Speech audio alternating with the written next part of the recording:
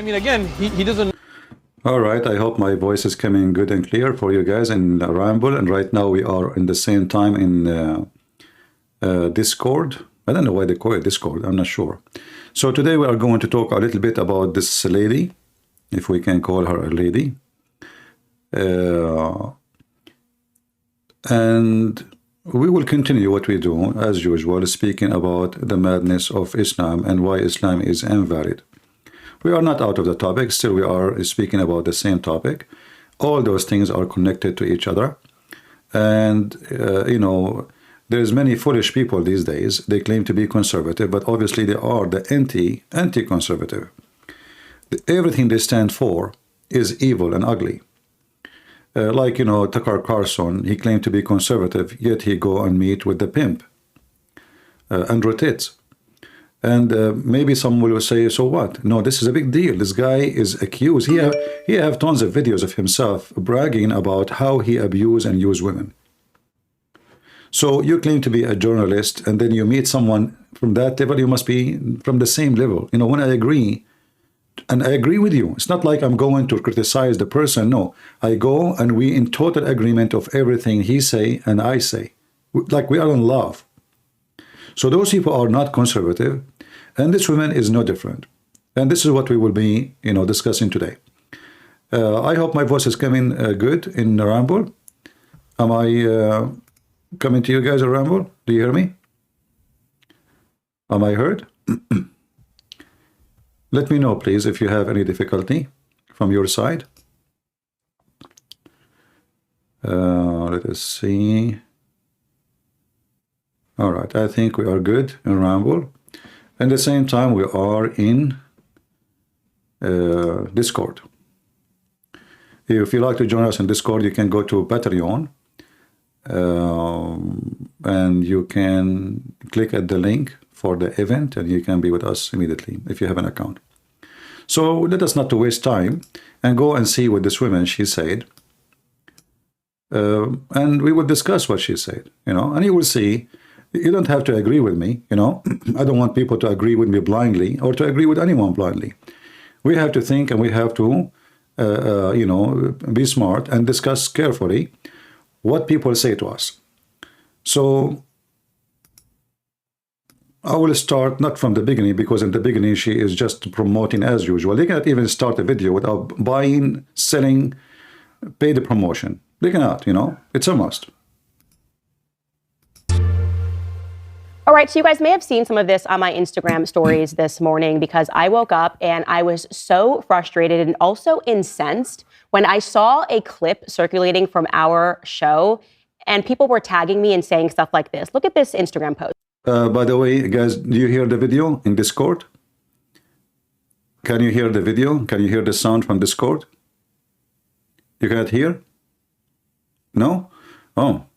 All right, that's an issue then. We have to do something about it. Okay. All right. What we should do?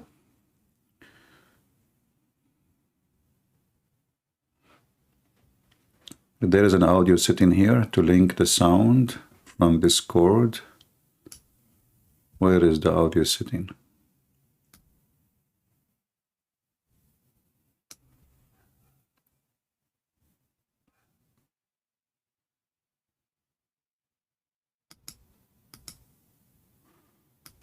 I will try to see the audio, if there's an option for audio. Let's see. Okay, voice and video.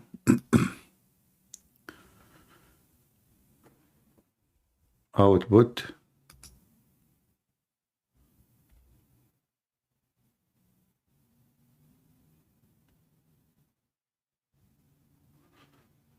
All right, let us see. Let me try the video again and see the sound. This person writes, well done, at Real Candice Owens. Keep confirming your true colors, and you can go and join your BFF. Still not coming. Okay, let us see. I'm trying to change the sound.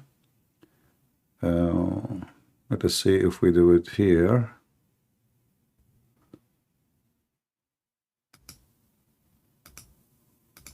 at Kanye West with your anti. I don't see still.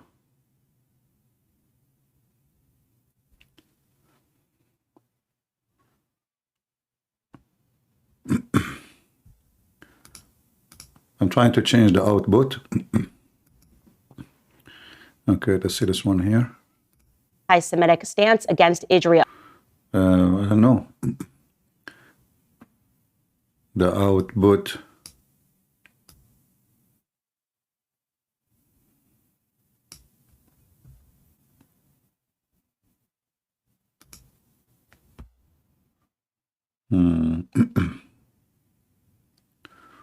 What if we try this? Let's see.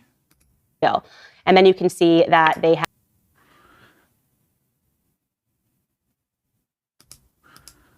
Yeah, it doesn't matter what what I choose. It still is not allowing me to do anything. Did you hear anything while I was working in the? No, I'm not saying about my microphone. I'm saying about the video I'm playing. Did you hear the video I'm playing? You don't hear it. All right. So what we will do? Yeah.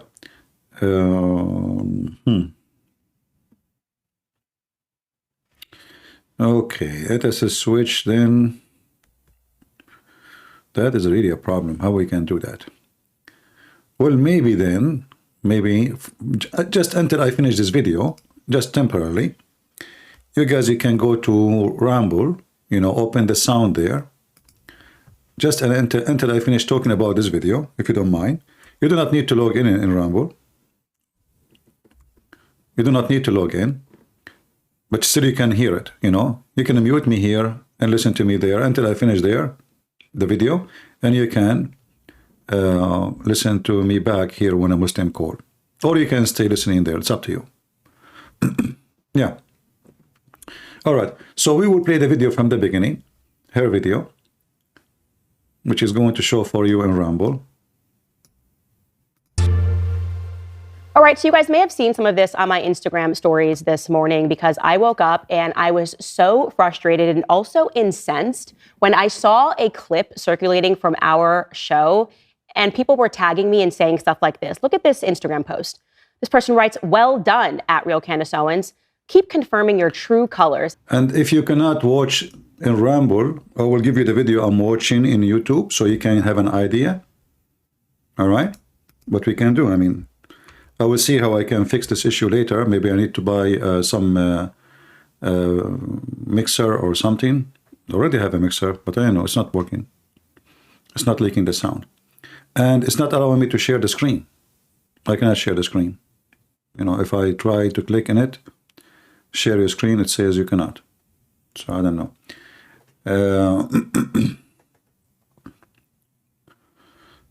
Anyway, so this lady, Candice, she made a post, she made a quote actually, about supporting Israel. And this is what we will talk about. All right, so you guys may have seen some of this on my Instagram stories this morning because I woke up and I was so frustrated and also incensed when I saw a clip circulating from our show. You know what, let me see if I can unblock temporarily but I'm afraid that will make everything messed up too. People on Rumble will have a problem to hear me. Yeah, that's really an issue. I'm just trying to leak the sound for you.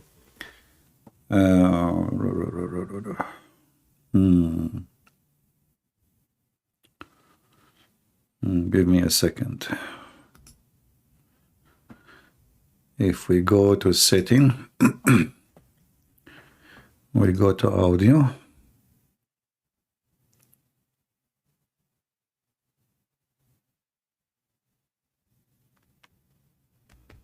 Yeah, I guess I have no choice, guys. Sorry. I will not be able to play the audio from the video for you. But you can watch it with me. This is the only way, but I can do, or you go to Rumble. And people were tagging me and saying stuff like this. Look at this Instagram post. Yeah, look. This person writes, "Well done, at Real Candice Owens.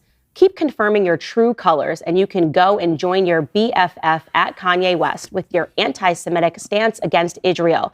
And then you can see that they have taken a clip from the show. Obviously, it's completely out of context, and that's the point of it. And they've even painted a clown face onto me. And then the person writes over that clip, "Clown Candice Owens, Israel's Super Bowl hostage ads were propaganda as Netanyahu bombed a refugee camp.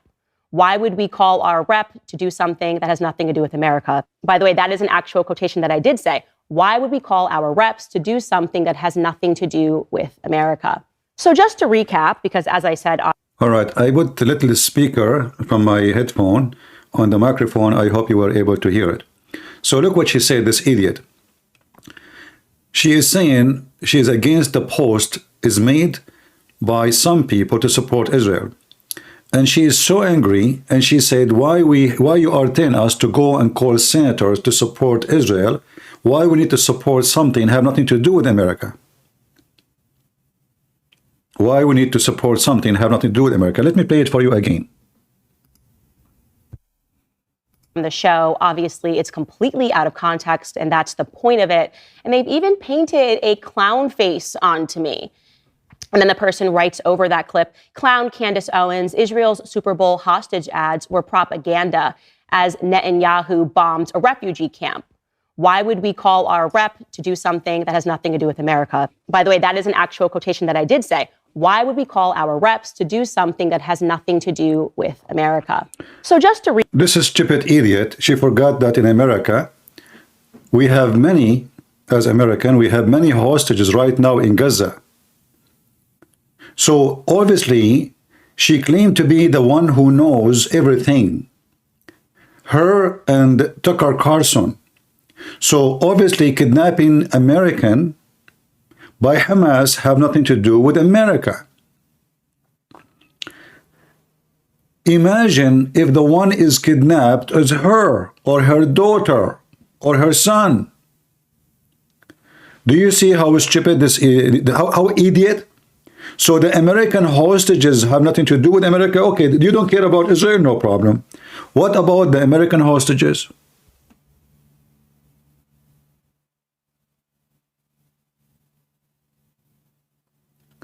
This is how evil they are. They hate Israel and they hate the Jews.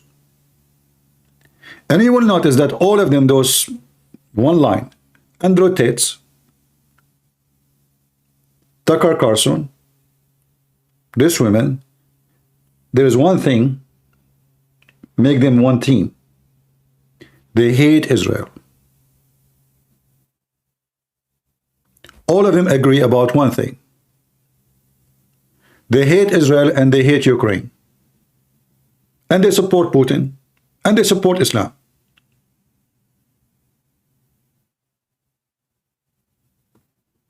Let us hear more. Maybe she can explain herself. Recap, because as I said, obviously, this was taken out of context. People don't know what show this is from. Doesn't matter which show? Does it really matter?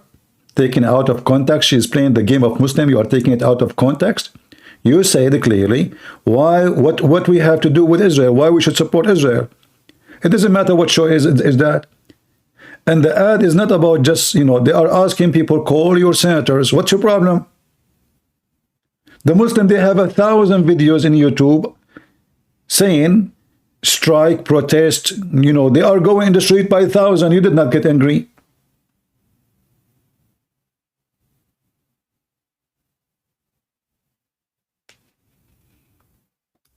People also who are circulating this clip. No, she is a pro-Islam. She is a pro-Islam big time. Didn't she go to meet Andrew Tate, who converted to Islam?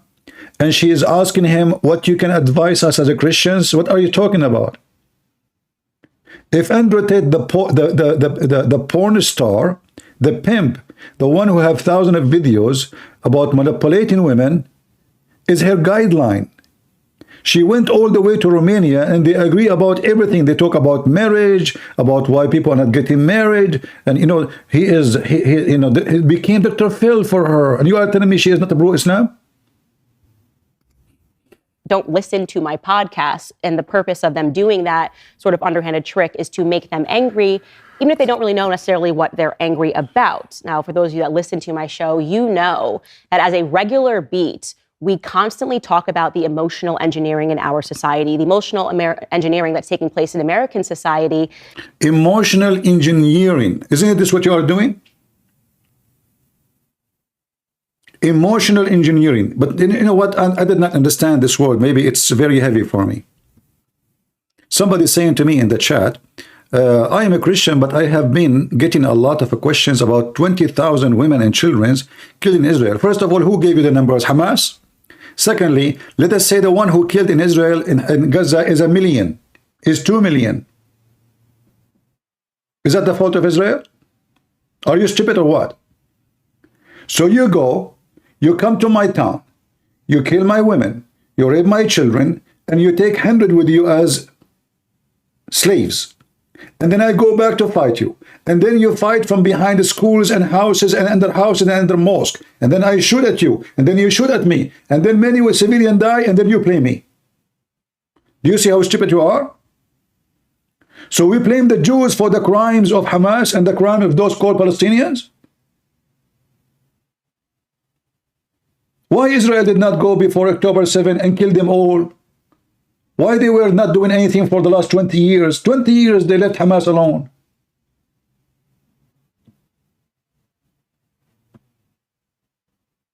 And I like it when somebody says, I'm a Christian.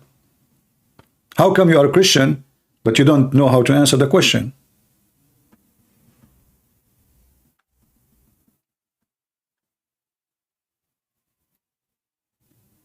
If the Japanese did not attack the American will not be using nuke against the Japanese. As simple as that. Who did invite Japan to attack America? Did the Americans send them a ticket says, hey, come attack us? How many women and children they die by the nuke? Nuke, it's a nuke.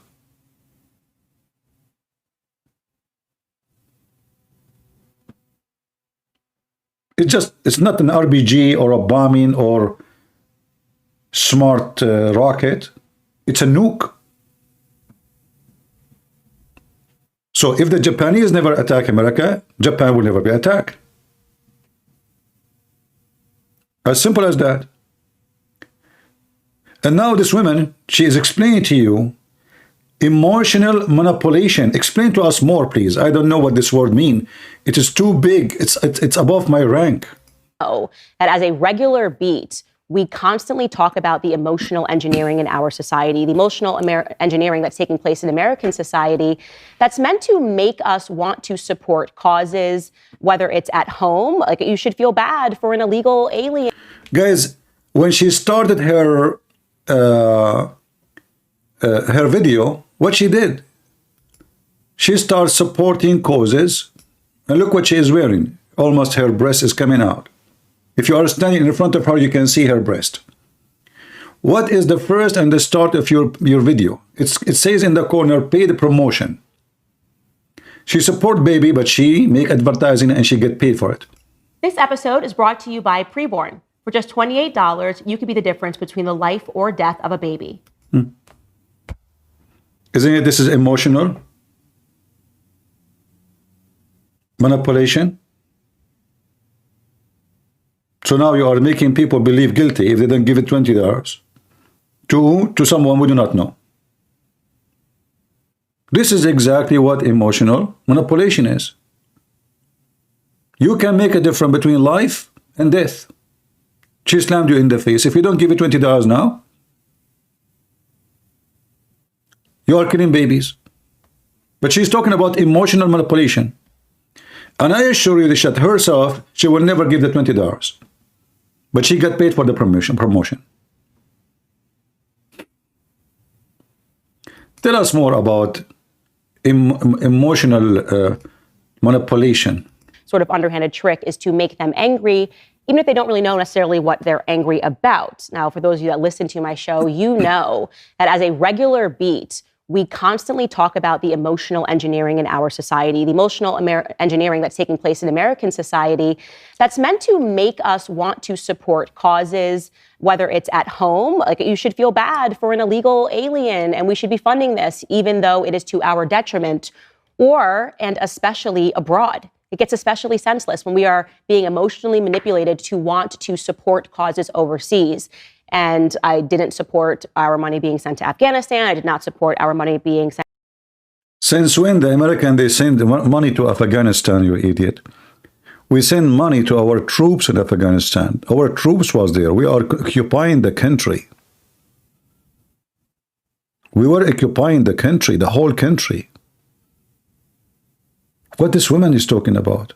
So we stop sending money to our troops who supposedly are running the country? Do you see the stupidity? You don't support who else? Sent to Ukraine.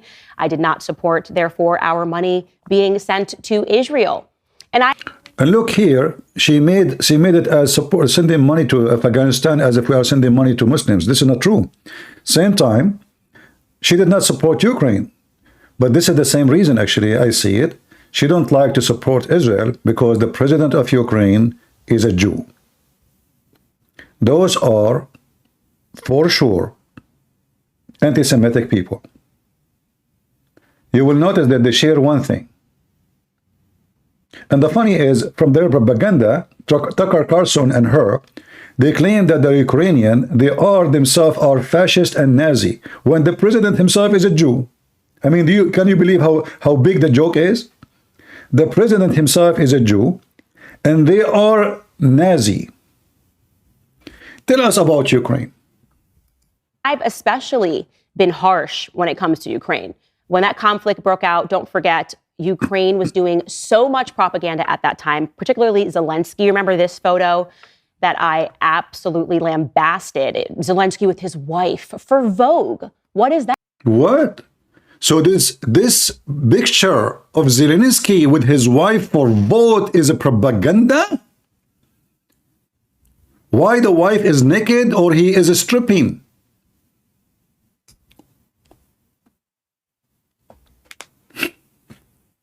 Hold on.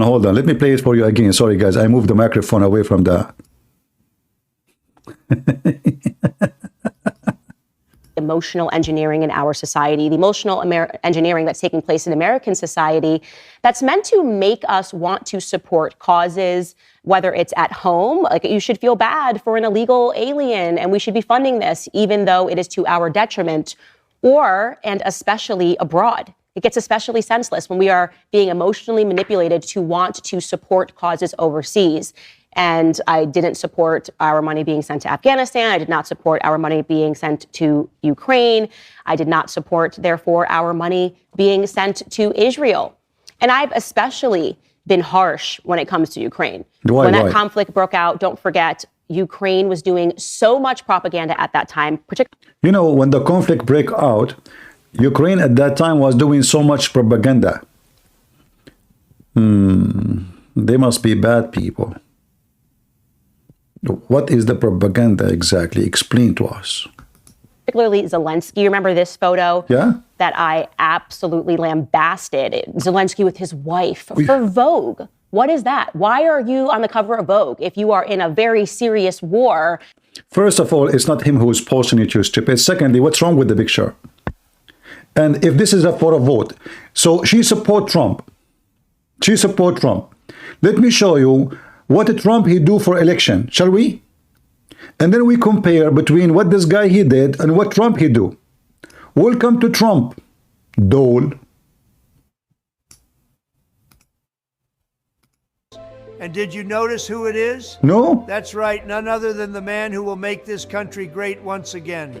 Tagline, I'll be back in 2024. This Trumpinator bobblehead is a rare collectible, and patriots are scarfing them up like crazy. Really? So grab yours now. So this woman, she is not upset from Trump selling shoes and bobblehead. Trump bobblehead. I mean, are you sure? So Trump bobblehead for election, for vote is okay. But this guy, he is posting his picture with his wife and he is doing nothing wrong. It's just a picture. It's a propaganda. It's emotional manipulation. Who's talking about emotional manipulation?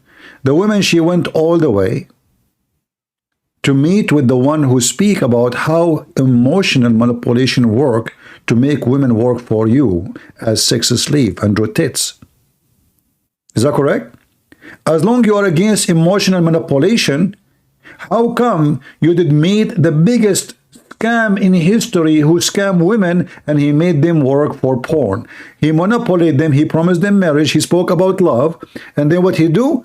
He lured them into sex business. And this woman, she is against what? Emotional manipulation. What else? Tell us more.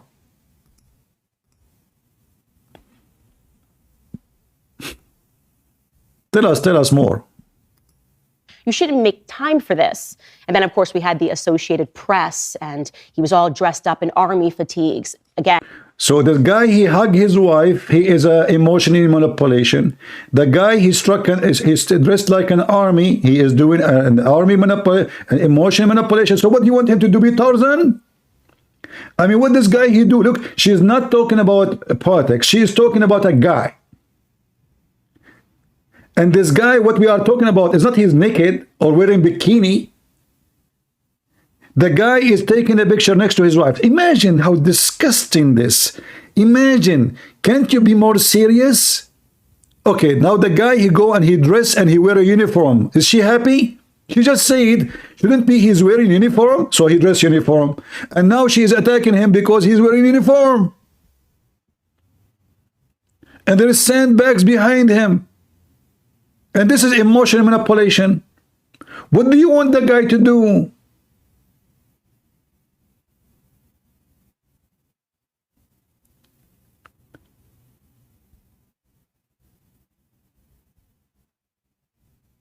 What do you want him to do to be a good guy for you? Obviously, it doesn't matter what he do. Trump, he danced in the stage. Biden, he danced in the stage. Trump, he is selling shoes, gold bar, Trump coins. She is not upset.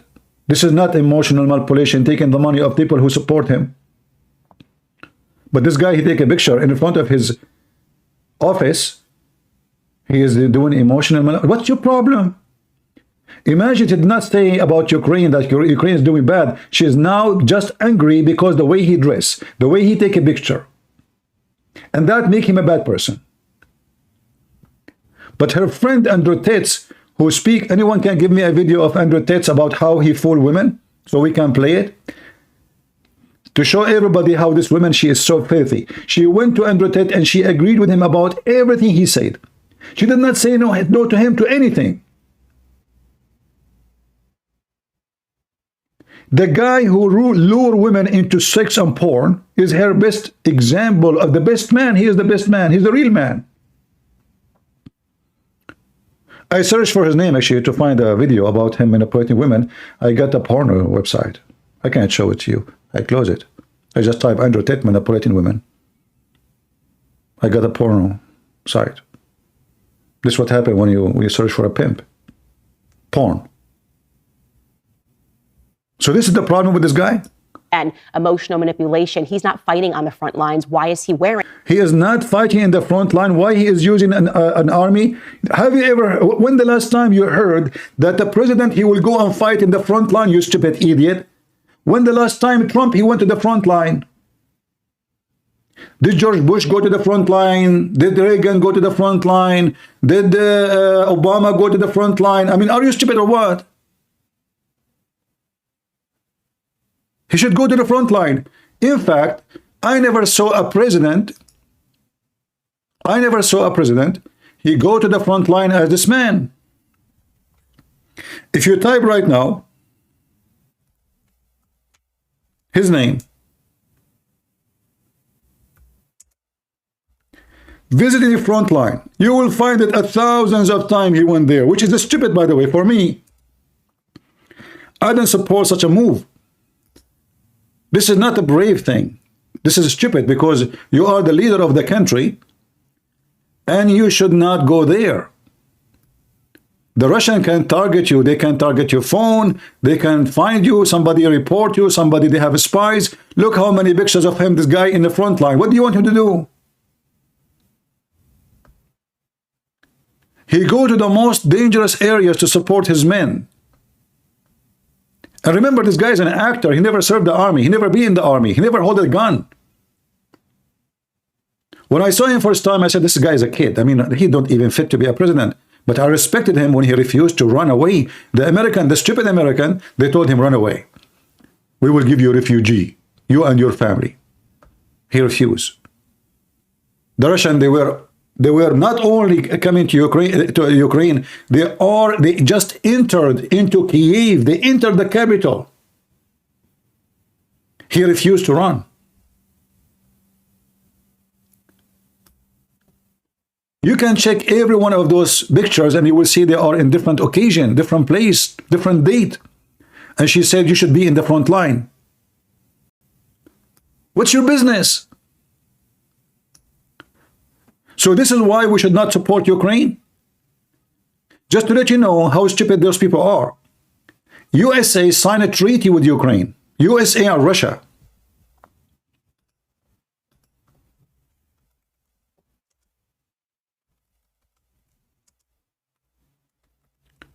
If we search in Google, you will find that USA and Russia, let me give you this link, just to show you how stupid this woman is. We have an obligation, it's not a choice. We signed a treaty. We told them, if you give us your weapon, if you give us your nukes, those people used to have nukes, we did fool them. The American, they did fool the Ukrainian. They made fun of them. They made them give up their weapon, the nukes. And they signed a treaty, Russia and USA, that they will never allow anyone to invade Ukraine. And if somebody invaded Ukraine, they have to defend Ukraine. And she said to you, what we have to do with Ukraine? Look what this guy he dressed. Look, is this picture, emotional manipulation. The country destroyed, cities are burned, and she is talking about emotional manipulation. For her, that Gaza destroyed, don't deserve that. But Ukraine destroyed, they deserve that. So do you see how filthy, low class those people are? Do you see why you've been lied to by those people all the time? This is the reason not to support Ukraine. Because you don't like how the guy he dressed? Have you ever heard of a stupid commentator of politics like this before? This is not politics. This is potatoes. All right, now we go back to our topic about Muhammadan and Muhammad. If there is any Muslim would like to join us to talk about Muhammad, feel free. We believe that Muhammad is a fraud and he is a false prophet. We finish showering this woman with her stupidity. And I say to you, only stupid people, they will listen to such a stupid woman. Or a stupid man like this guy, Tucker Carlson. He went to Russia and he said, look how cheap the supermarket in Russia, and how much he paid, $103. For what? For some bread, sugar, a wine for $3. We can get it from Walmart, and he claimed this is cheap. This is cheap to who, you idiot? People in Russia, many of them, the majority, don't even make $300. They don't even make $300, and he was speaking about how cheap Russia is. Cheap to who? To a billionaire like you. But for the Russian people, when we go to a country, we say cheap to me, but not necessarily cheap for them, because we need to check the salary. So if I go to Japan, Japan is very expensive to me. Why? Because their salary is 3-4 times more than our salary here. So if a Japanese come to America, he will say America is cheap, but this is cheap to him, not to me. And this is how they fool you. The same as Muhammad.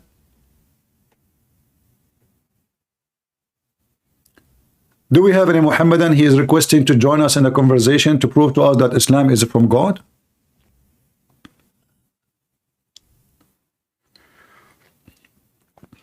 Many people, they go and they live in Indonesia and they say to you, Indonesia is cheap. Is it cheap to who? It's not cheap for Indonesian. It's cheap for you. Don't be stupid. If it's cheap for me, does not mean that this country, everything is cheap. When you see somebody, he accept $1 or even $half. I saw actually videos in the Philippines. The guy, he take not even 10 cents. You ride the bicycle behind him. He take you half hour. The poor guy, he is riding the bicycle. Those have like 3 wheels for half hours for 20 cents, 10 cents. Oh, it's so cheap for me. But this guy, imagine how much poor he is, to the point he agree to put you in his bag, and he is carrying you in his bike, and he get only few cents. This is how they fool people, and they lie to them. The same as Muhammad, he promised them cheap stuff in heaven. And then we find that the heaven is not really free. You have to pay to enter the market, especially about the girls and the boys and the image. Do we have any Muhammadan would like to join us? Mayday, Mayday. How do you do? Any Muhammad in the bushes? I'm waiting for you. Anyone? Oh, Zakir Naik is here. But first of all, today we are going to see who is the one is deceived. Who is the one is deceived, brother? Christian or Muslim? What? Okay.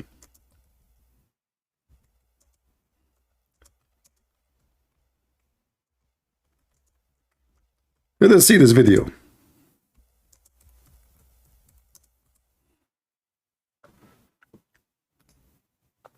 So Quran is very... I will give you the link. So in case, if there is an option to play the video here inside Discord, if there's an option to play the video in Discord, like to post a video and play it, or it have to be just post a link. Well, I don't know, for some reason it's not allowing me to share a screen. Okay, it says, okay, yeah. For some reason I click on it, it's disabled. Yeah. It's not working. It's not working. Yeah, not working. Okay, so let us do this. This is Zakur Nayuka. May Allah bless him.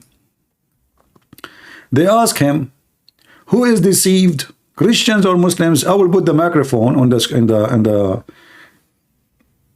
headset in the microphone, so you can, guys, you can hear what he is saying. Who is deceived, brother? Satan and Jesus Christ, peace be upon him. The question, sir, today is how confident is Islam that it is not deceived by Satan or the Dajjal, that Jesus was crucified for all our sins? Brother Mahesh has asked a question that how confident is Islam that it's not deceived by Satan and Jesus Christ, peace be upon him, he was not crucified.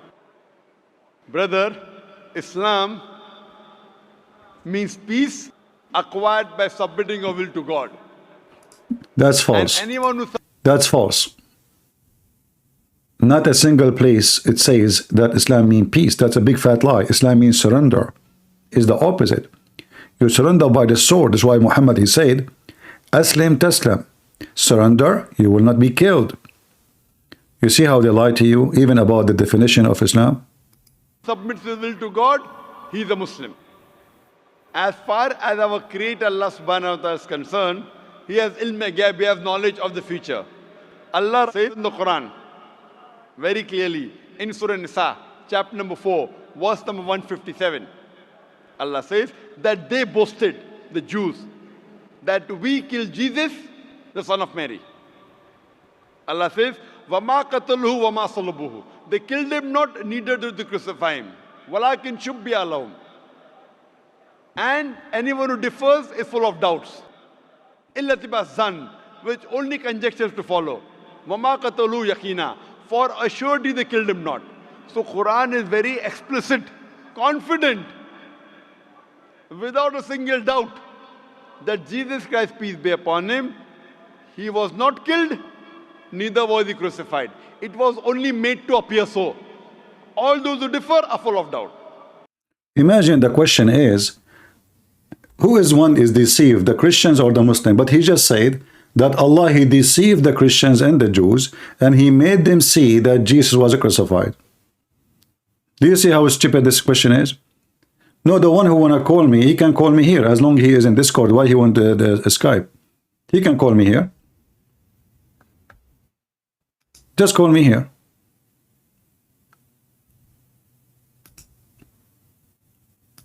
So he is here in Discord. He can just make a request and we can okay, open a stage. Somebody is posting. Okay.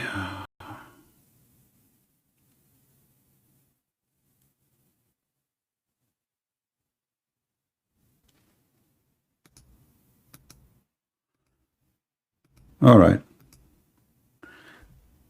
I'm just trying to see what this guy here is advising us to do about stage permission.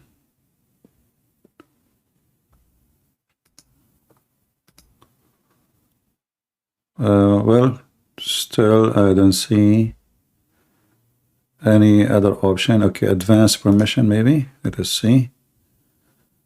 Manage channel, create, invite, video. All right, save a change. Okay. All right, maybe now it's going to work. Maybe I need to get out and come back or exit. I made a screen sharing activated, but still it's not allowing. Anyway, so according to the Quran, Allah, he made the Christians and the Jews see Jesus on the cross, but this is not Jesus.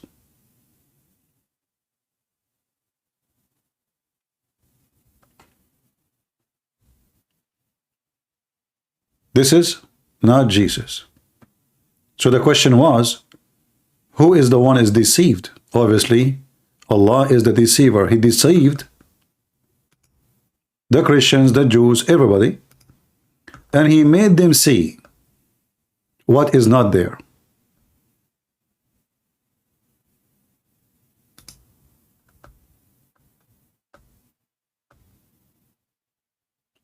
Isn't this is what deception is about? Who is the one who made the Christians? It says he made it appear to them. So who is the one who is deceiving Allah? He made the crucifixion of Jesus appear to be real, but according to Muhammad, it's not real. And here, by the way, you will see how stupid this is. Who is going to trust anything from now on is in the Quran. Because if everything can be appear to us, but it's not real, well, maybe Muhammad appeared to him, he saw angel, but it was shaitan. Maybe Muhammad appeared to him that he went to heaven, but he never went there. Maybe.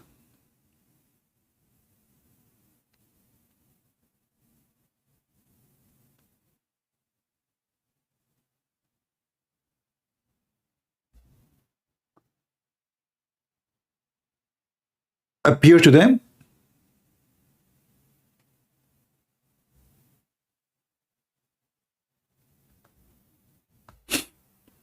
That is the most hilarious thing ever. Appear to them.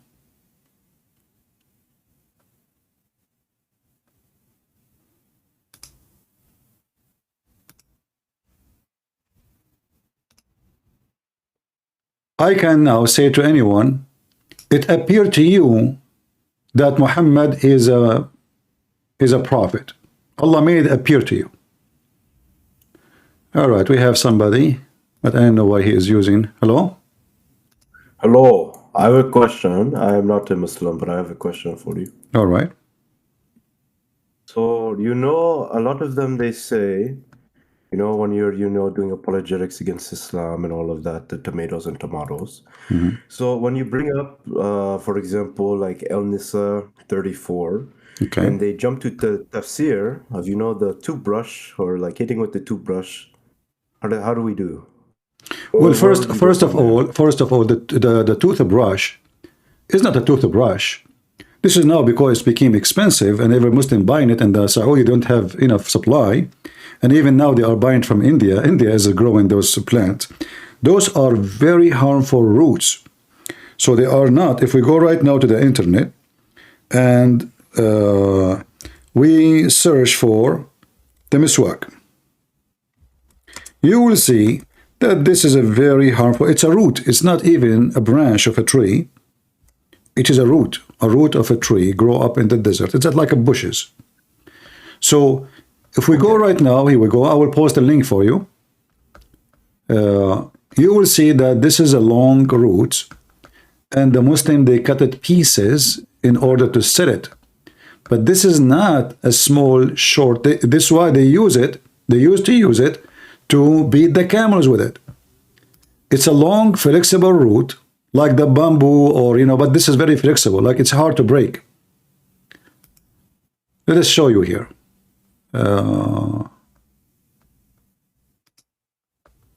I will give you from Google an image so you can take a look. This is a very long root and now for sale, so they make it short. Let me show you this one. I'm just trying to find a picture before they cut it pieces. It's a long root, but after they cut it pieces, it became short, and they use it then in their mouth. But before, the shepherd, they use it to beat the camel with it. And at the same time, they put the end of it in their mouth to clean their teeth. And Muhammad, he was doing just what the Arab used to do. So I will give you an example here. Let us see this one here. Okay. All right. Oh, this is a video. Let me then post this picture in, I don't want to play a video. I will post the picture here. And I will dump it in Discord and I will show people Ramble. Do you see it? What do you post? I posted in Ramble. I posted a picture. In the Ramble, where is this? Not in Rumble. I posted here in the. I posted in the chat in Discord. You don't see it, guys? I don't. Okay, hold No, on. I don't see it. All right, let me give you a link then. Yeah, I think. All right, no problem. No problem. I will give you a link. Oh. Because this is a video. I don't wanna post a video. Yeah, here we go. Somebody posted the image for you. Do you see it now? Yes. All right. Do you see how this is a very long root, and they cut it pieces, and they take it to the market and they sell it. For now, Muslim, they use it for this reason. But before, this is what was not what it is. This was always a long root, and this is always a long root. We cut it pieces. Do you see how they cut it? So imagine you beat your wife. Yeah, so you beat your wife with this. Is that a toothbrush? I don't think so. And this is after they cut it pieces to set it. Remember, this is not how they are. You can tell, right? You can see that the end, right? You can tell that there's a cut, right? Mm-hmm. So they lie when they say this is a toothbrush. So same time, the Quran is speaking about the penalty. If you beat a woman with toothbrush, she will be laughing. She will be ticklish. She might even get excited and go to bed with you. So what is Yeah, that? she might get turned on. Yeah. Yeah. So this is that a penalty or what? This is a woman. She is disobedience, and now we are teaching her how to behave. Supposedly. So what toothbrush is about? So this is a very funny, silly. No, it's only toothbrush. Yeah. Yeah, and you can go and there is a hadith clearly speak about beating a woman until her clothing become greener, her skin, sorry, become greener than her clothing. If we go to Sahih Sunnah.com, Okay. you will see here in the hadith. Thank God the website is functioning to me today. Yesterday it wasn't. Here we go. This is the hadith. It says that the woman, her husband did beat her until her skin became greener than her clothing. Is that really how the toothbrush will do? You know what? They tell me sometimes, what if there's green toothpaste on the toothbrush? My friend, it's just a stupid thing, because simply the whole idea is about punishing the women. And you will see in the story here, if you open the link I just posted for you, that Muhammad, he did not even ask the man why you are beating her. In fact, Muhammad, he says, no man should ask why he is beating his wife. No man. I said, interesting. I have one other question. Let's finish this one first. Okay.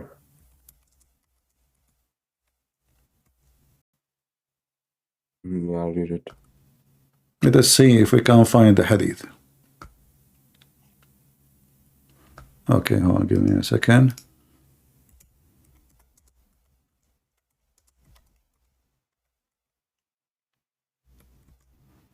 All right.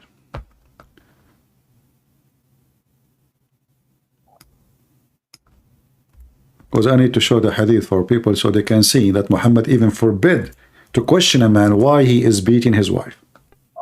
Here we go.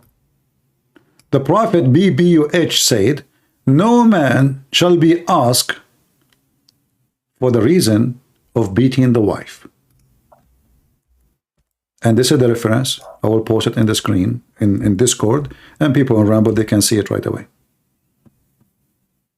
See it? No man will be asked why he is beating his wife. Okay, what is the second question? So it is just a question about, Surah Al-Zab, the missing verses, chapter 33. So Al-Ahzab. I see people, Al-Zab. So they quote this, but where is this from? Like, from their books, from their books, from their prophet, from Aisha, from them. Where is it from? How we know about it? No, but like which book? I'm trying to find the book. All their books. As an example, here we go. If we search in the hadith, you will find that a goat ate the Quran. When Muhammad he died, Aisha she said, when Muhammad he died, we were busy with his death.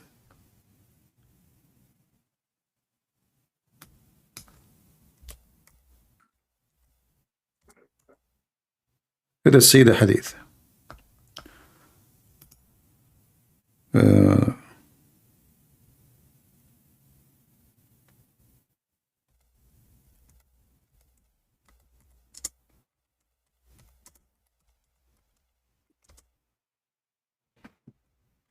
Let us see.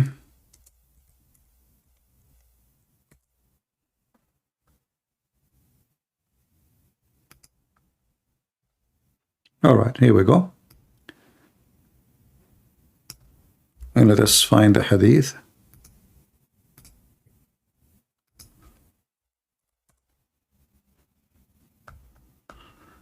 Not again. The website is messed up again. Is not coming to me right away. Okay, let us see.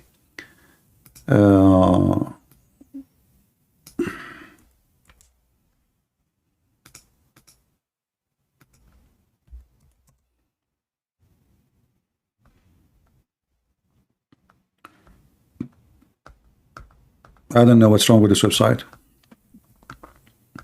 I thought it's working today. It's not. Anyway, you can find this hadith here. And I can give you link in Arabic.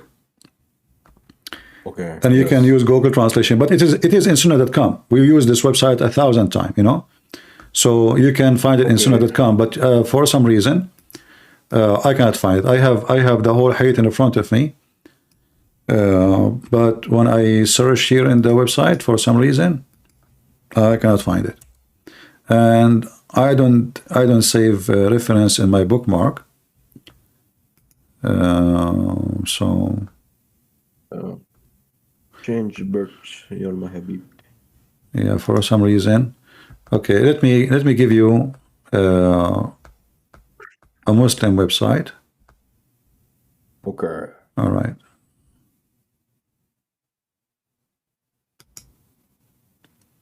You can use Google Translation. You can use Google Translation to open this website here. And you will find this information at the top.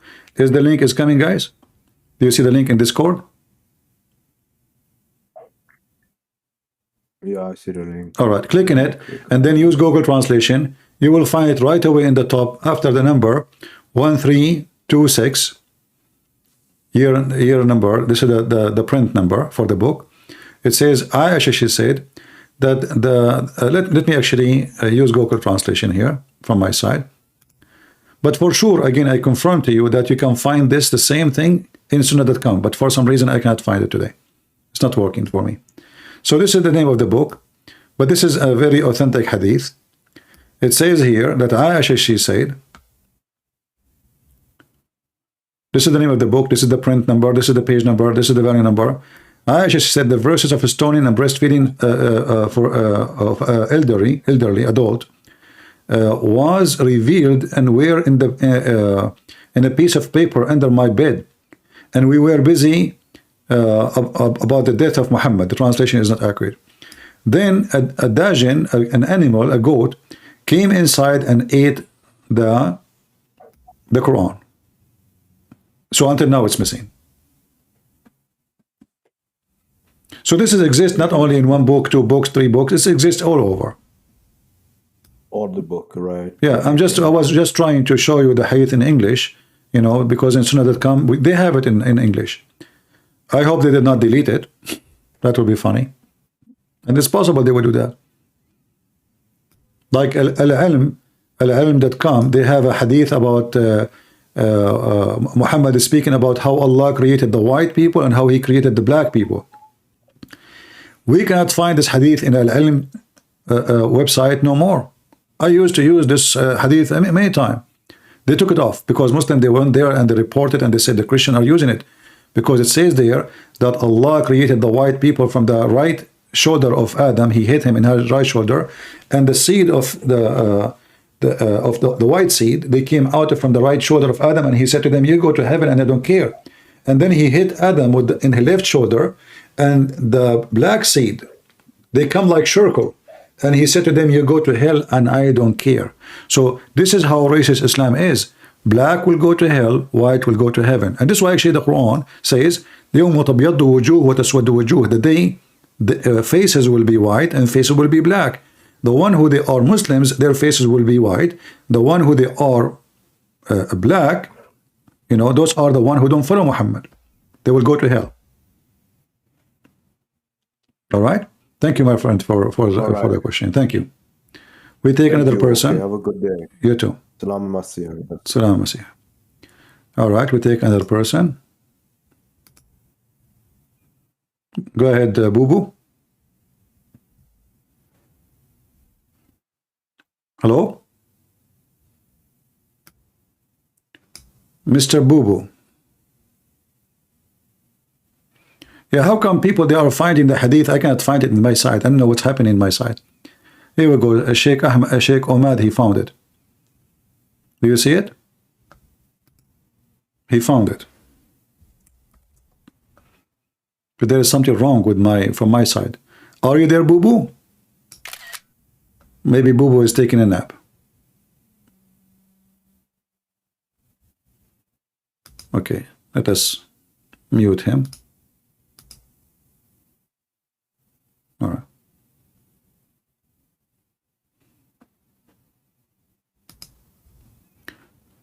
Do we have any Muhammadan would like to join us? Any Muhammadan would like to do so? Now, for sure, we have to understand that this goat who ate the Quran is not a normal goat. It must be really a very respected from a good family goat. And those things can happen all the time. I mean, if you have a goat at your home, what do you think is going to happen? So, obviously, this goat is sent by Allah.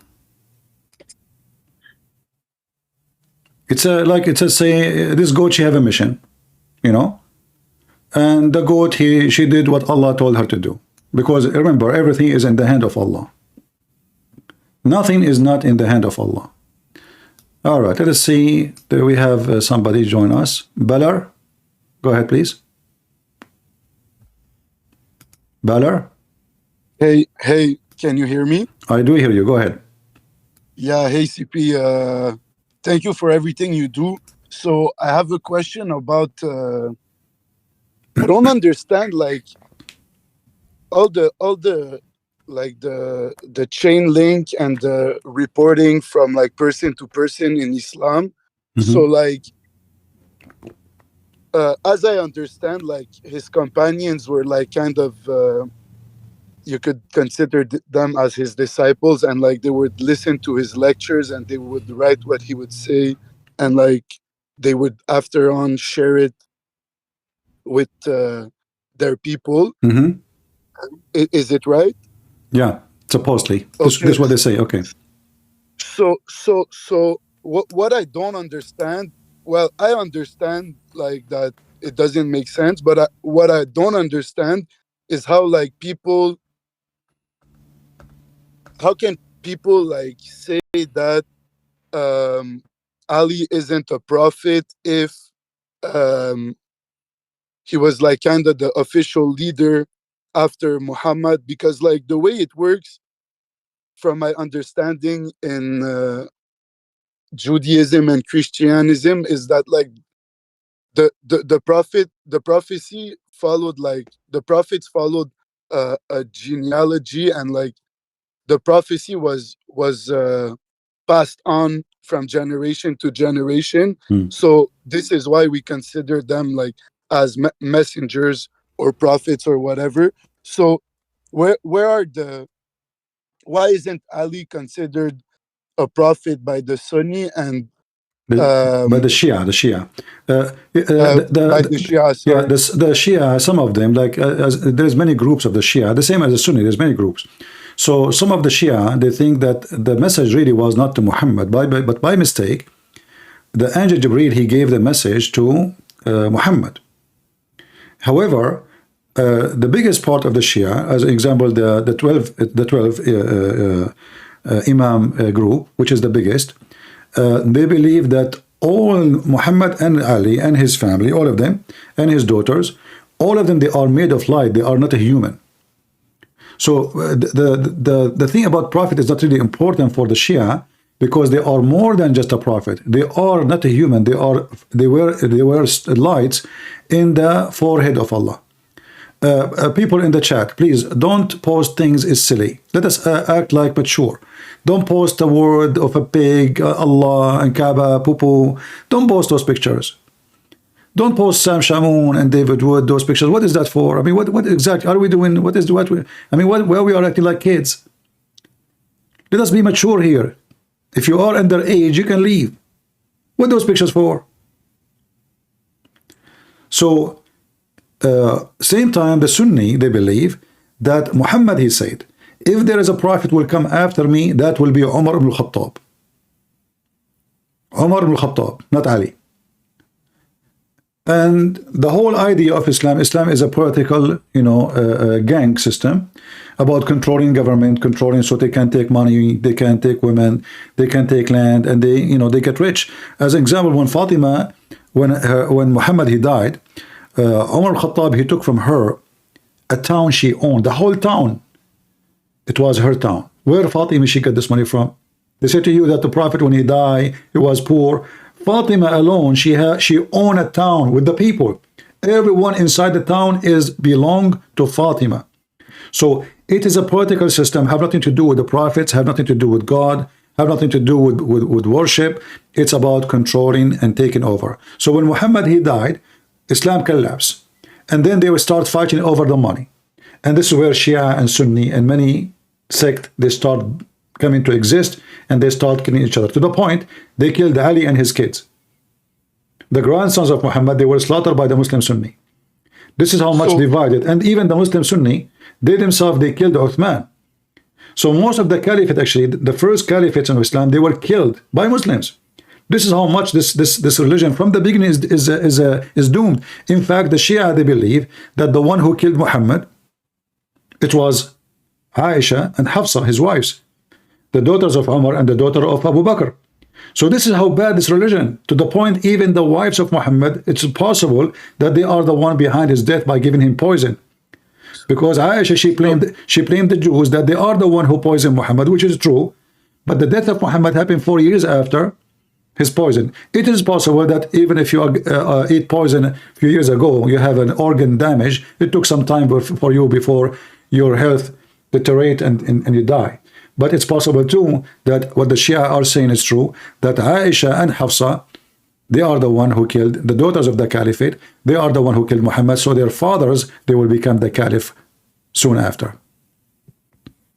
So the reason I asked my first question, I was kind of anticipating your answer because I've been watching you for a while. But so the second part of my question is that, so now you've explained to us that everything that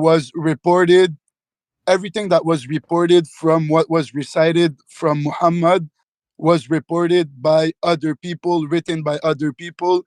And like, if Quran confirms that Muhammad was bewitched, under black magic, possessed by shaitan, influenced by Iblis, all in all those like different passages or hadiths, or it's like it's mentioned all over the place. So if the Quran confirms that the prophet that was protected by God, by their God, was like so easily manipulated by evil, like how can they not understand with certainty that like all the companions, every person that promoted this belief, how can they not see that like, well, you know, if Muhammad was possessed, how can they not like see that all those people were even like, no, who said they did not see? Who said they did not see? Even Aisha, she made fun of Muhammad. She said to him, you are the one who claimed to be the messenger of Allah. So obviously she don't believe in him. So they see. That's what I'm.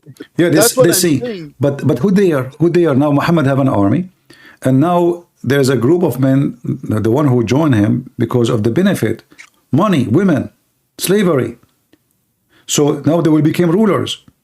So, but it's not because they believe in him, but because of the benefit. It's like you join a gang. Like there's many people, they join a political party not because they believe in the party. But they can, I want to be a president, I have to join a party.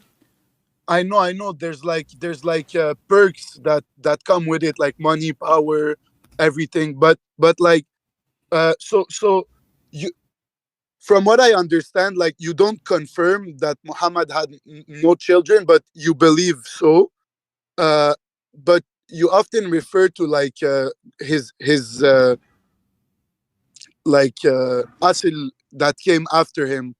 So like are those like children of his wives? You also say that like you've also proven that like adoption is not like considered as like children in Islam, and you've proven it. So like, can you discuss this topic? Because like yeah, we talk about them, and it goes through the conversation when somebody call me, so we go through it. But anyway, it's very easy to prove that Muhammad cannot have kids, because all the women he have, where is the kids from them? How come only one woman? The rest, there is a stories about him having the slave. Her name is Mary the cook, but she's a slave. She sleep with everybody. she bare a son to Muhammad, but there's no proof of that. Even Aisha, she made fun of him. She said, "You don't even look like you." So, and even he sent Ali to kill the cousin, who some accuse that he is sleeping with her, which is might be not true, but maybe she is sleeping with others. So Muhammad, obviously he cannot have kids, and even the Quran says Muhammad was not the father of any of your men. So if Muhammad have any kids, he have at least no men. And if those daughters are the daughters of Muhammad, well then how come we don't hear about them? Where is the daughter of Muhammad? Khadija, she had many kids. They mention only Fatima. Why Fatima? Because Fatima, when Muhammad he married Khadija, she was the youngest between them, and she grew up calling him father because he is her stepfather. So according to your researches, not according to my research, the Quran itself says, it says that a man accused Muhammad that he cannot have kids, and the Quran says to him, the one who accused you, he is going to be face humility. So according to the Quran, like if those people that you say his grandchildren were killed, it would be from or children of his wives or not from daughters he had. In reality, none of them is his grandchildren. They are the children of Ali. Okay. Yeah, Ali is his cousin. But however, so Ali and Abbas are his cousins. Yeah. So when they killed Ali and his family, that made those are so they are for sure they are from his family still, because Ali is his cousin, right? But Fatima is not his daughter for sure. If you go to chapter 1:8, you will see that chapter is speaking about a person who accused Muhammad that he cannot have children. He cannot have children.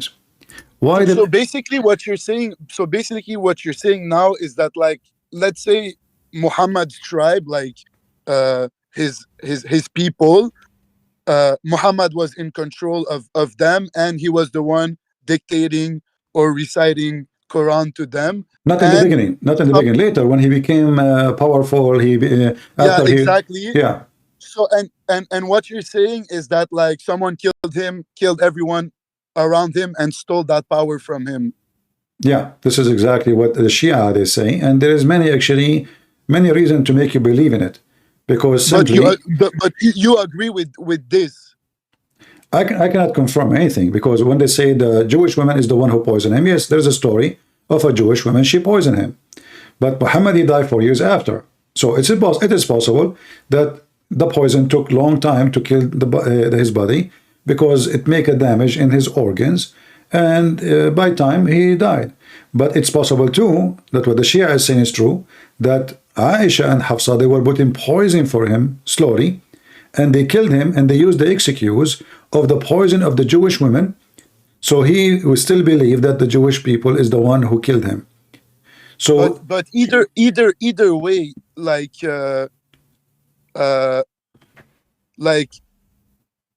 if the Shia are right, if the Sunni are right, like either way, that's not like the point. The point is that someone killed all the generation that came after him and his cousins. So someone was after them. That's for sure. Someone after them? I don't know what you mean. What do you mean someone after them?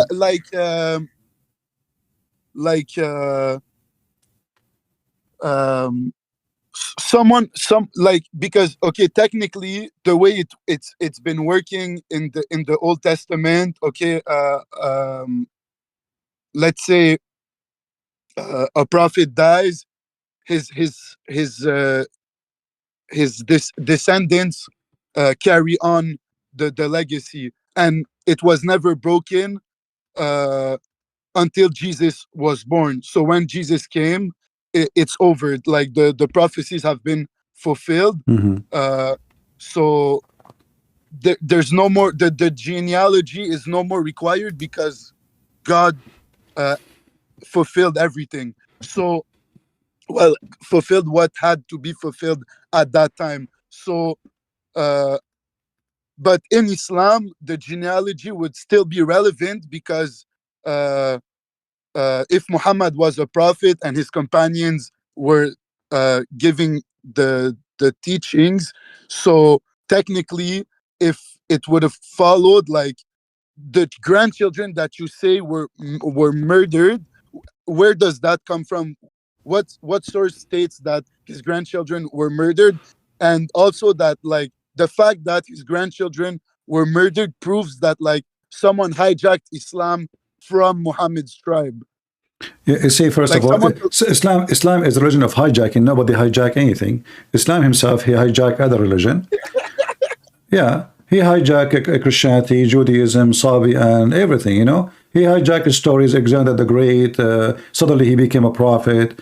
Harut and Marut. This is a hijacker. This is why the Quran, if you go to chapter 9, verse number 60, 61, it says that Muhammad is an ear. What ear mean? It's mean he, you know, whatever he hear, he take it for granted. He put it in the Quran. I want to apologize. I have a neighbor waiting for me in the front of the house. He want to borrow something from me. Is that okay? Yeah, All right. but Just wait, but don't talk because I'm going to be. You can talk if no, you no, I'm want. not gonna talk. I'm waiting for you. All right.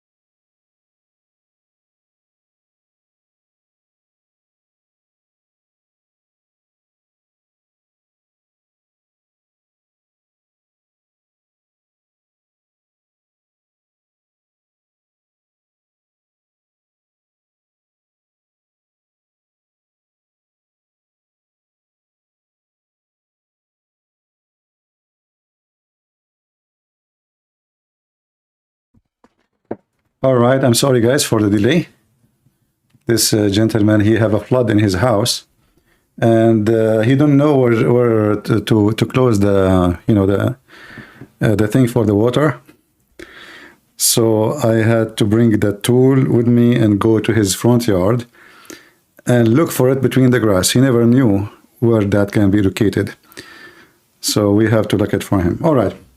Is this gentleman still here? Yeah, I'm here. All right. Sorry for that. Go ahead. No problem. So I want to know, like, where's the reference to like the murder of the grandchildren of Muhammad? Well, to make it easier, you can go right now in Google. You don't need me. Type, I know, but I want like the most official, certain. I don't like like relying on Wikipedia and those stuff, because now No. I've noticed. You can find Muslim website. You can find tons of Muslim website speaking about those things. Don't go to Wikipedia. You do not need Muslim official website, and they speak about it. All of it. It's not like something. It's not a secret. So as an example, if we go. But is it Quran? Is it Hadith? Is it Tafsir? No. In the Quran, there's nothing about that. This is in the. It's like a historical statement. It is. You see, even the Hadith, we heard about it from historical statement, because as an example, Ibn Ishaq is one of the oldest reporters of what happened to Muhammad. So the biography of Muhammad and his family is where we hear about those stories, which all the hadith actually is coming from there anyway. So as an example, I will give you a link here, and they give you some reference for some books. Let me post it for you, but you have to use Google Translation. All right? Are you posting it in the chat? Yeah. Okay. This is official Muslim website supported by Qatar terrorist. So you find many reference about the killing of Al-Hussein as an example. All right, my friend, let us take another caller, because there's many that are waiting, if you don't mind. I just have one last point I would like to go through with you, if it's okay. All right. Okay, so I'm Christian, right? I've always been Christian. But like I was. Can you hold on, please? Because some people are saying they cannot hear me on Ramble. I'm not sure why. Let us see. They cannot hear me on Ramble. We can hear you on Rumble. I hear your audio. Okay, so why they are? Lisa, she is saying they don't hear me on Ramble. Yeah, no, they're saying they can hear you now in the chat. They're saying they can hear you. Oh, okay. All right. So go ahead, my friend. Go ahead. What the question is? So I've always been Christian, but like technically I was just like born Christian. I wasn't really Christian because I wasn't practicing, and it was something I didn't understand at that time. Since I've been born again, I understand things like in a different way. Right. And also I know that like in languages, like roots of words have meaning, but I know that like in Arabic it's a lot deeper. So I would just like you to like because I haven't heard it yet watching, and I've watched a lot of hours of you like saying great things about like the way you explain Jesus is just amazing. But like I've never seen you go through the root of the word Masih with any like Arab speaking caller. You see, anybody. First of all, the Muslims, they don't know why Muhammad, why the Messiah called the Messiah. One of the explanation, which is very stupid, they say that Jesus, he have a flat feet, because the word Masah is like flat, like, or wipe. So they say this is how stupid they are. So if we ask the Muslim why the Messiah was called Messiah, they don't know, because this is a foreign word. They don't know. This is not Arabic word. So the most famous explanation why the Messiah was called Messiah, because he have a flat feet. So imagine how stupid Islam is. This is why I don't talk about it. It's just silly. The same reason they don't know what Israel mean. If you ask any Muslim what Israel mean, they do not know. What Jacob mean, they do not know. I would like you like to, because I know the answer, but like as a Christian, Well, I think I know the answer, but like, can you give the Christian standpoint on the origin of the root of Masih In Arabic? in Arabic? This is not an Arabic word. This is coming from the Messiah. The word is not Arabic. Have nothing to do with the Arabic. So there is no origin. Okay. There's no origin for it in Arabic, first of all. And this is a story from the Old Testament, and then stolen from the Christians. This is why they cannot understand what does that mean. You know, like if you ask a Muslim the same, like what Abraham mean, they don't know. You know, what Ishmael mean, they don't know. Okay, what Jibreel mean, they don't know. Because all of those are words stolen from other belief and other languages. So one of the biggest lies is saying, the Muslims saying that the Quran is made in Arabic, when in fact, as you see, the word Quran itself is not an Arabic word. The word Quran coming from the Aramaic language, qara wa ra'a, which means you say what you saw. Ra'a, even it's used in Arabic today, mean so. Qarra mean he spoke. So he spoke what he saw, which means he was reading. So even the name of the Quran is not Arabic. So obviously the Quran, maybe, possibly, there's many books made about this by scholars, speaking about the Quran never was in Arabic. Quran not in Arabic. Yet if you go in the Quran, there's tons of verses saying that this is an Arabic book. We made this book in Arabic. Look how many verses. Chapter 12, verse 2, chapter 13, verse number 37, chapter 16, 103, chapter 20, 113, chapter 39, 28, etc. So, and the Quran says in chapter, as an example, 43, 43:3, the reason we made it in Arabic so they might understand. But if you ask the Muslim, do you understand? They will say, we understand nothing. You know, Allah knows best what he meant by this verse. But you said that like it also means like to wipe. So why don't they like? Why don't any close to Christianity meaning is something they took from us. They say the Christian. They say the Christian. They say the Christian. They say the Christian. They say the anointed. The Christian. They say the one who wipe like he wipes sin. The Christian. They say. But their understanding, they have no idea because they don't know what that word means. This is not an Arabic word. But as a Christian, should I adhere to this belief that like Masih, the word, has a connection to like the act of timsih, to clean, to wipe? No. Or no. Okay, so no. I shouldn't make this connection? No. Because you see, don't you notice that, okay, when you speak in English, what do you say? Like in Hebrew, we say the Messiah, right? Where is the Messiah coming from? Messiah, right? They say Messiah or Mashiach. So like, you know, in the Aramaic, sometimes the letter S becomes sheen, or the same in Hebrew, and sometimes becomes seen. So like in the Hebrew, the letter became kha. So if I want to say we are, in Arabic we say nahnu, the Hebrew they say nakhnu. So it's the same. Yeah, I know. Yeah. Exactly. I know. Yeah. So the letter, same letters, you know, but they have different pronouncing for it. However, this is not an Arabic word. I read Genesis in Hebrew and in Arabic, and like I noticed that like, okay, you see us in Arabic, we say like akhi, khay for a brother. But I noticed like that, like in Genesis, like there was a very similar word. Like it really sounded like he was talking about the word khay or akhi. My friend, Arabic is born. But it was considered, it was employed to refer to like a living being, like a human. Arabic language and Hebrew both are born out of Aramaic. Remember, Abraham is coming from where? From a land they speak Aramaic, right? So it's very normal that the children of Abraham, before they reached the point to have a Hebrew language, they were speaking, and the language is changing from the Aramaic all the way it became Hebrew. It doesn't change to become Hebrew in one day. So Aramaic have an impact in all languages, and obviously Quran is the same, and Hebrew is the same.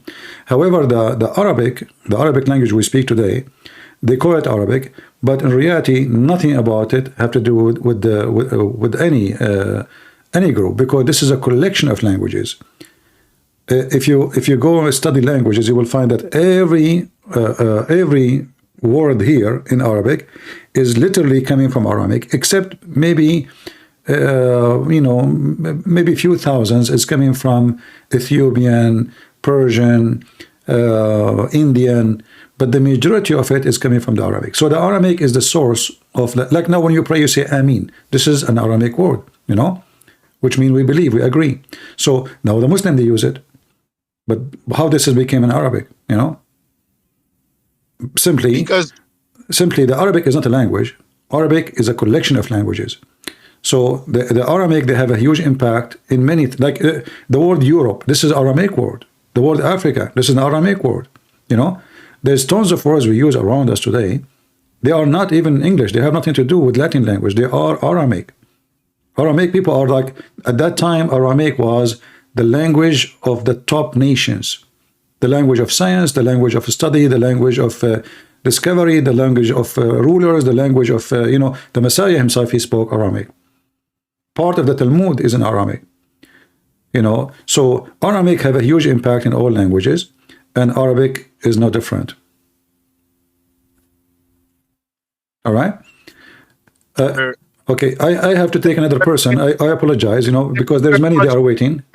But brother, please, there's many people are waiting. Let us give them a chance, God bless you. All right, thank you very much. So if nobody call again, you can join us. The next person, his name, I don't know, Hey, we have a woman here. I think she's a Muslim, but she has questions. So I'll wait. All right. I want her to go first. Okay, who is the Muslim woman? Where is she? The Starlight, that's the Muslim woman. Oh, okay, Starlight, go ahead. Hi. How are you? I'm good. How are you? I'm fine. That's awesome. Do you believe that the entire faith of Islam is like bad? Well, I will, I will ask you to help me. Do you have anything in Islam is good? I feel like some things in like every religion is like good, but I feel like in every religion, like there's like bad things as well, but also there's like good things. I will give you an example. Do you like mice? Mice? Uh-huh. Yeah, I used to have a pet mouse. No, do you like the mice who go in your kitchen and jump in your food? Do you like those ones, or the one like, I'm not talking about the bit. I'm talking about the mice, like they make babies and they are all over the house. They eat you. Do you like them? No. Okay, but we know that mice is very important for medicine. They use them in the laboratory, correct? Right. But mice and rats, they have a very dangerous virus in their piss. So they can kill us, actually, if they pee in our food. However, we cannot say that mice is a good creature, even though it's used in the medical field to practice, they try drugs on the mice first, because the mice have a special DNA, and we see what the impact of the drugs on the mice, and then we go and we move to use it on the human. But doesn't mean that the mice is a good creature for us, So that you are coming to me with the same. I'm not saying Islam is a mice. I'm saying Islam is more dangerous than a mice. Because if I want to say Islam have something good, like what? Like, as an example, you are a female. If you get married, your husband, he can beat you. Is that good? No. Okay. Your husband can have 4 wives. Is that good for you? I feel like it's more of an optional type of thing. Like, not optional. It's optional for him, not you. It's not optional for you. You can go right now and search in YouTube. There's many Muslim videos. They are not even shy to say the man. Even Muhammad, he says that the man, he should not ask for permission to marry second or third or fourth wife. So it's an option for the man, not for you. And the man, he can divorce you by one statement. Can you divorce him by one statement? No. So if I go with you and say Islam is a good religion, even Muhammad, he says the man, he can lie to his wife, and the wife, she can lie to her husband. Is that how we establish a family? Is that good? No. Okay, so how Islam is good? If I'm married, I lie to my wife, and she can lie to me. How she can trust me, and how I can trust her? The Prophet, Islam allow the man to lie to his wife. A family is based on lies. That it's not a family. If you take a partner, forget about marriage. You have a business. Let us say you have a friend. She is in your age. You decide to open a business together, but then this girl, she keep lying to you. Do you trust her? No. Okay, this is the same for God. If God allow me to lie, how I can trust the one who says to me, you can lie? That means he's a liar too. If the God who is the God told me you can lie, that means he don't mind, and he think it's a good thing. But there's no good in lies. And then the Muslim, they try to fix it. They say, oh, well, okay, what if your wife, she asks you, am I beautiful? What do you say? And she is ugly. What do you say? You say to her, you're ugly. First of all, why you marry her if she is ugly? If you see her ugly, why you marry her? Obviously, when you married her, you said to her, you're beautiful, right? So you were lying to her from the first day. Why you married her? If you are in love with her, even if she don't look good, you will see her as beautiful. So lying to a wife or lying to the husband will not make our relationship better, will not make our family more united, will make our family the family of the devil. And then the children, they will lie to each other too. And then we go, if I can lie to my wife, the wife, she can lie to me, I go in the street and we lie to everybody, because we can lie to everybody now. Muhammad, he says, a man, he can lie to fix issues. Okay, how you can fix issues? By lying. You lie to your friends, you lie to your family, you lie to your wife. It's a lying society. And the Quran promote lie, chapter 3, verse number 28. It says that you can speak to them in a friendly way while your heart is like this. Okay, what kind of God this God is? I can lie to you, say to you, you are my friend, while my heart is just like that. If you go, and we can read the interpretation for this. Chapter 3, verse number 28, as you see in the front of you. It says that you cannot take them as a friends, and you cannot give them honor. And the one who take them as a friends, and he mean it, he is sincere. Look at this. The one who is sincere. Let me give you the link so you can read it by yourself. Open the link, please. I just posted for you. And this is the official government website of the Kingdom of Jordan. Official. It says here that the one who is sincere, taking the Christians and the Jews as a friend, is if he is sincere. If he is sincere to say to them, you are my friend, he is not a Muslim no more. So a Muslim, he can't be sincere when he say to a Christian anything. And if you are sincere and you say to me, you are my friend, then what it says here, he will not have any connection with Allah, has no honor, no mercy or protection, which means the Muslim, they can kill him, they can rape his wife. All of this because he's sincere to take me as a friend. Is that a good religion for you, my dear sister?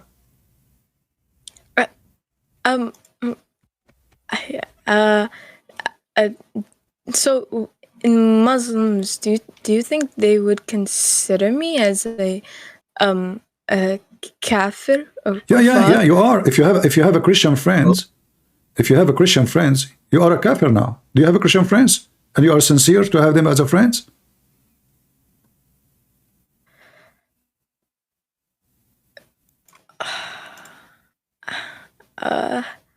Do you have any Christian friends, and you believe that you are good to them and you like them and you are honest with them? What do you think? I mean, I live in the States, like the U.S. So like I'm surrounded by like a lot of people from like other religions and faiths. So I do have a lot of like Christian and Jewish and Muslim friends, but I feel like I don't know. I feel like this verse doesn't really make sense to me. Well, nothing in Islam makes sense anyway. I mean, does it make sense if I go to heaven, this God, he will give me a lot of women to sleep with me? Why? One woman, she's not enough?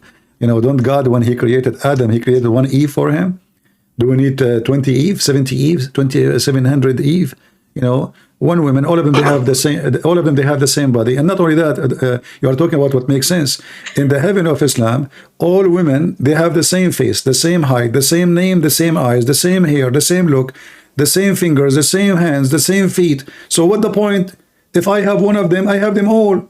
Imagine. Okay, I don't want to be rude with you. I apologize. Imagine now I have 72 wives. The first one came.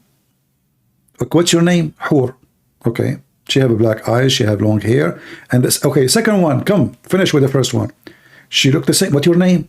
But you are the same one. Just came to me. No. I'm a different person. But you look exactly the same. Oh no, I am the second one. So now one after one will enter the bedroom with me. But all of them they look the same. Imagine you enter a website for dating. And you look at the profile, and then all the girls on the website, they have one name, one age, one picture, and one profile. And you are talking, my sister, about making sense? Does that make sense? Are you talking about the 72 virgins? No, the 72 is for the bad Muslim. 72 is for the bad Muslim. The good Muslim, there's the Islamic heaven is 100 floor. Depend which floor I will be. A person like me, I will have the last floor for sure. So, because I am anti-Muhammad. So what kind of religion this is? Just imagine it. Okay, imagine my wife went missing. I will go to the police in the heaven of Allah. And then I give them her picture. But they say to me, but all the women in heaven, they look exactly the same. Okay, what's her name? Her name is Hur. Well, all of them, their name is Hur. Okay, how we can find her? Well, we cannot. Because all women in heaven, they have the same face, the same height, the same look, the same voice, and they sing the same song. They don't even talk. They have one song. They keep repeating it for eternity.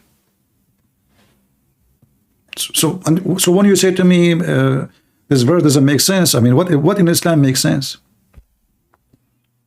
Well, it depends. Like there are like some things, and then other things just don't make sense to me at all. But you see, my dear sister, listen. If either we believe in the whole thing, we're not going shopping, We're not going shopping to Walmart and I like this, I don't like that. Either this is religion. Either this God is saying something right, or this God is a foolish God. He cannot be smart here and stupid there. You cannot. Like, imagine you say to me you are genius, but you are stupid. But I cannot be genius and stupid at the same time, either genius or stupid. So either this God, he say things doesn't make sense and he's stupid, which means he cannot be God, or this God is make all the time sense and then he's God. Right. Can I ask you a question about Christianity? Sure, go ahead. So, do you follow like the Old Testament? We cannot follow the New Testament without following the Old Testament. However, the Old Testament, every law is given for people for a reason, for a time. As an example, in the time of Moses, they were traveling in the desert. So there's a rules about where you go in the bathroom. You have to go certain steps far away. That has nothing to do with me. So the Old Testament would have to do with me because we are not living in the time of Moses and we are not traveling in the desert and we are not living in a camp. So what goes for me from the Old Testament, as an example, the Ten Commandments. So when God, he gave the Ten Commandments to Moses, those they go for us as a Christians. You shall not kill, you shall not lie, you shall not steal, etc. So yes, we have to follow, but there is law given to the Jews, belong to the Jews, to fix the life of the Jews at that time. Have nothing to do with me. So in the Old Testament, there's things given to the Jews.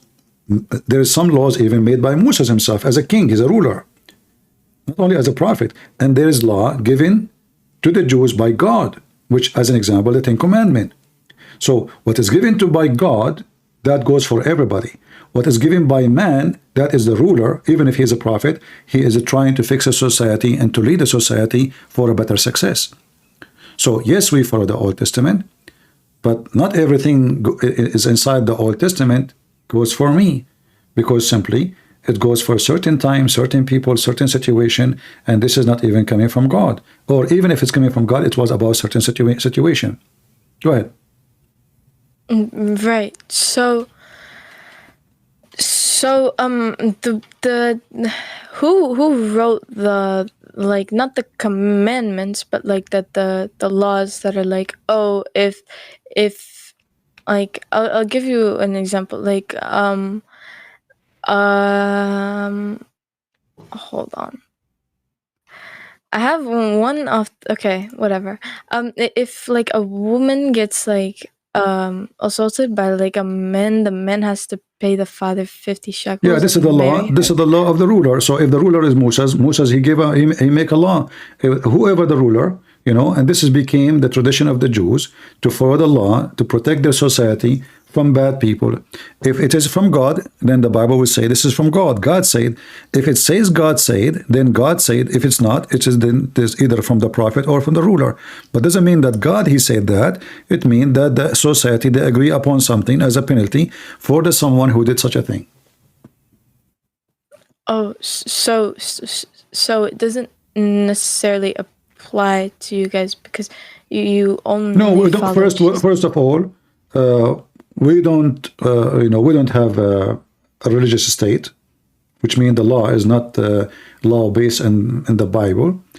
As you see, like in America, we are not really in charge. There's gays, there's homosexual, there is so this is all is against our book. So we are not the one who is making those laws. Obviously, we are not in charge of the law. So to implement a law. However, if we need to go to find a law fit with us, then we have to go to the Old Testament or the New Testament to match it with our life. But we are not now in the stage where we can have a Christian state where we go by the Christian law.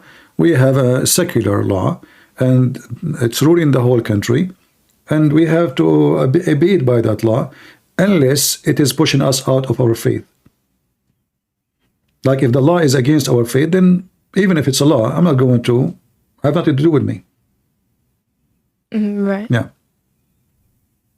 But in the same time, why you are a Muslim? Why you think why you think you wanna why you are born of a Muslim family? I understand, but why you are a Muslim? What is good about Islam? This is the question you gave me from the beginning. I don't see anything good about Islam. If there's any good, or Ramadan. In Ramadan, people they get fat, food get expensive. People don't fast. People eat more. Crimes increase. If you go right now and search why crimes increase in Ramadan, they will say to you because people are so angry and so tired. Well, this is not an excuse.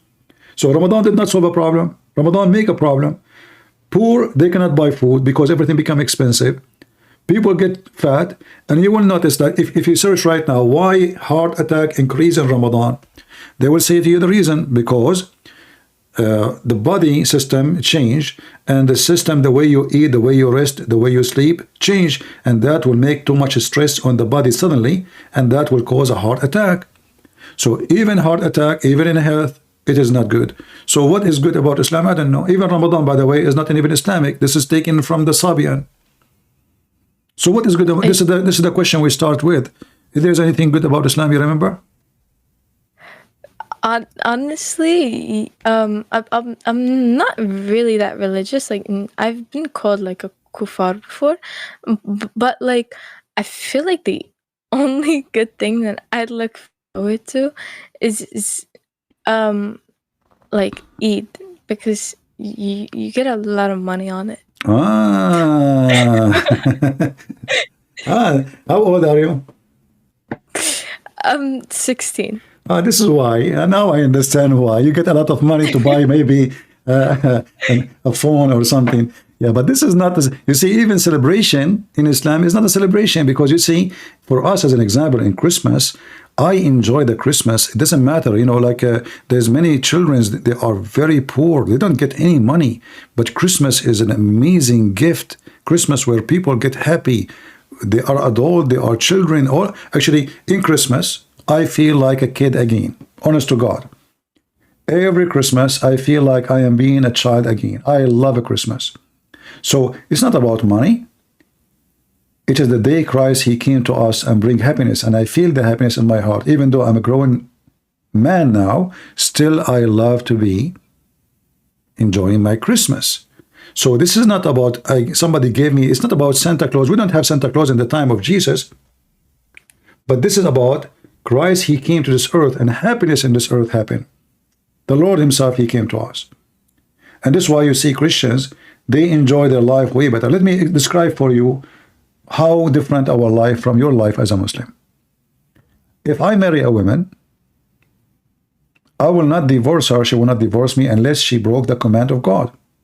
Like what? She fornicate, or she leave the house, she don't come back, etc. Or the man, he do the same.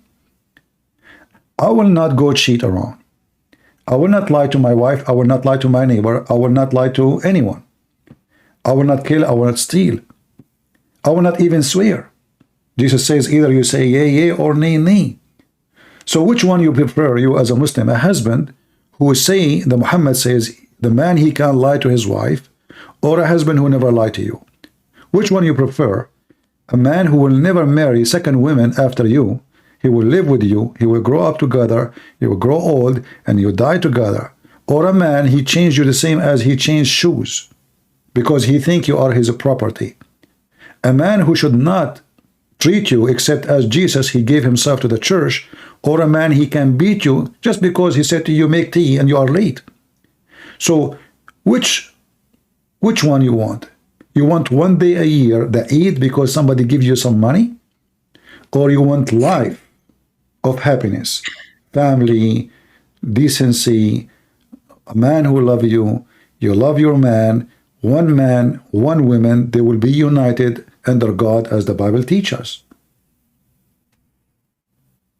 Right. I feel like I'd want the one where the man doesn't lie, but the issue is it won't be necessarily very happy. As you know, Muslim families aren't very accepting when you convert, so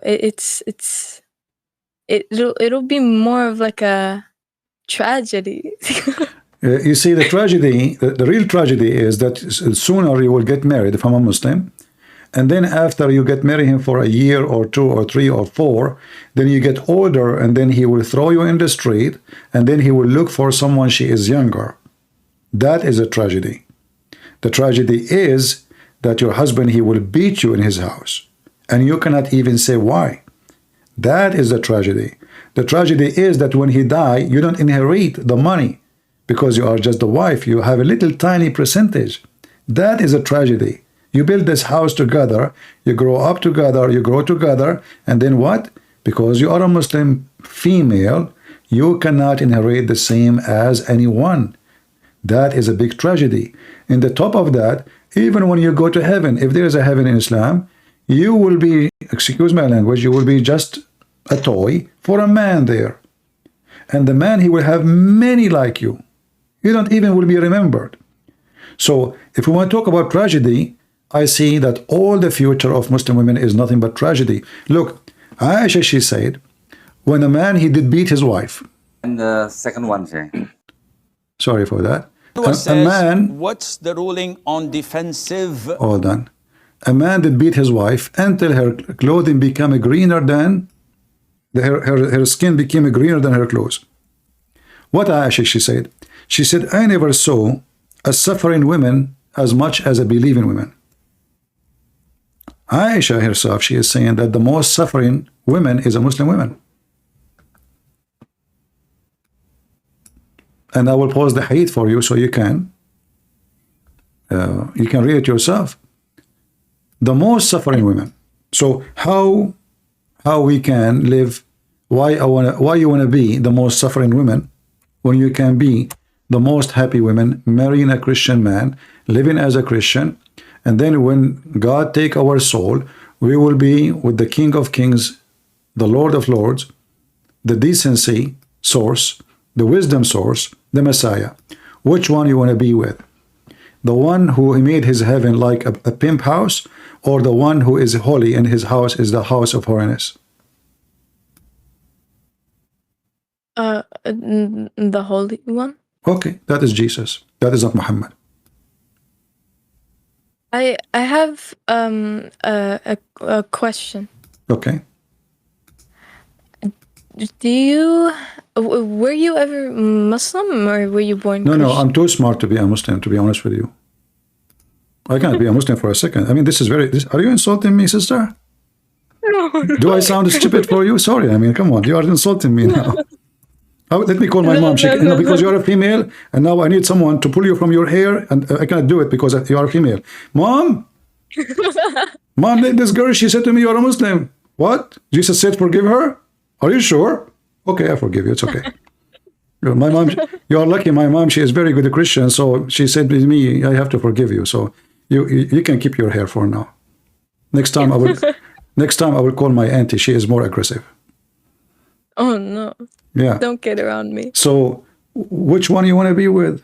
You know, why I want to be a Muslim? I mean, when I be a Muslim, so there is a guy, his name is Muhammad. Any woman, she want to give herself to the prophet. What is that? I mean, God, he made a privilege to a prophet because he's a prophet. I want to be a prophet too. You know, isn't it obvious that this man, all cult leaders, all liars, when they organize an organization or religion, they make a privilege for their own. And this is the case of Muhammad. He has 16 privilege, more than 11 or 12 of them is about his money and his sex. Right. Yeah. So, I actually, okay. I hope I don't get attacked for this, but I actually never looked up to Muhammad. You mean you never respected him? You never respected him? No, like I have respect like for everyone, no matter what. But like I never like looked up to him and thought like, oh, I want to be like that person. Yeah, so you don't like to be like Muhammad. Why? Because obviously he's a bad person, right? Yeah.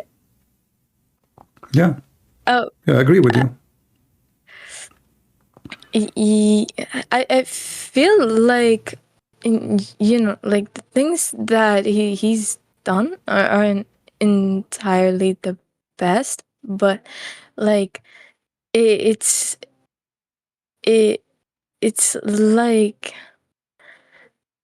I don't know, like I can't like lose respect for anybody, like no matter what. I just that's why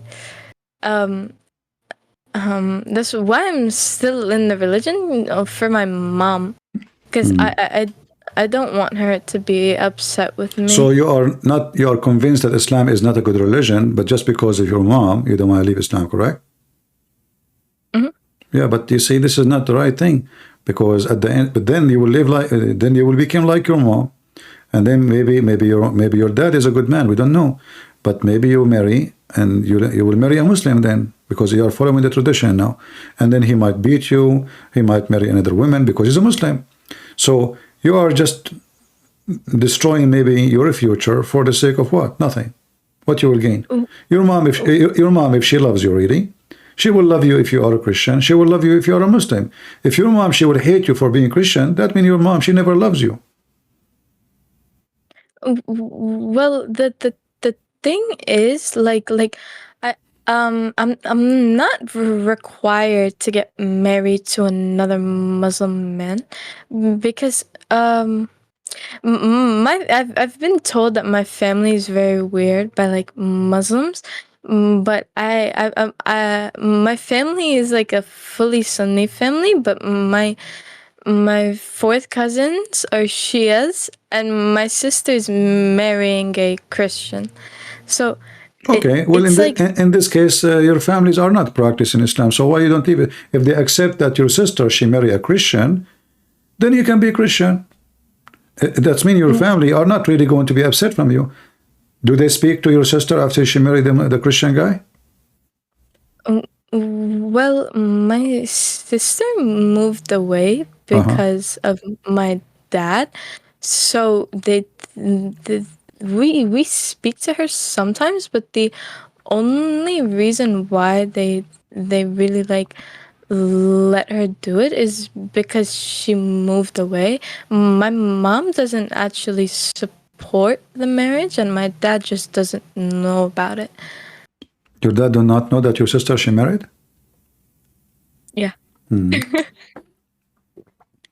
Well, obviously your dad is watching cartoon all this time. He's busy with Mickey Mouse. Listen, my sister, listen. I don't really, for me, I want to think about my salvation too, because at the end of the day, there's hell and heaven. And we believe that hell and heaven is true. And obviously, staying with Muhammad in the religion of Muhammad will not take you to heaven. It's not just about my mom. Let us say my mom, she is a Muslim. I'm not going to stay as a Muslim because I'm going to go to hell at the end of the day. Just make her happy. I will leave because this is my salvation.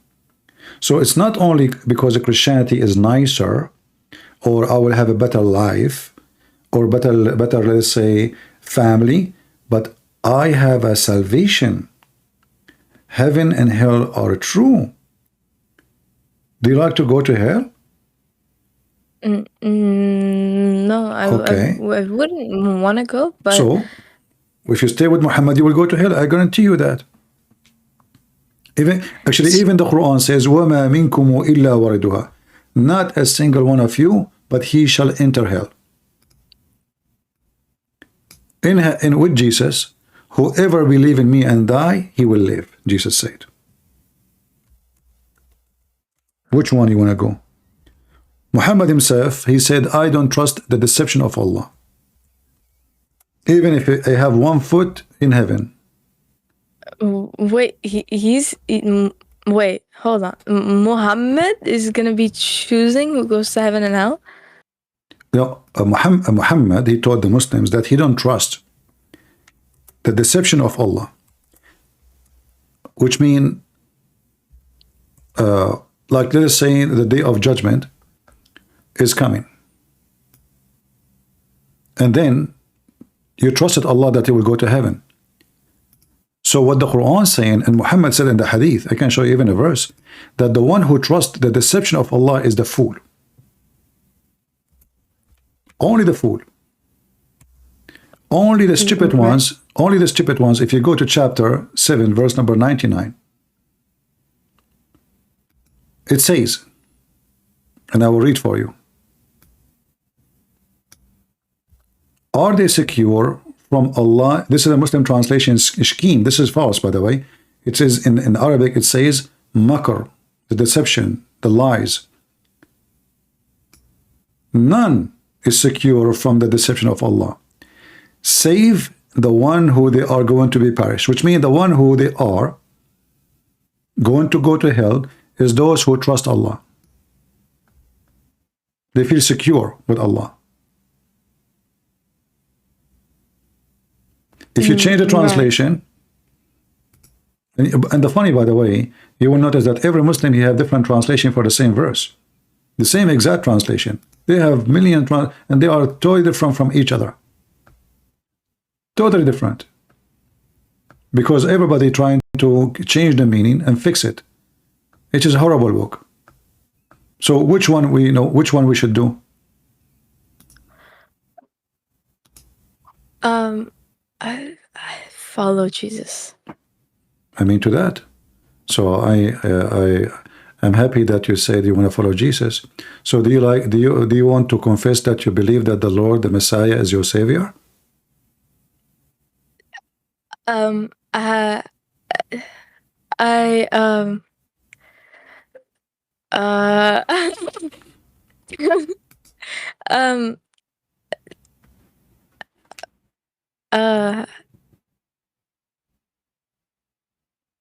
Speak your heart. Speak your heart. Don't worry. Nobody will judge you. We are Christians here. We pray for you, no matter what you say. I invite you right now to accept the Messiah. You said already you wanted to follow Jesus. So do you like to confess that Jesus is the Lord, your Savior?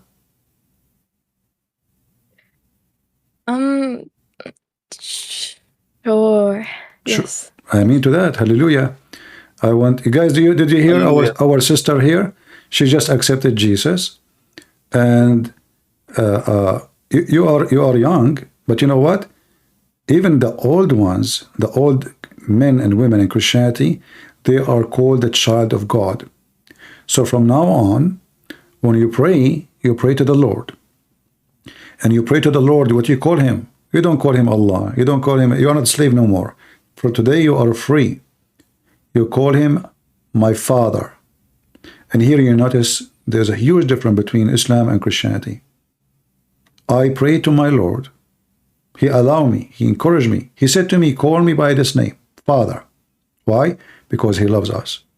So from now on, today, you are born again with Jesus. And from now on, you call the Lord of Lords, the King of Kings.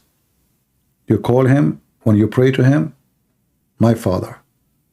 So all your prayer will be going to him from your heart. You do not need to wake up in certain time. You do not need to do a certain move, stand up, sit down. You can speak to the Lord anytime.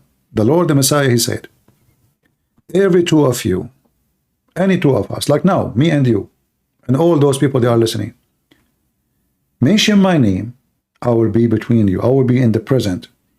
That is the true Lord, not the one who come every night at the third part of the night says, who is going to pray to me when everybody is asleep? So why we pray 5 times a day? And if you miss the prayer, there is a problem. And you have to do the ablution. And if you fart, that is a big problem for Allah. Because look like your prayer will be delivered to Allah with the farting. This is a very silly cult. With Jesus, you can pray for him anytime. Before you eat, before you sleep, you are sitting in your bed, you are speaking to your mom. You can pray now to your mom, to your family. In fact, I encourage all the Christians right now to pray to our sister here. I'm not going to ask you to say your name, don't say your name. But we pray that her family, starting from her mother, she will find the truth and she will join the daughter. So later the whole family, they will come to Christ and they will see how amazing to be with him. What do you like to say to us? How do you feel now after you said you want to accept Christ as your Lord? I'm not gonna lie. Like oh my God, I'll be completely honest. Like the reason why I was hesitant at first was because I had a bad past, and I actually wanted to see if there was any Muslims here, because I hate I hate it when like I can't say it to a Muslim that I believe in Jesus, because I'm actually scared of them. Yeah, you see, this is other reason to believe that Muhammad obviously is a bad person. Because why I want to be scared for not believing in someone I don't like? Why they are scary? Simply because Islam teaches violence and make criminals. Islam does not make a good society. Islam is religion of violence. So I understand what you are saying. But you are living in the state, and if anyone try to harm you, you call the police immediately. You call the police immediately. It doesn't matter who is he. Of course, but like I'm not a like I believe that people won't be physical with me, more so emotional, because I have a really easily damaged emotional emotional Yeah, well, you know, don't associate yourself with the one who is maybe he will harass you emotionally. Don't associate. Nobody's forcing you. Stay away from the people you don't like. You don't need to associate with someone. He is not nice, not friendly. So let us choose our friends and who we talk to and who we can share what we believe, what we think. Not everybody, you know, not everybody is qualified to be your friend. Not everybody is qualified to be, you know, a person who knows about your life. You have to be smart and choose carefully who you talk to, who you don't talk to. So anyone you think he is rude, he is aggressive, he is going to, you know, bully you, well, stay away from them. Very simple. Right. But I feel like it's more difficult than that. It is difficult, but you see,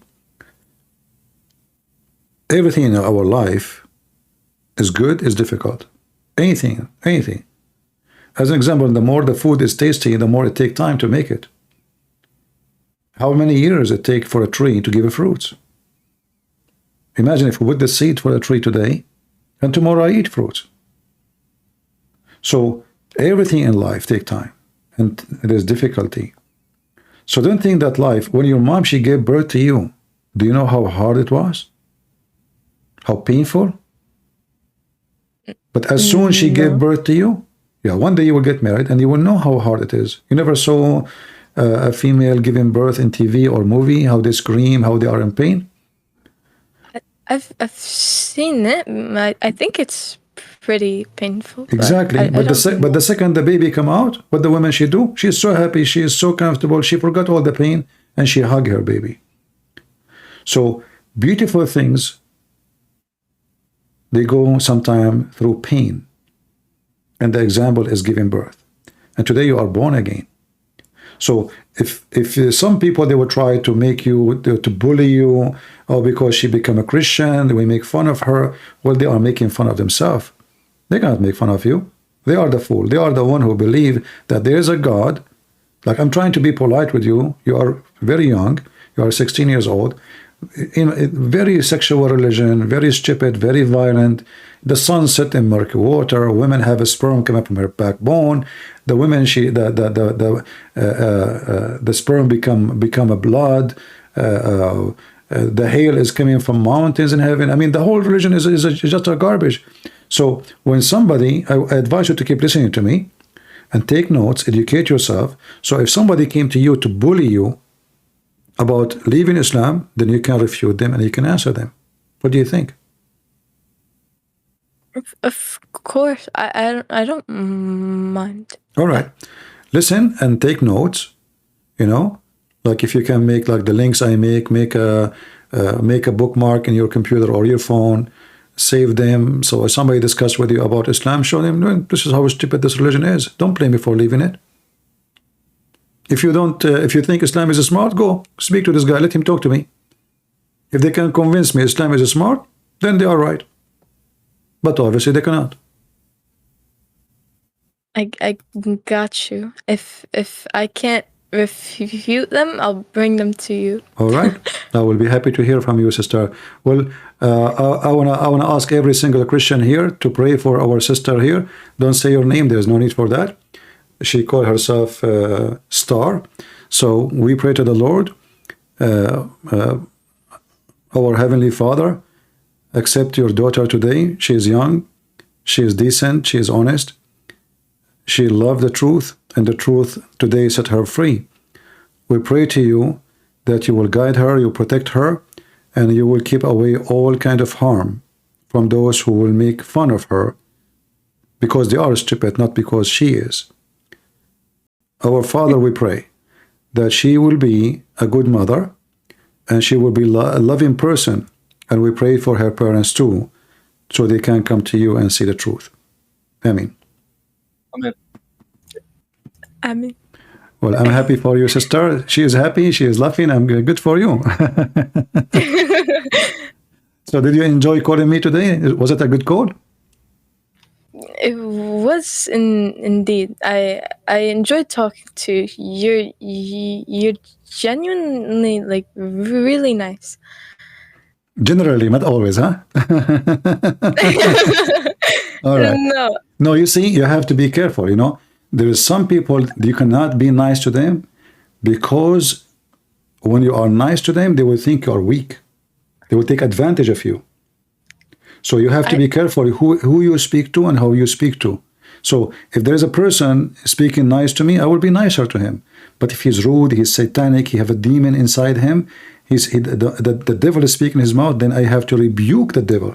That's what the Bible teaches us. So when you call me, you're speaking nice, you're very friendly. So how I cannot be friendly with you? You know? Yeah. I don't think that's actually possible for me, like to be that mean to somebody, because like I don't know, I just can't. No, Like, it's not about being mean. It's about being truthful sometimes. If somebody is evil, well, we have to say to him, you are evil, you are stupid, you are wrong, you know? Because if we don't say what this person is, he might keep doing his wrong. Like if you have a friend, he is a bully, he bully people, and you never say to him, why you are bullying, this is wrong. He will keep bullying everybody. So somebody have to say the truth, so this person will correct his behavior, otherwise he will never stop. Right? right. But Okay. I don't know. I feel like I shouldn't be the person to confront them. Yeah, okay, don't be that person. Okay, don't forget about this one. I ask you maybe too much. Leave them for me, bring them to me, okay. All right. Okay, sister. I am happy for you, and you can call me anytime if you have any question, all right? Of course. Okay. Have a good day. Thank you. Thank you. God bless you. Bye-bye. God bless you. Bye. All right. We take the second caller. Do we have any Muslim or nobody? Yes. Earlier, somebody, I DM'd somebody. They said their father was coming to DM me. That's why I didn't say nothing. I waited for all the Muslims to come. I don't know if their father is still coming to debate you. Their father? The father of whom? Somebody in here. I don't know if he's comfortable with me saying his name, but somebody in here said their dad was a Muslim. They wanted to debate. Okay. Well, is his father is there? I don't know. He has to say something. Okay, go ahead. Oh, they're not here. He has to say something in the chat. Okay. Well, if there is somebody want to join, just let them know. You know, they're welcome. Yeah, All but right. I'll make this quick because I am a Christian, and you know I do want you to get to a Muslim. But yeah, God bless you. All the things. I did want to ask you one thing. I wanted to know your opinion on a verse and if it means what, because you actually got me into debating Muslims. All right. Your knowledge on Islam is like second to none. So, we actually got a Muslim here. I'll shut up and then let you debate him. All right, brother. You are very kind. Thank you. You're welcome. Yeah. Customers come first. Exactly. Go ahead. Hello. Hello, Sibi. Hello, my friend. How are you? Yeah, I'm very fine, thank you. So you are a Muslim? I have someone here that wants to talk to you. She's a Muslim. All right. Go ahead.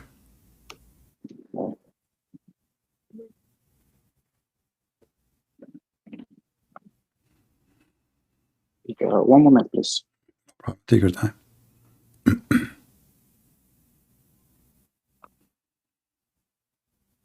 Please be nice to her as much as possible, please. As much as you can. No problem. All right. Here you go, Heather.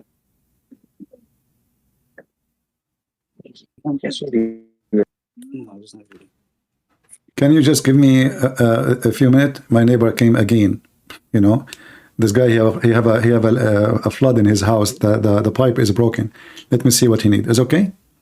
Just a few minutes. Do you hear me? Hello?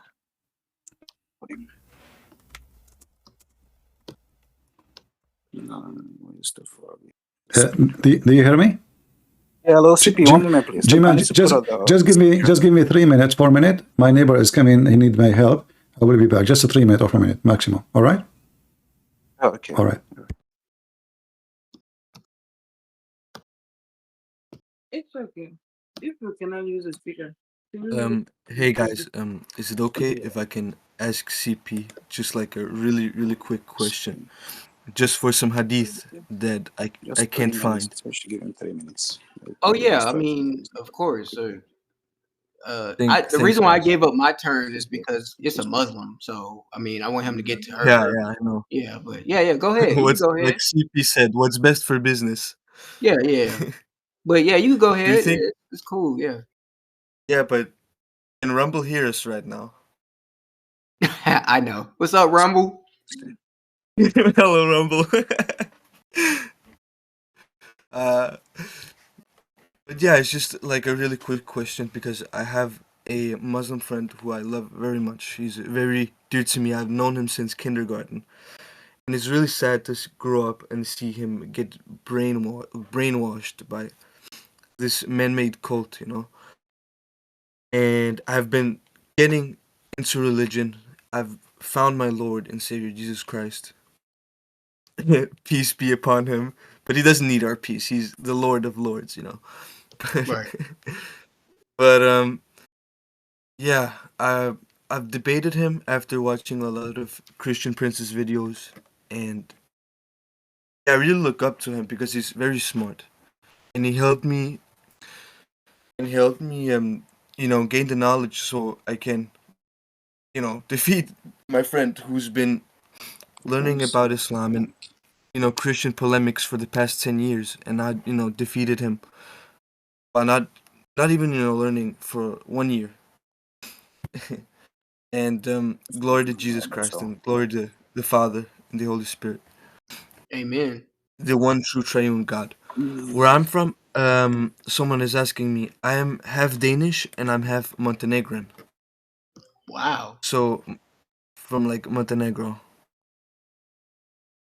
So what hadith were you looking for to show him? I'm sorry for the very filthy language, but I don't want to sound narcissistic. But All right. this is the Sorry for that. Oh, I'm sorry. Do you hear Yeah, me? go ahead. I'm sorry. Yeah, we can hear you. All right. Go ahead. Yeah, just put your ears. Let me see if I can. And then if you cannot speak by okay, if you cannot speak, then it's better to hear this one. Okay, hello, Sippy. Yeah, I hear you. It's not working. It's okay. Okay. Just put it. Then, okay, then what do you want to tell him? Wait, we can hear you. Wait, we can hear you. We can hear you. Please believe We hear you fine. Muhammad is the best example for Muslims out there. But something, let's take it up from there. Do they not know we can hear them? I hear you very well. I'm talking about G-Man. I don't think they know we can hear them. Yeah. Yeah. But in the meantime, Yeah, Lucipi, I'm just trying to. It seems like the audio is kind of low, so I'm trying to see if I can get it a little bit It's fine for us. It's fine. The audio is fine. Don't worry about it. can I please ask Christian Prince a question in the meantime? We will just wait for the lady, and I will take you. Thank you very much. Okay.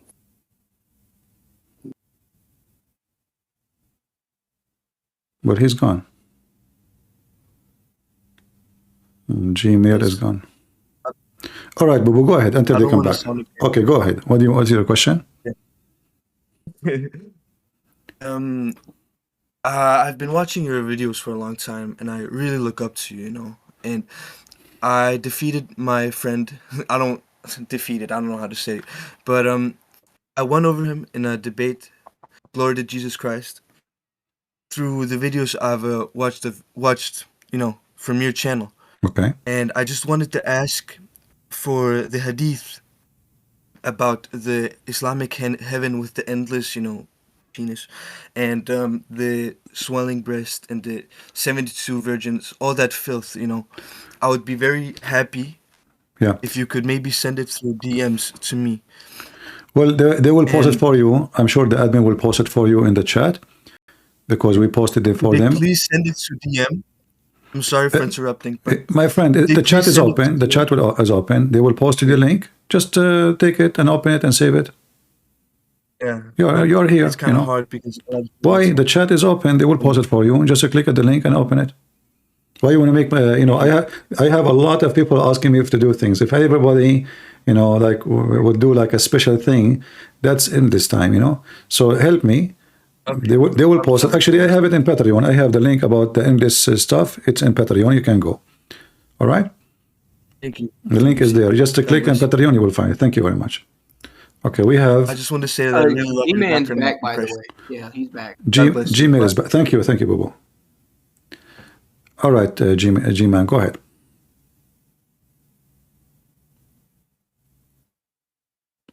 Hello? His mic is on, but I can't hear him. We hear nothing from you, G-Man. See the people that are posting you for the link about the endless private part. It's just there. Marcel is posting. Thank you, Marcel.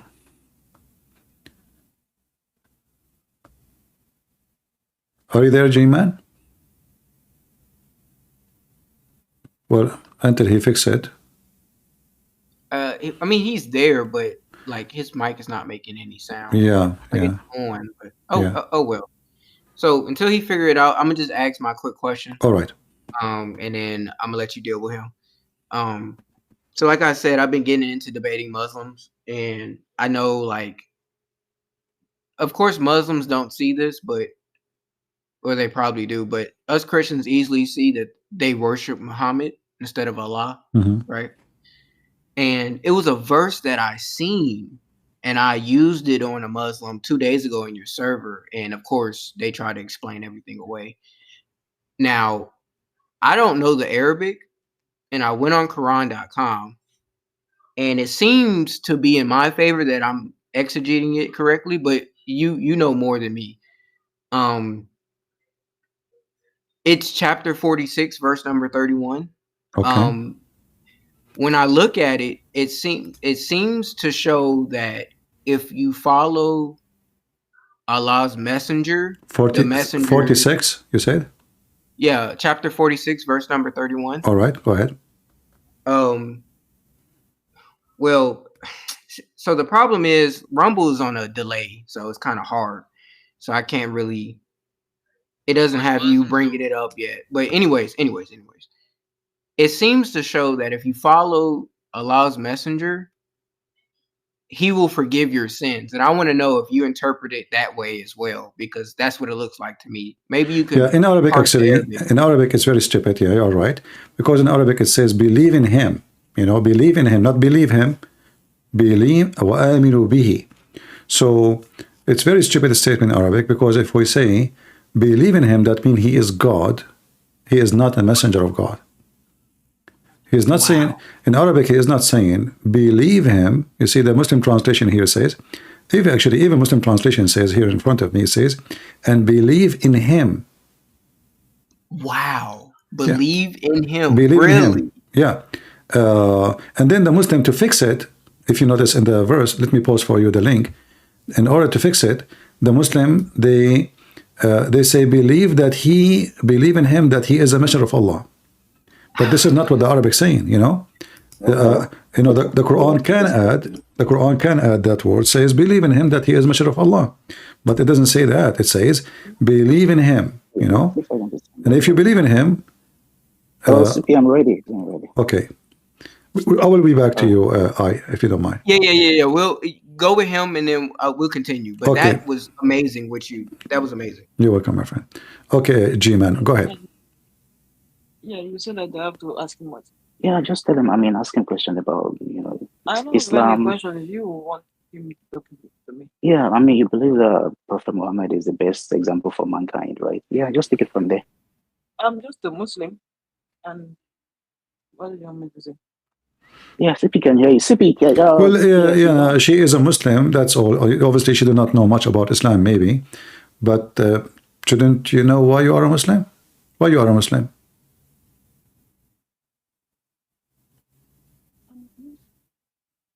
What is the reason you are a Muslim? I believe in God, and I believe, what's going on? Yeah, I can hear you. I believe in God, and I believe in the creation. I believe that. Can you bring the microphone to her? I hear nothing. Yes. Hello? Can you hear me? Okay, go ahead. Yes, I say that I'm a Muslim, first of all, because I believe that there is a being who is more superior and who is in charge of the universe. That's one. And second, it's Muslim because. Can you speak louder, please? Can you get closer to the microphone? Yes. Second. Yeah. Give me to hear it. Yeah. And on the second part, I'm a Muslim because I believe that God only create only one religion, and the religion of all of the prophets from Adam, peace be upon him, to Muhammad sallallahu alaihi wasallam is Islam. So why the Quran call us the Christians, and he said the Quran, in the Quran it says the Christian and the Jews will go to heaven, if the religion only Islam? Isn't the Quran says that those who they are Jews and those who they are Christians and those who they are Sabi and they will go to heaven? So how the religion only is Islam, but we are called the Christians in the Quran and we will go to heaven? But the Quran didn't say that. No, Quran, no, the Quran says that. Let us open the Quran, chapter 2, verse number 62. Chapter 2, verse number 62. I will give you the link. Let us go on chapter 3. Yeah, chapter 2, verse number 62. And this is the verse. Let us go. Okay. Because I don't want to go just, then you can just guide me to whatever chapter I have to go. No, I'm just having a dialogue with you. You said Islam is the only religion, but this is a contradiction in the Quran. Yes, the Quran says the religion for Allah is Islam, but then Allah, he says the Jews, what the Jews are, Jews who don't believe, they don't believe Islam, obviously. The Christian, they worship the Messiah. The Jews, they worship Uzair according to the Quran. And the Sabian, they worship stars. So how the religion is for Allah is only Islam, as the Quran says, but in different verse says, Christian, Sabian, and Jews, they will go to heaven. I tried to find that even Surah Al-Imran, when Surah Al-Imran, when God say that the only religion acceptable is Islam, that's one. And after that, I try to remember, it's like between, I sent you the last time, which number is it? I understand. Which number what? Yeah. The number, Surah Al-Imran. Al-Imran, chapter number 3. Verse number 19. Verse number 19. Yeah, but if you read that chapter, it's not verse number 19. It's not verse number 19. Chapter 3, verse number 19. Yes, I'm sure. Is not number 19. It is number 19. Sure. I'm very sure too. Okay, let's go to verify. Yeah, chapter 3, verse number 19.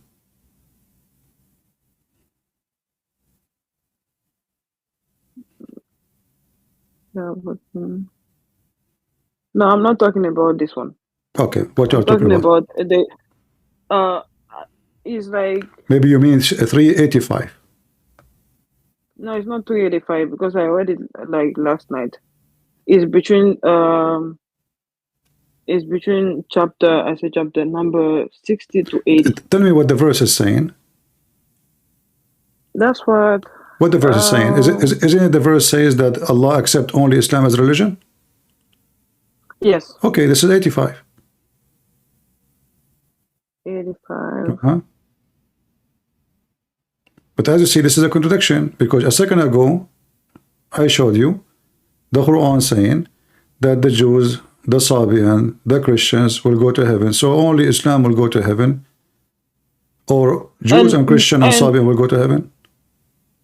And which part of the Quran say that Jews and Christians will go to heaven? Maybe you were not listening to me. I just showed you the verse. In the Ladina Hadu. Which part? This is a chapter 2, verse number 62. Those who they are Jews, and those who they are Christian, and those who they are Sabian, and whoever believe in Allah, and the last day, and do good deed, will go to heaven. They have no worry. So how the religion only accepted by Allah is Islam, and then he accepts Christianity, he accepts Judaism, and he accepts the religion have nothing to do with both. This is a Sabian. The Sabian, they believe that the God of the Jews and the God of the Christians is the devil, literally. The Sabian, even in their book, in the book it's called Kanza Rabba, they say that, not in Kanza Rabba, actually, in one other book. But when you read a surah, you don't finish to read everything. You can read everything if you want. It doesn't matter. Read it. It says the Christian and the Jews and the Sabian, they will go to heaven. Because you need to let me speak. Because when you read a verse, you need to read the entire verse. Okay, read it. Okay, go ahead. Yeah. Go ahead. Give me the answer. How the Sabian will go to heaven? The Sabian, they worship stars. Tell me how the Sabian they will go to heaven. They don't believe in any of the God of the Christian and the Jews. It's a conversation. Yeah, I'm saying to you. Okay, I'm asking you how the Sabian. No problem. How the The Sabian will go conversation that we have. But if you don't let me talk, I'm letting we you won't be talk. I'm able giving you to the mic. understand each other. I'm giving you the mic. How the Sabian will go to Yeah, heaven? Go ahead.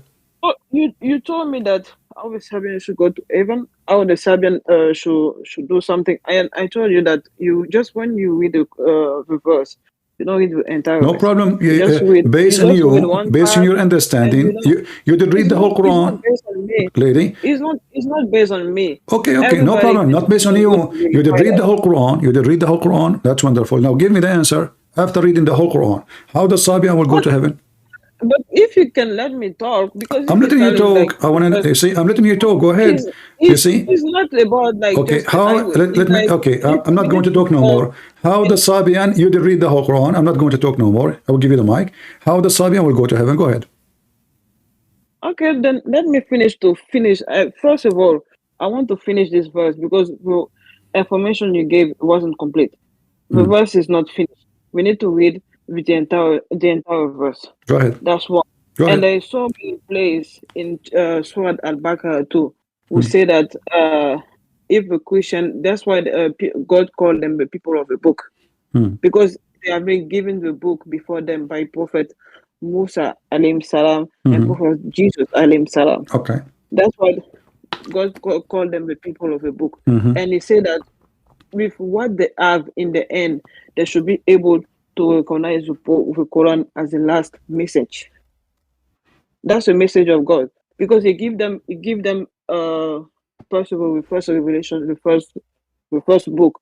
Then those priests and whoever they should be in charge, but they send it to reveal pies to people. They didn't conserve it, and now he talk to a people from the book.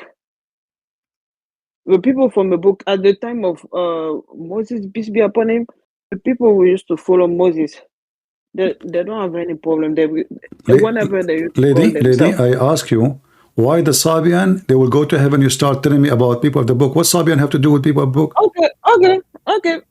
If you can give me 1 minute, then I will just read all. I read the all. How would I say that? The all sword. And I will see, and then people can realize Read the whole book, no read it. problem. Give me the answer. Why the Sabian will go to heaven? Read from the first page in the Quran to the last page. Okay. Yeah, I'm ready to read. If you give me enough time, I'm ready to read. But you are not doing it. You are start talking about the Christians and the Jews. I told you the question was why the Sabian will go to heaven. You start talking about people of the book. Because because what you are doing is pretty much, if I can say that, it's just manipulation. Okay, you see, prove it. I ask you, who is the one doing manipulation? It's you. I ask you about. I did not ask you. I did not ask you about the Christian and the Jews. I said how the Sabian who worship stars. How does if you have to talk like that, nobody will be able to understand nothing. Okay, tell me who is the Sabian. Go ahead. You see, you are afraid of giving me a very simple answer. Why the Sabian will go to heaven? You give me a speech. You are giving me a speech. I'm just telling you. I have to finish first to no, read. You can finish later. Just tell me now as a start. Why the Sabian? Start with the Sabian. Start with the Sabian. I'm not asking about the Christians. I'm not asking about the Christians. If you want to have this kind of conversation, we're gonna have this kind of conversation. If you want us to have this kind of conversation, we're gonna have this kind of conversation. Why you are answering about something? Why you want to answer about something I did not ask you? Did I ask you about the Christians? I said the Sabian. You call me and you tell me about like why are you a Muslim? And I told you I'm a Muslim because of so reason, because of so reason. And you give me a verse. And when you give me that verse, you didn't even read everything. You just read one part, and after that you tell me why God said like with Sabian we enter in heaven. At least let me read. Read, who cares? Okay, I'm giving you them. You start talking about the Christians, you start talking about Musa, you start talking about Jesus. The Sabian, they don't have Jesus. The Sabian don't have Musa. Listen, the Sabian, they don't have. The Sabian don't have. Listen, you are like a radio station. I mean, there is a problem in those countries like Nigeria. They will not let you talk. They will not let you talk. It's not about this. Listen, lady. Okay, let me repeat again. Let me repeat again. Can you give me the answer why the Sabian will go to heaven? Forget about the Christians. Listen. If you want to have a Lord have mercy. So why the Sabian will go to heaven? Forget about the Jews and the Christians. I don't want to know about the Christian and the Jews now. Tell me the Sabian. Why the Sabian will go to heaven? Go ahead. Let me finish with the traveler. Start with the Sabian. Okay, go ahead. Okay. You cannot come like that and just tell me like, okay, like in the Quran, that part, and start to explain to me. I'm not a scholar. This is one. I'm not a scholar. It's like we didn't really agree to say like, okay, why now we're gonna talk and you have to make study about this part and I have to make study about this part. And after that, when we will be online, then after that you can give your argument, I will give my argument. You are a scholar or you are I believe that you are a man of knowledge. You cannot come like that and just somebody you ask about that person, why do you believe in that? And that person try to respond to you. And you know, I'm not a scholar. If I was a scholar, I would have been able like to give you all of the like so why you are making a speech? Why you don't tell me I do not know and that's it? I'm not making a speech because English is my English is not my first language too. English is not my first language. My first language is Arabic. So again, do you know why? Okay, why the Christian will go to heaven? Listen, okay, why the Christians in the time of Muhammad they will go to heaven? Give me the answer. Why the Christian in the time of Muhammad? In the time of Muhammad, when this verse was given, this is in the time of Muhammad. So why the Christian in the time of Muhammad will go into heaven? Go ahead. If you want to have this kind of conversation, like nobody will be able to learn nothing from. It's up to you. Nobody. People are listening. People are listening. You are unable to answer. Either the Christian will go to heaven because the Christian in the time of Muhammad. Okay, lady, just go. Just go. Just go. People need to know. I won't go like that. People need to know that they have to read the old verse. Okay, no problem. You did read the whole Quran. You keep crying, saying, I read the whole verse. Who's holding you? I'm asking you why the Christian will go to heaven in the time of Muhammad. In the time of Muhammad, we have the gospel of Luke, of Mark, of John. So how we will go to heaven of Islam if we believe that Jesus is God? This is the question.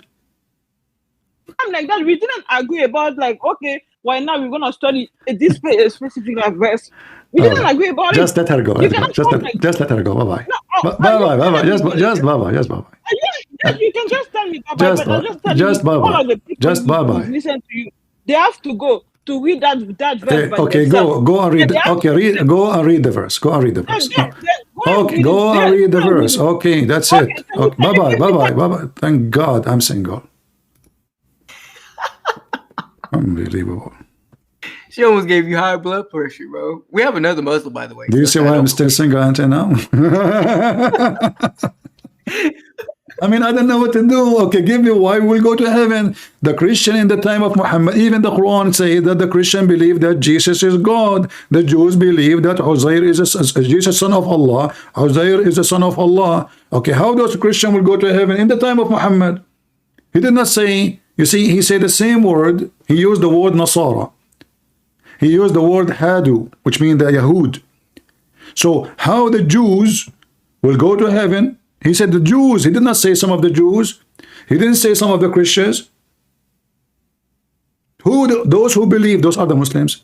And those who they are Jews, those are the Jews. And those who they are Christians, okay. And the Sabian, they believe in worshiping stars. The Sabian even believe that there is angels, they are the creators. They are creatures made of light and they are the creators. So the second you ask them a question, they start crying drama. I did not say I'm a scholar. Okay, I did not say you are a scholar. I'm talking to you. Is that how you, you want to answer the question? You don't let me read. Okay, go on. Do you need to read the whole Quran to tell me the answer? Give me why we will go to heaven. Allah, he sent Isa to the Christians. Who said so? The Quran, stupid Quran. This is your book. But Isa never exists in our Bible. We don't have a person whose name is Isa. And how Moses is a Muslim? The Hadith says that Moses and Muhammad, and Adam, which is very funny. I mean, how Moses he met Adam? I want to know. In Starbucks. Look at this. This is the mad Muhammad.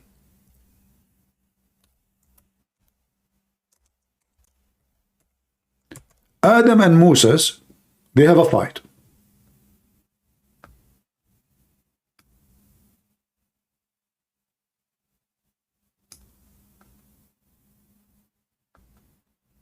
Let us see. Where is the hadith? If you can't find it, I can get it for you. No problem. Musa says to Adam, there is a reason. There must be something maybe in my browser. I'm not sure, because nothing is working for me in this website. Never happened before. So the hadith says that Moses and Adam, they have an argument.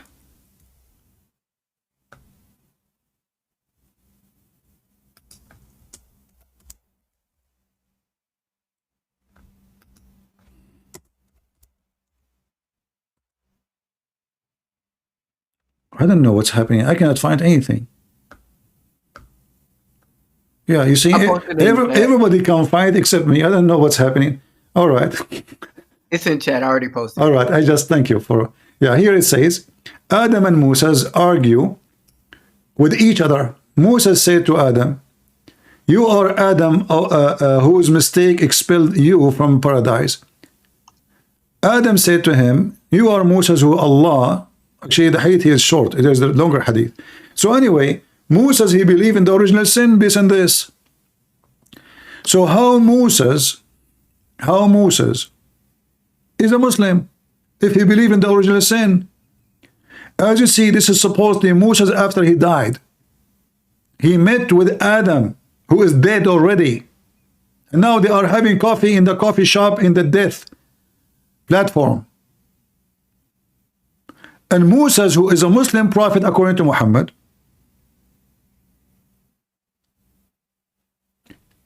he believed that because of Adam's sin, we are out of heaven. This is what original sin is about. So how is a Muslim? Islam refused original sin. From the beginning to the end, they laugh at it. And the translation, by the way, here is false. There is no mistake. What mistake? False translation. It says in Arabic, khati'atuka, your sin. You see those hypocrites, when they translate, because they are hypocrite, they want to fix it because the Muslim, they say prophet don't commit sin. But then it says in the front of us, because of your sin, we are out of heaven. And then Adam, he said to Moses, are you, and this is in different version of this hadith, are you blaming me for a destiny which Allah created for me to do 40,000 years before He created me? Another hadith, 40 years. So how Moses is a Muslim? We go to Isa. How Isa is a Muslim and he did not get married? Isn't it Islam against being single? Isn't it the Quran says that those who they are monks, this is a fabrication of their own? This is an invention, like their own fabrication. And then the same stupid Quran says that Mary, she was a nun. She devoted herself to Allah. But the Quran says this is false. There is no way you can do that. It's haram. So this is why we say Muhammad is the biggest stupid hijacker. And those people, the only way for them to believe in Islam is not to listen. Allah is in control of anything. How Allah in control of anything? Muhammad died by poison. Yet Allah, He promised Muhammad, nobody can harm you. CP, I'm sorry to interrupt, but we have a Muslim who he kept saying that you're scared of him. He's been trying to get in for like 10 minutes. I didn't want to interrupt you. All right, let him come, Mr. Scare. Yeah, Gaseous Clay. Yeah, he keep talking about you're scared. And all right. So he must be from Nigeria. Because Nigerian, they will give them the mic, they will never let it talk. Go ahead, Mr. Clay.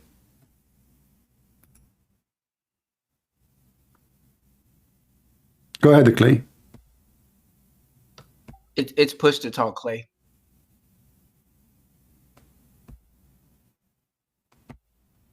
Go ahead.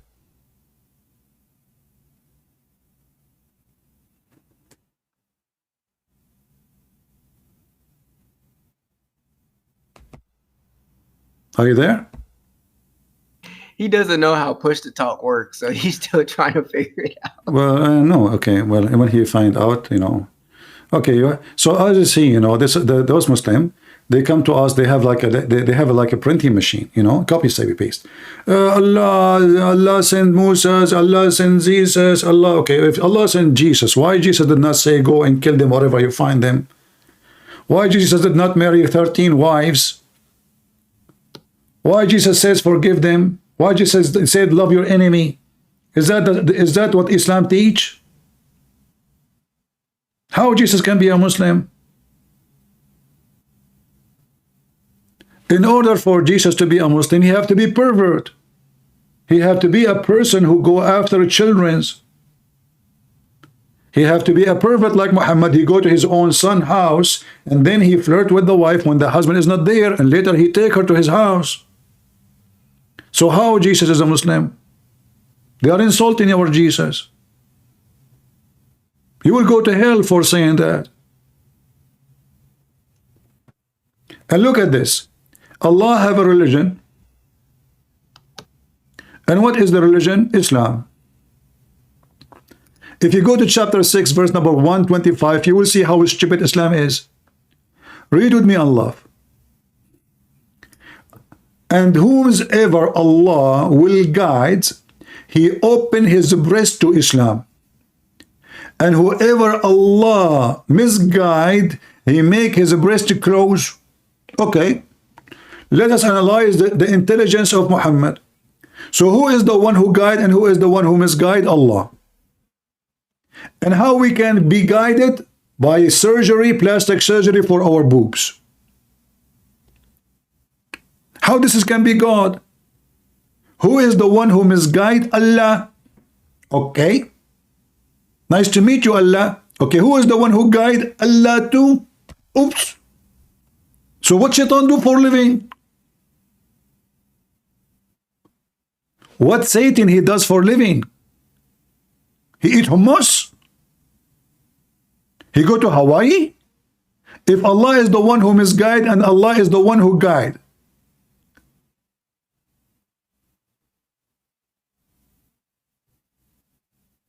so who is Satan? Is it me who is saying so? This is your book.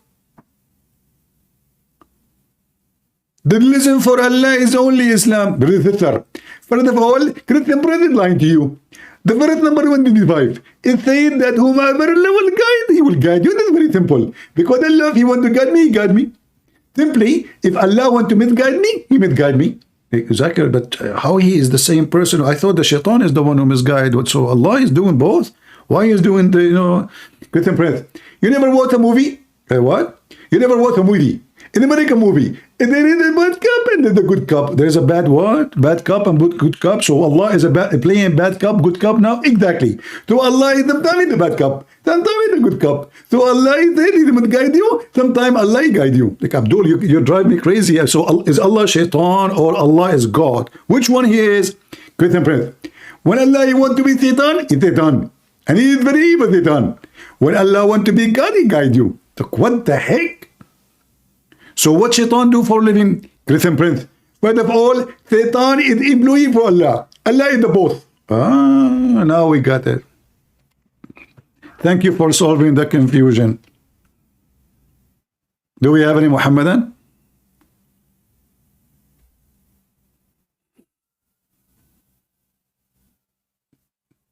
You ask them a question, they cannot answer, they go all over the place.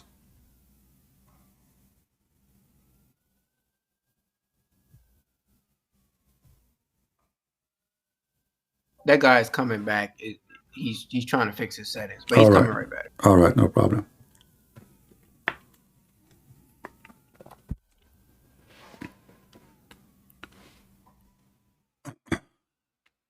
As you see, the Quran is full of, and look at the fast translation, Allah sent astray. What does that mean? In Arabic, it says yudil. Yudil.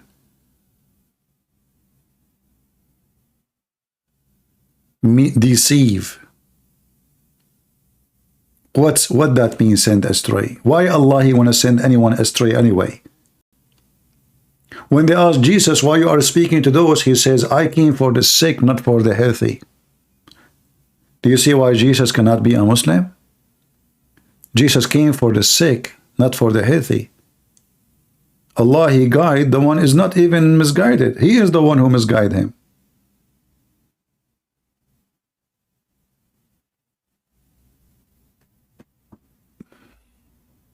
He's back. He wants to come up. All right.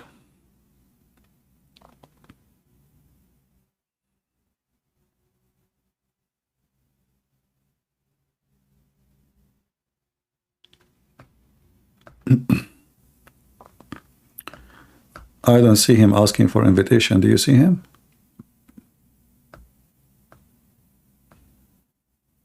Well, I can't put him up. So. But I don't see him asking for to talk. I'm not sure. Oh, then he's probably not in. You have to. All right. I just seen him in the chat say. Let me not get stressed out. All right. Okay, I see him now. I don't know why. Okay, he's here. All right. Go ahead, Mr. Clay. Hi, how's it going, guys? Fine, go ahead. Are you a Muslim, sir? Alhamdulillah. What does that mean, Alhamdulillah? All praise due to Allah. Who is the first one who said that word? Alhamdulillah, Adam. No, it's also Allah. What the heck? Yeah, isn't it the Quran says Alhamdulillahi Rabbil Alameen? Yes. Okay, that is Allah, right? This is verse number 1 in the Quran. So if you go to verse number 1 and verse number 2, it says Alhamdulillahi Rabbil Alameen, Bismillahir Rahmanir Rahim, Alhamdulillahi Rabbil Alameen, Ar-Rahmanir Rahim, Maliki Yawmiddin, Iyyaka na'budu wa iyyaka nasta'in. Who is talking? Allah. So how Allah is praising Allah? Explain to us. Go ahead. He's teaching you how to pray. No, He's not. You see in Quran, when Allah is saying pray like this, He say Qul, which means say. Do you see the word say? Nowhere.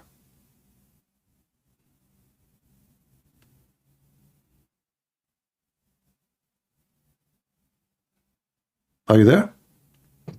What's your point? I did not hear you. What? I said, what's your point? What's your point? My point, the Quran cannot be from, I mean, if the Quran is the one is talking is Allah, there's no way Allah will say in the name of Allah.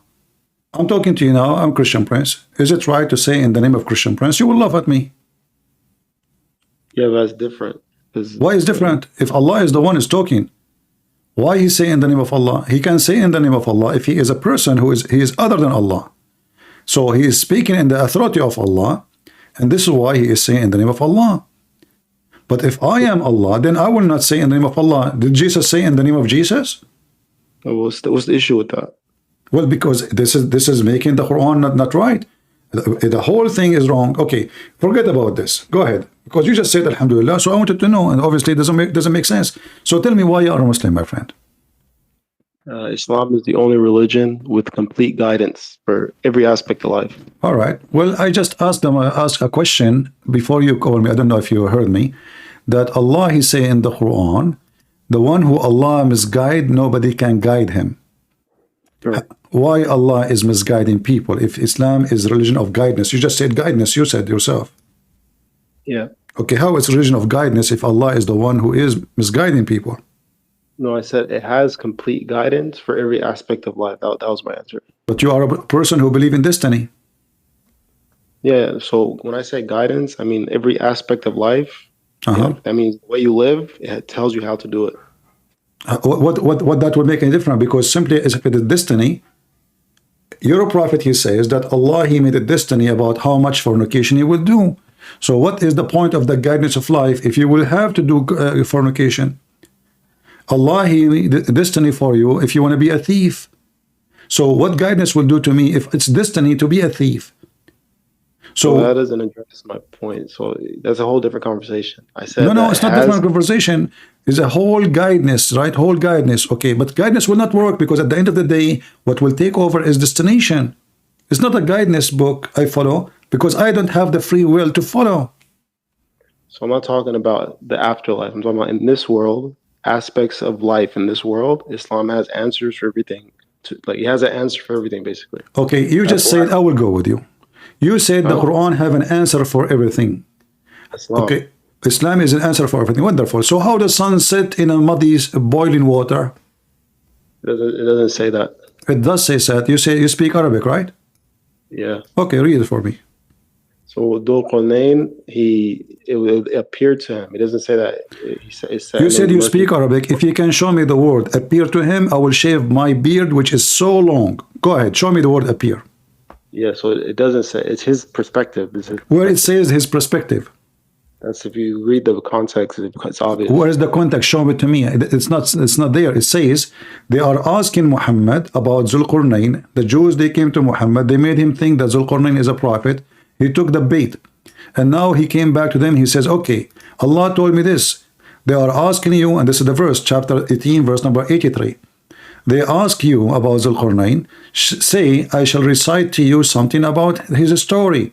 So it's not his perspective. Allah is talking. And then he says, until he keep going away, in verse number 86, until he reach the sitting place of the sun. Is that his perspective? No. Allah is talking. It's not the guy talking. Until when he reached the sitting place of the sun, he found it sitting in a spring of a bloody mud, hot water, boiling water. Where is the word perspective and where is the word appear to him? I will tell you, you Muslims, you have to add it to fix a big mistake in the Quran.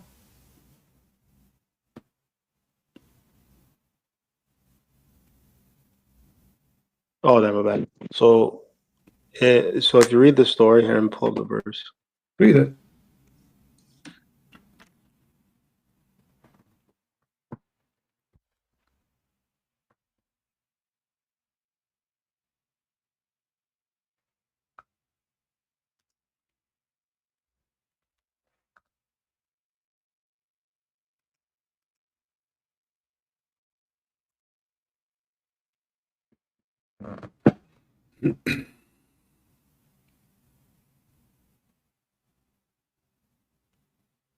So you see, sadly, what the Muslims they do, they add words, it's not there, to fix their book. And they say to us, the Quran is a book of guidance. But the book of guidance, we need to insert 10,000 bracket in the verse to make it sound better or sound right. So we add the word, it appeared to him from his perspective, this is what he thought. But all those words are not exist, nowhere to be found.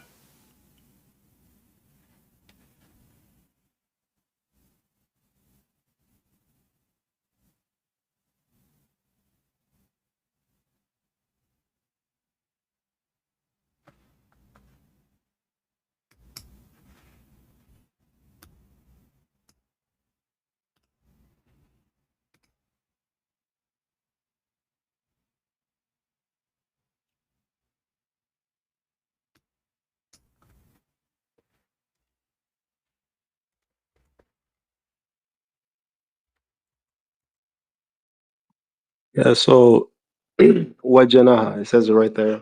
Wajadaha, he found it. Thank you very much. Wajada in Arabic means he found. It's not he thought. No, if it's how that's his perspective. Yeah, but Allah is the one. No, he did not find. He said he found. He didn't say he thought. He said he found her sitting. He reached the sitting place of the sun. Where is the sitting place of the sun? There is no sitting place of the sun. So here he's talking about a place, physical place. He keep going, keep going. Verse before he says, so he follow away until, who's talking? Allah, not the guy. Until he reached the sitting place of the sun. He found it sitting in a spring of a black, muddy, hot water. And you hear, by the way, how in the word that will work with the word perspective. Have you ever heard of somebody saw and he thought that the sun going inside a spring of water? The spring of water is little tiny thing, spring of water. How the spring of water, the sun is going there? So this is how it appeared to him. In the Quran, the Quran tells you how the sun moves. In Surah Yasin, it says, I shouldn't find the verse. It says it goes on its course. It's a set course. Okay, wonderful. Who knows the interpretation for the Quran? You or Muhammad? Yeah, but before we get into like this, you're going away from the point that I made. No, who knows you gave me a verse from the Quran about the sun move. Yeah. Okay, who is the one who knows how the sun, what the verse meaning? What the verse meaning? You or your prophet? The Prophet Muhammad sallallahu alaihi wasallam. Okay, your prophet in the hadith says the sun you know, sit in hot water. And this is hadith, and this is sahih chain. So if you're a prophet, he says that. Did your prophet he say that from his perspective too? So you're going away from the point that I was making. No, I'm not. Your prophet said the sun set in a muddy, bloody water. Yeah, but so, you're not refuting the point that I made. I said that I'm Muslim because Islam has complete guidance for every aspect of life. So you are still a Muslim because of this mistake? No, it's not. Like, this has nothing to do with if Islam has guidance for every aspect of life. No, this has to do because Allah, they are asking Muhammad about Zulqarnain. The answer is coming from Allah. So now how Allah is God, and yet he think such a thinking that he found the sitting place of the sun, and then he found the sun sitting in murky water. Yeah, so we can talk about this subject, but it goes away from the point I was making. Why is going away? This is the core of it. If this is Allah is talking, then Allah, he can't be wrong. But all of us we knew that this is wrong. Whatever scientific thing in the Quran has nothing to do whether Islam has guidance for every aspect of life. This is not scientific. This is very silly. The sun doesn't sit in murky water. It's scientific. This is not scientific. This is silly. There's nobody in the world who believe in such a thing. And not only that, if you go later here, and then this guy, he keep going until he found where the rising place of the sun. So the Quran teach that there's a rising place for the sun, and there's a sitting place of the sun. So this guy, he spent his life between going from the east to the west. He went all the way where the sun set. He found the sitting in muddy water, and then he changed direction. He went to the east until he reached the sitting place of the sun. And then what he found, that is the sun rising and the people who didn't have a cover. And then he kept going, and then he found a group of people. They told him about Gog and Magog, and then he built between those people and Gog and Magog a dam made of copper and copper and what is iron, copper or iron. But what is this dam? And those Gog and Magog are by trillion at number. Your prophet, he said, each one of us is equal. From their side, there's 1,000, and each one of them, before he die, he make 1,000 baby. So imagine from the time of Muhammad until now, or the time of Zulqarnain, how many trillion they are, not billions. Where we can find them, and where is the dam? So the dam has already been destroyed. If they are destroyed, then and then the end of the time, because this is the sign of the judgment day. Yeah, so they've already been released. So the judgment day did not happen then, because according to your prophet and according to the Quran, it says that those Gog and Magog, they are when they leave the hole, they open the hole in the wall, they will invade Mecca immediately. No, it doesn't say that. Okay, here we go. Are you sure that you are a person, you know your religion? Huh? Repeat what you just said. I didn't hear what you said. Are you sure that you know your religion? Because I don't know. It sounds like you do not know what are you talking about. Here we go. This is your Quran. Chapter 21, verse number 96. It says, until the hole is open, Gog and Magog, they will come from every way. And this is the day of judgment. The promise of Allah, the day of resurrection. Verse number 96 and 97. So if you say to me, and everybody heard you, that the dam already destroyed and those people are already free, then the Quran is false.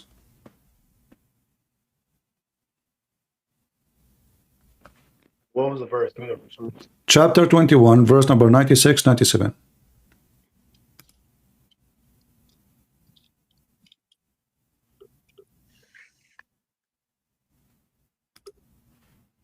Okay. Okay. It says, for which he destroyed every right, until Gog and Magog had broken loose from the barriers, swarming down over the hill. And when the true promise, then behold, the disbelievers will stand in horror. Oh, woe, we have been healed in fact. So what does it say is the day of judgment? It says in front of me, this is the day, the true promise, the promise of Allah, the day of resurrection. If you open different translation, you will see it right away. They depend in the translation. Yes, so it's the promise of Allah, Gog and Magog. This is about the day of judgment. Didn't say that. Yeah, here we go. The verse after it says, and those who believe in Allah and those who don't believe in Allah, those they will be the stones of hell. The verse after it. The description of hell right after. Why? Because when Gog and Magog come out, this is the day of resurrection. It doesn't correlate though. You're saying that you can read the interpretation. Go open Ibn Kathir.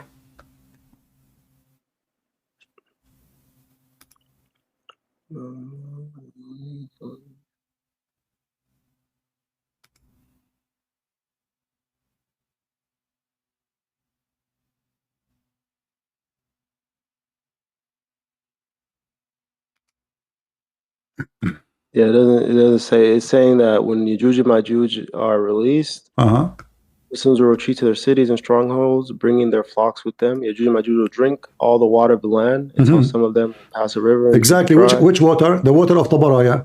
Is the water of Tabaraya is dry? You said to me they are free. Almost. What do you almost? Yeah, it is. Go right now. I just watched a video about the Israeli army guarding the water of Tabaraya, a huge, massive lake. What do you mean? What do you mean almost? And they would drink it, and they would drink it, and they would drink it in one day before they pass. When they pass, when the first one start passing, before the end one leave, it's not about drying weather and global warming. They pass.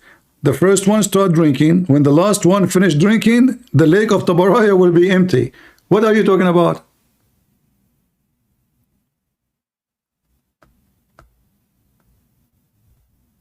And this is still in the day of judgment. And they will invade Mecca. No. Because when they invade, Uh-huh. Isa is going to be there. Ah, okay. Isa here. Isa is coming. Well, Isa is going to be busy killing the pig. Isn't it your prophet? He says when Isa come, he will go and he fight the pig. Yes, this is after. After. Okay. So, did you open the Gog and Magog tafsir? Yeah. Did you open it? Huh? Yeah. Okay. Yeah. What tafsir you are reading? Ibn Kathir? Yeah. All right. What it says? I was just reading it. So it says, it was one I was just reading where it says that they will retreat and Gog and Magog will drink. One second. Go back up. Who is going to retreat? Or Muslim, they will retreat to their cities, right?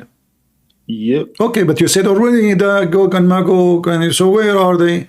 And not only that, your prophet, he claimed that Gog and Magog are the Turkish.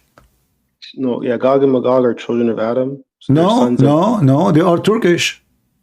Yeah, they're sons of Adam. No, they are not. How are they not sons of Adam? Well, those are not a human, according to Muhammad. Those are not a human. Who says that? Okay, if you open, if you go to Ibn Kathir, let me open Ibn Kathir for you. In Ibn Kathir, it says, حتى إذا فتحت يأجوج ومأجوج. Read underneath that. It says, as I remember, who was the father of the Turk. Here it says, this is one of the explanation. It says here, the progeny of Adam, as you said, right? But then if we go to different place, we will find that those are not a human because they sleep inside their ear. Their ear is in the size of a tent. All right. So it says right here that sons of Adam, descendants of Noah through the sun. This is just an explanation. Some of the explanation. Everybody give his own. But if you go in reality, okay, if we search right now, the description of Gog and Magog, what you will see, if I type now Gog and Magog, let me show you what Muslim, they have Photoshop. Ya'juj wa Ma'juj. Here we go. Look what you will see. And you are telling me sons of Adam? I just type the word Ya'juj wa Ma'juj, and look what we will find in all over YouTube and over Google. They go to the Lord of the Ring and they copy pictures, and you will find it in every Muslim video. This is Gog and Magog. Gog and Magog. Do you see how this is an Islamic video? Gog and Magog. This is another Muslim video on YouTube. Gog and Magog. Look at this. Look at him. I mean, this guy is like 100, 200, 300 meters tall. Those are Gog and Magog. This is your Muslims. Yeah, so how they are son of Adam? Okay, where we can find those creatures who they are so massive in size, they are like 7-8 floors long, tall, they are scary, and you are saying to me already they are out. Yeah, even the scholars of Islam already spoken about this. The barrier was in Georgia. It was broken a long time ago. It was in Georgia, huh? Yeah. Those Gog and Magog, they are Georgian. Close on Gog, Magog, Georgia. Where did they get this from? It's a known thing. It's not even like. Sorry. Mississippi. I am Georgian and I have never heard this man. I'm just Georgian. I wanted to say it. I have never heard of this man. My friend, you are wrong. Muslims, they know about Georgia more than you. Excuse me. It's written already in the books of history. So you can the read, book of history. Which book? Which history? In the book of history, it says that Gog and Magog, they live in Georgia, and there was a dam between two mountains, and those nations, they are digging the, by the way, the dam will not be destroyed. The dam they will make only a hole in it, just a hole. I said the barrier had been destroyed. Yeah, and within how many days they will conquer the earth? Few days. They're already conquering the earth right now. Wow, they are now conquering the earth. Who are they? Where are they? Their descendants are the leaders of the Arab. It's a whole different. Okay. Now it's getting more. Descendant of who? Yeah, so the descendants of them are the families that are in charge. Where are the family? No, your prophet, he says they will invade Mecca and they are creatures and they will drink the lake of Tabaraya. So the descendant, they will go and drink the lake of Tabaraya? Yeah, and they never said they would invade Mecca. It doesn't say that. What do you mean they will not? Yeah, he never says that. No, they do, and they will throw arrows, and then the people of Mecca will use their arrows for 3 years. 7 years, sorry, 7 years. No, that's in Sham. That's what? In Sham, that's in the Sham, not Mecca. Sham? Yeah. Okay, let us see.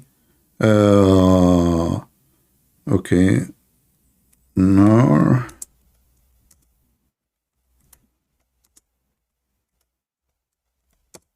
Let us see.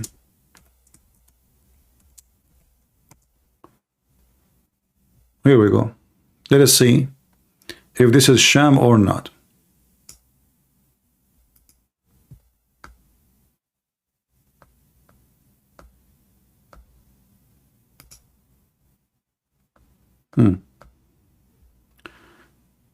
This is Sahih Muslim.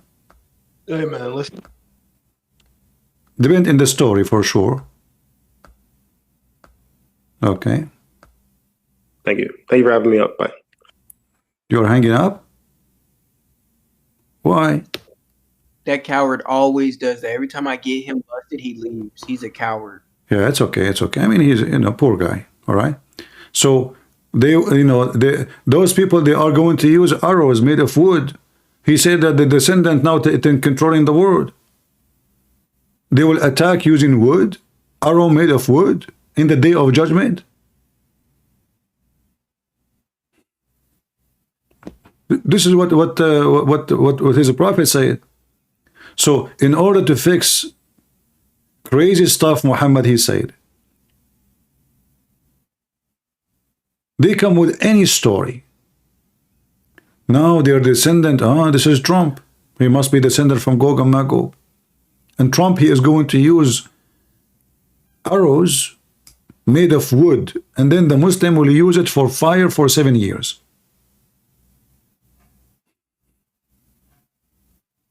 Isn't this is something? It's like the Jews waiting for the Messiah to come to Jerusalem in the top of a donkey. Until now. But in Jerusalem, nobody's allowed to walk with a donkey no more. So if the Messiah, the one they are waiting for, if he come to Jerusalem now, they will give him a fine. He will be arrested. This is how silly those people are.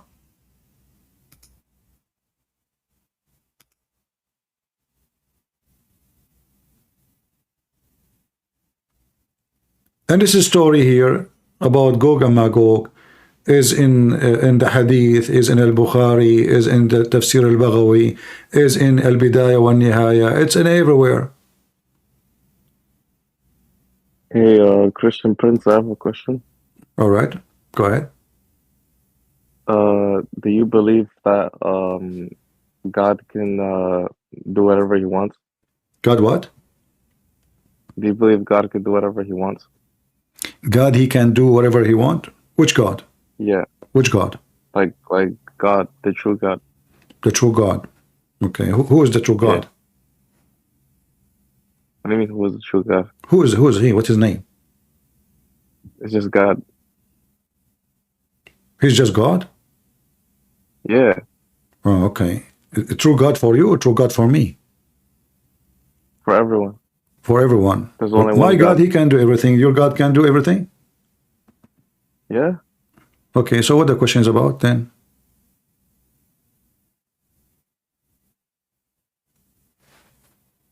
Hello?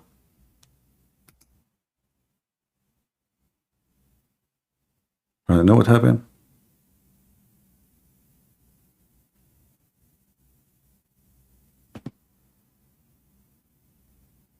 We can hear you, G-Man.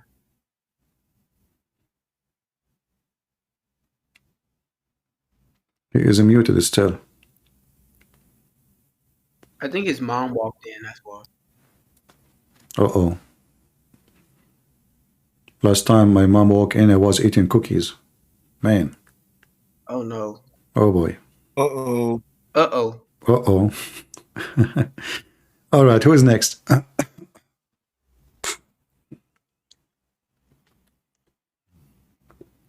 Well, G-Man, his mic is not working, so let us see who is next. Wait, no, I can hear him. I think you have him muted. I can hear him just fine. Oh, really? Okay, let me see. Yeah. I didn't mute him. Oh, yeah, because this woman, she was going crazy all over the place. Okay, go ahead, G-Man, sorry. I wasn't going crazy. Just told you that. Sorry, what? I don't hear you. Your voice is very low. I said I wasn't going crazy. I just told you that I wanted to have conversation so we can understand each other. I think we should take the second one. Okay, no problem. Let's go back to zero. The Sabian will go to heaven. The Sabian will go to heaven. Why? Go ahead. Yeah, let me read the whole chapter now. Okay. Chapter verse. All right. Then number 262. Indeed, the believer.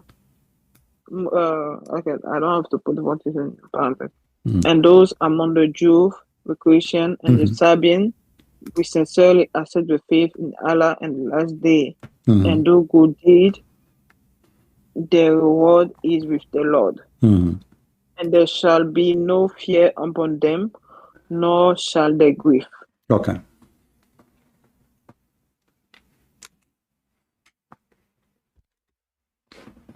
And?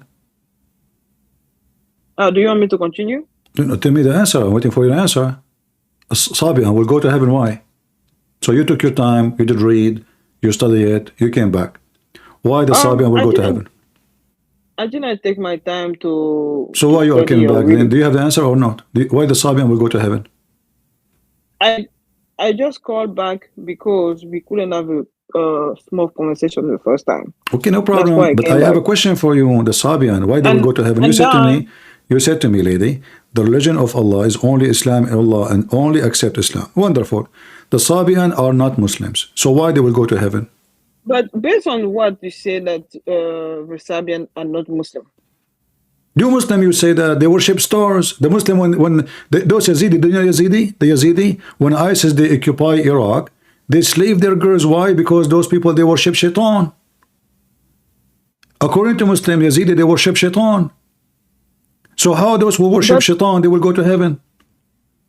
That's the Sabian, the Sabian in their book, they teach that the God of the Jews, he is the devil. Why? Not their devil, the devil is God. They have different devil, the Jews. They worship other devil. Why? Because he told them to do circumcision. So they make fun of those who make circumcision. They say they are satanic. They are following the wrong Satan. So how those are going to go to heaven if your God, he says you do circumcision? I understand because I think maybe the verse is clear here. Is the verse is clear. Maybe, yeah, for me, Okay. I think the verse is clear. All right. Because they clearly say, because the Jew and the Christian is like, for me, the Jew and Christian is not, because in Islam is not made just for Arabic. Because Islam this is not made only for Arabic? Yeah. Islam is not, where it says that? Why it says that? Because all of the prophets, not all of them were Arabic. But, okay, hold on. No. You said Islam is not made only for Arabic, correct? Yes. Okay. Yes. So why the Quran says Allah, He sent the Quran in Arabic so they might understand. The Quran mean, based on this, that Allah sent the Quran only to the Arab, correct? The Quran wasn't sent only to the Arab. It's like pretty much the other revelation. So why? Okay, but the Quran says so. The Quran says we send them the Quran in Arabic. The Quran, there's tons of verses. Chapter 12. Chapter 12. I think the best we can do. Okay. All right. One by one. Okay. One by one. Okay.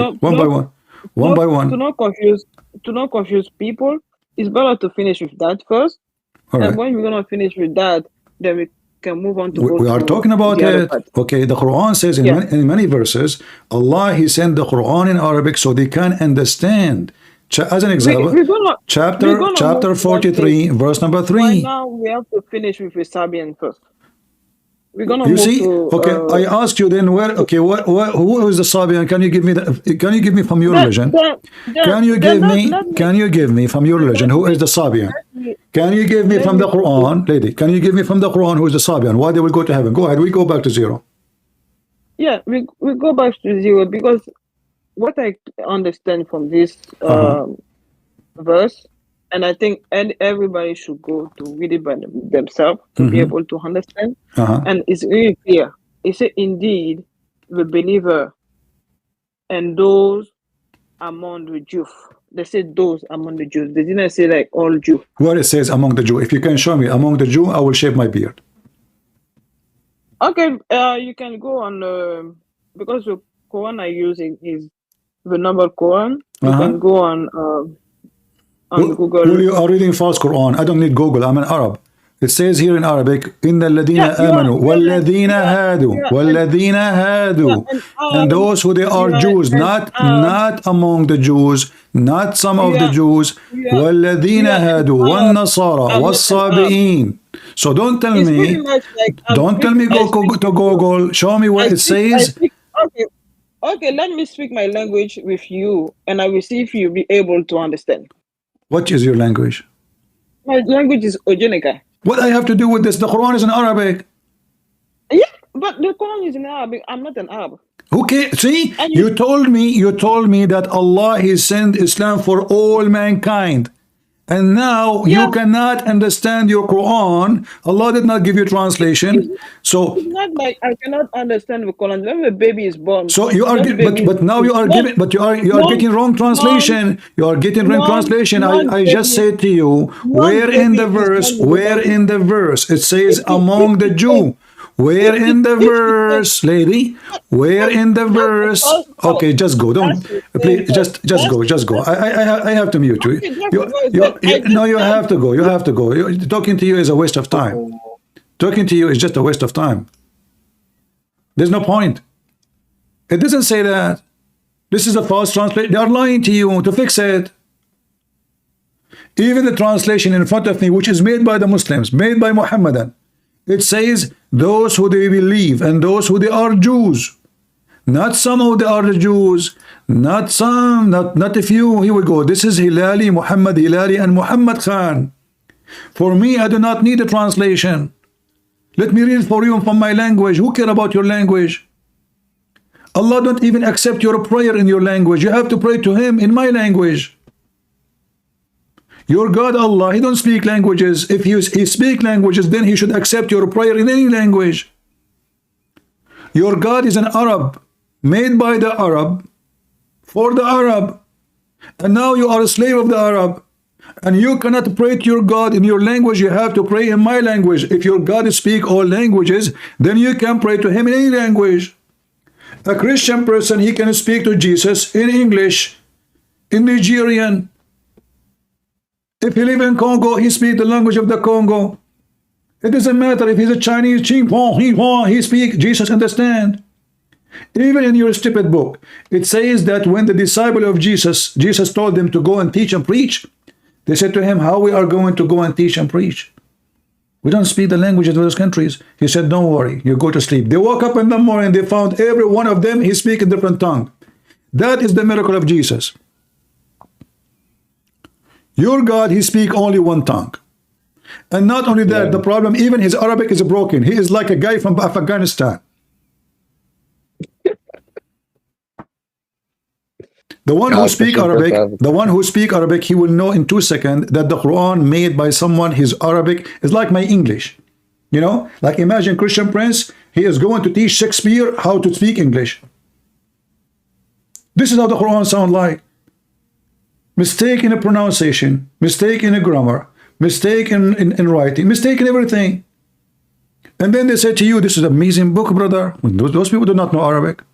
But for us, we are the Arab. We are the best people in the world who speak the language. There's a 7 top point man in the history of the Arab. Top. All of them, they are Christians. All of them.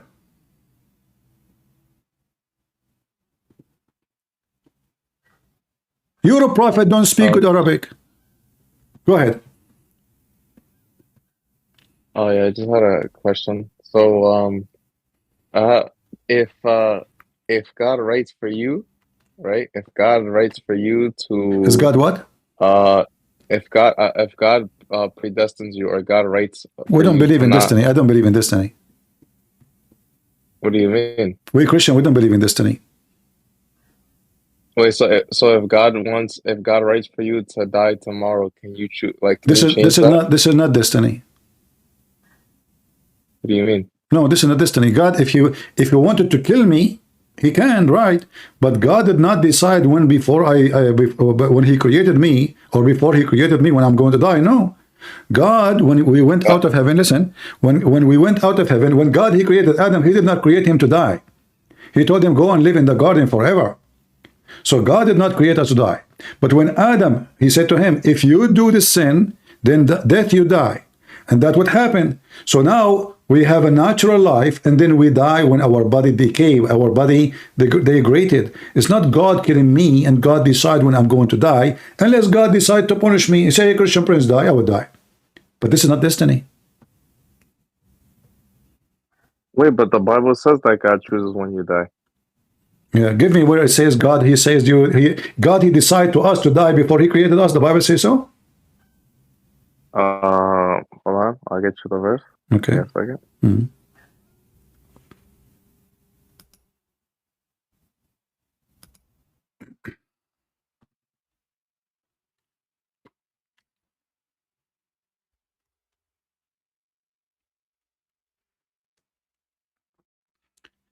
God, he made a penalty is death. That is, if you want, that is a destiny. That's for Adam, and then for his children after him. So if you commit sin, you die. And then after Adam, everybody is the same as Adam. Okay, in Job chapter 14, verse 1 to 6, it says that his days are determined by God. Job 14? Yeah, Job chapter 14, verse 1 to 6. All right. Here we go. He comes forth like a flower and cut down. He fleeth as a shadow and okay. And doth in the eyes, okay, all right. Seeing in his day determine the number of his month, and thee hast appointed his bond and cannot pass, and turn to him. Okay, where it says that God, he tell you when you die. I don't see it. It says the numbers of his days are determined. Number of his days is determined? Yeah. You see, our days is not forever.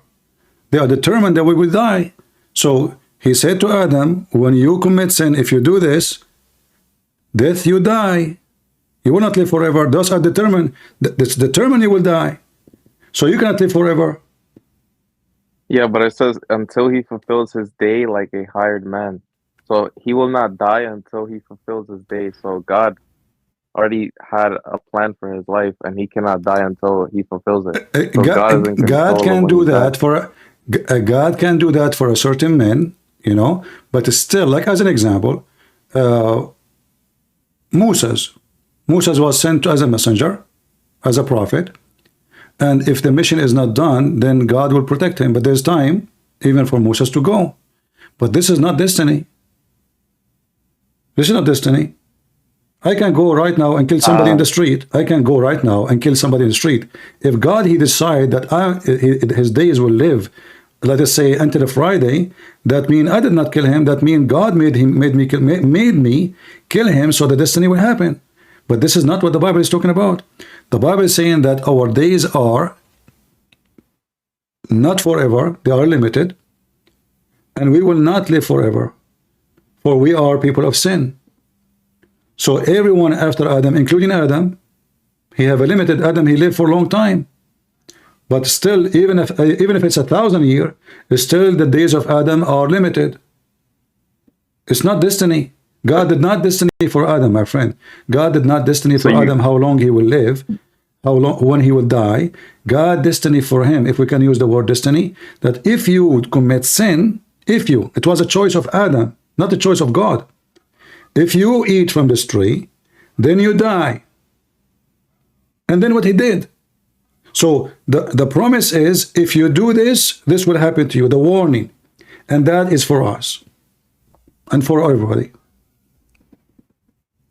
But the Bible uses the word predestined. So you don't. I don't see the word predestined. I don't see it. In another and even place, okay, let us see different translation, no problem. But even if that what it says in the translation, it's about we cannot change the fact that we are going to die. This is something we cannot change because it was a penalty. No. Do you believe God predestines who goes to heaven? God destine what? Does God destine who goes to heaven? Who bless? Destine, like he predestines who goes to heaven. God, he knew whoever going to go to heaven. As an example, God, he said, I chosen you before you chose me. But doesn't mean that this is a destiny. This is not a destiny. Why? Because still you have a freedom to be there or not. And I will give you an example. God, he chosen us all to go to heaven. All of us, not a few. But then we refuse. That's why Jesus said, not everyone says to me, God will enter the kingdom of my Father, but the one who do his will. So, but Jesus said in the same time, whoever believe in me and die will live. But now he is making differentiation. It's a destiny for you to go to heaven, if you choose to say so, if you believe in me, which means it's you. Destiny is in your hand. It's not God. You don't take a verse from here and then you try to attach it to everywhere and you say this is destiny. As long I'm not doing the will of God, and this is what the Messiah said, then we have to understand that if we do the will of God only, then we go to heaven. So any word in the Bible is about destiny, have nothing to do with the destiny you understand. It is our destiny, which we decide by ourselves. If we choose to be with God, then I will be with God. If I choose to be against God, then I will never be with God. So destiny here is not about God destiny for me to be in heaven and I have no choice to be there or not. It is always my choice. And this is the whole idea of Christianity. All of Christianity is about, not everyone says to me, Lord, Lord, will enter the kingdom of my Father, but the one who do his will. So if I have no choice to do his will or not, then what Jesus is talking about? Okay, I see. And not only that, I will give you an example. Jesus had chosen disciple, correct? Is it true that Jesus has chosen disciples to follow him? Yeah. Okay. Is Judah is one of them? Yeah, but Judas betrayed him. Okay, but he was a chosen one. Yeah. So who is the one who decide to betray? If Jesus, he have a destiny for Judah, then Judah is a good guy. Correct? Yeah, but Judas chose to not. But that's not what happened. Judah, even he killed himself because he felt so guilty. So it was his sin, it was his fault, it was his action. It's not God's destiny. And destiny is very dangerous. Because if when a religion believes that everyone is destined to do something, then I'm going to rape a woman. I say this is destiny. I see somebody in the street, I rob him. I say this is destiny. If it's not destiny, God will not make it happen. This is what the Muslim believe. If you think this way, then you are no Christian. But I can say there's a limited understanding of destiny in Christianity. Like I cannot change the fact that I'm going to die. I cannot change that. Because why? Because this was a penalty of sin. What is the wage? The Bible says, what is the wage of sin? Death. It's a wage. It's not a destiny. What does that mean? You got paid for what you did. It's a wage. It's not a destiny, my friend. I have a question. All right. You said that there's Arabic mistakes in the Quran. Can you show me one? There's what? You said there's mistakes in the Quran, like Arabic. Can you show me one? Oh, there is tons of them. But do you know Arabic? I can read, yeah. All right. But are you an Arab? No. I'm white. What do you mean you are white? I am white too. Yeah, I'm American. Okay, but don't you know that the Arab are white people too? Oh, they are? Yeah, they are white more than you. Oh, I didn't know. Yeah, all right. All right, anyway. So, but if you do not know the grammar, etc., how you will notice what is mistake, what is the mistake? If you know just how to read, then, No, I know. I think I can see if it's a mistake or not. Can you just show me? All right. Well, there is tons of mistakes actually. Here we go. As an example, we go. Which one I will show you? Like the verse we are talking about actually, the verse I just asked her about the Jews. The one you were listening to the lady when she called me. Yeah, but what was the verse again? Okay. This is a chapter 5. Sorry, chapter. Yeah, we can go to chapter 5 actually, but in chapter 2 is the same. But anyway, in chapter 5, verse. Let us go to As-Sabi'un. Hold on. Chapter 5, verse number 69. It's the same. We were talking about As-Sabi'un. That's why I mention it. Anyone who knows little grammar, he will know that this is a big mistake in Arabic. So here it says in chapter 5, verse number 69. إن الذين آمنوا والذين هادوا والصابئون والنصارى ومن آمن بالله واليوم الآخر. Anyone who speak Arabic, he knew that there is something. Do you know what ma'tuf mean? No. What does that mean? Okay, so I'm going to explain to you. So simply, it should be sabi'in, not sabi'un. In the other verse, it says sabi'in. No, it means the same thing. Huh? It means the same thing. No, this is not about. If you say, who care about being same thing? But this is a mistake. This is a mistake. Who care about if you say Muslimun or Muslimin, like what's the difference? No, my friend. In Arabic, you see, if I am doing an exam now, I write it this way, I will lose some mark. So this is God talking. This don't tell me this is the same. So I can say like a glass, and I type 1S. It's not the same, So I can say gas, and I put 2S. That will make it a different word. So same in Arabic, there's rules. Then you have to follow the rules. And the Muslim, they say is the Quran, the grammar is coming from the Quran. There's tons of mistakes. But as I said, my friend, in order to understand, you have to know Arabic. And there's no point of speaking to you about them. This is why we focus on things can help people. How many people here they speak Arabic? Maybe nobody. Yeah, but Muslimun and Muslimin just means more like a plurality of Muslims. Like my friend, it's not about the meaning. You see, there is a grammar. There is a grammar. You cannot. It's not up to you. It's not up to you. So if I change it, then I am making wrong Arabic. It's not up to me. This is a language, have rules. It's not up to me to say it's the same. No, it's not the same. Then why the rules? Then let it the same. Let people type as they want. Actually, the whole Quran, you know, like the word hayat, the Quran says hayawat, but I cannot find it in the Quran no more. Hayawat. Yeah, hayawat. What hayawat? There's no hayawat. I never heard of the word hayawat in my life. But if I want to show you to you here, I cannot find it. Where is hayawat? They took it off. I cannot find the word hayawat. Wait, in which Quran is that? We do not find. I do not know. I don't have it. Al hayawat al-dunya. No, no. Wow, this is such an old shubha. This is such an old shubha. Old Why or new? Sabi'in is a Or grammatical new. error. There is no hayat in Arabic. You know, like I'm talking about Sabi'in. I'm talking about Sabi'in. Yeah. Yes, it's old shubha. You guys are trying too hard to bring down Islam.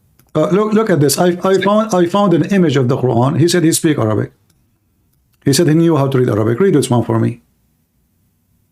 Okay, show me. Do you see the word here? Let me turn my pen. But hold on, I have to respond to the Sabi'in one. Just hold on. I have to teach you Arabic. I have to teach you Arabic. Oh, okay. So Sabi'in here is Sabi'in his marfu'a, because if you go and read what Al-Alusi said in Ruh al-Ma'ani, it's marfu'a ala al-ibtida, and the khabar is mahduf in this case. Al-Alusi, he said that? Al-Alusi, he said, and Al-Alusi is a Muslim, right? Yes, he said it in Ruh al-Ma'ani. I can give you the this is a Muslim trying to defend the Quran.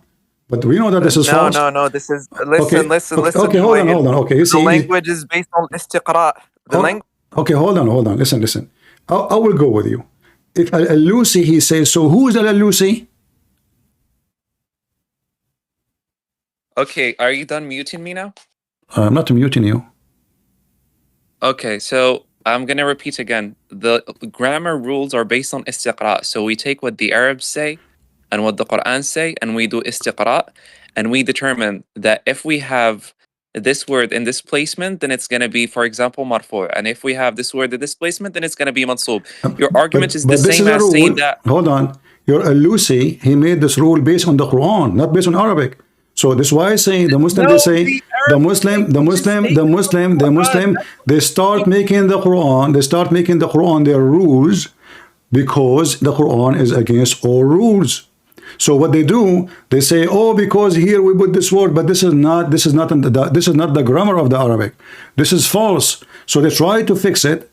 They make their own fiction story. And you are bringing me someone, he's a Muslim, and the Muslim saying this is not wrong, this is not a mistake. We can replace, if we replace this word here, we put it there.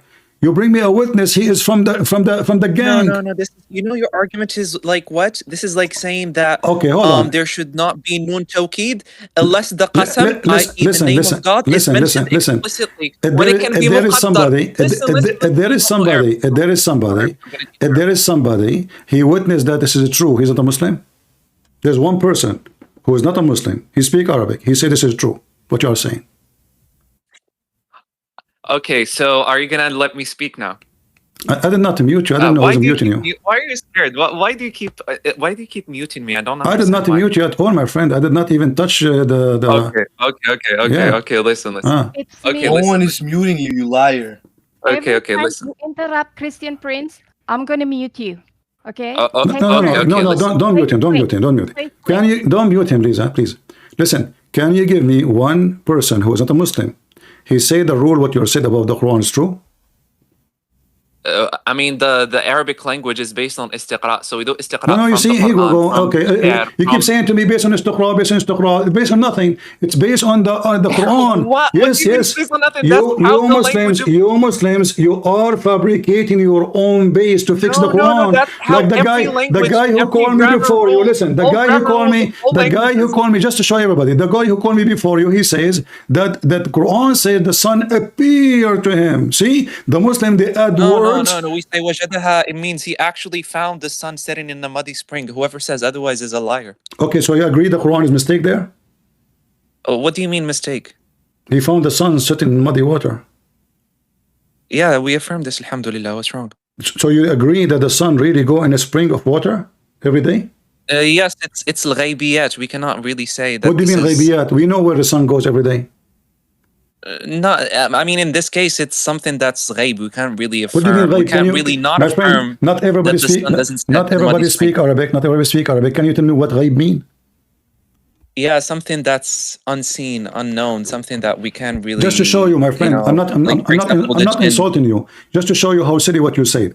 You said unseen, but the Quran says he found it. What mean he saw it?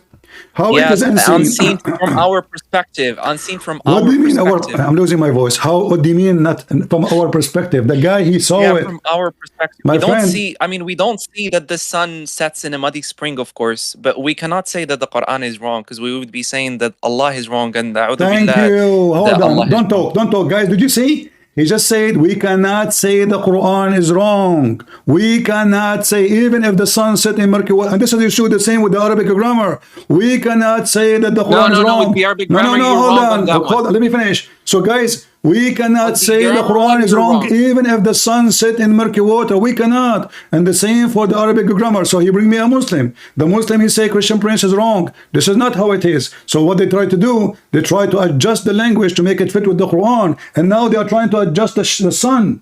How the sun set in murky water? Yes. On the grammar one, you're very much wrong. My friend, you just said, you just said, everybody heard you. We cannot say the Quran is wrong because that will make Allah wrong.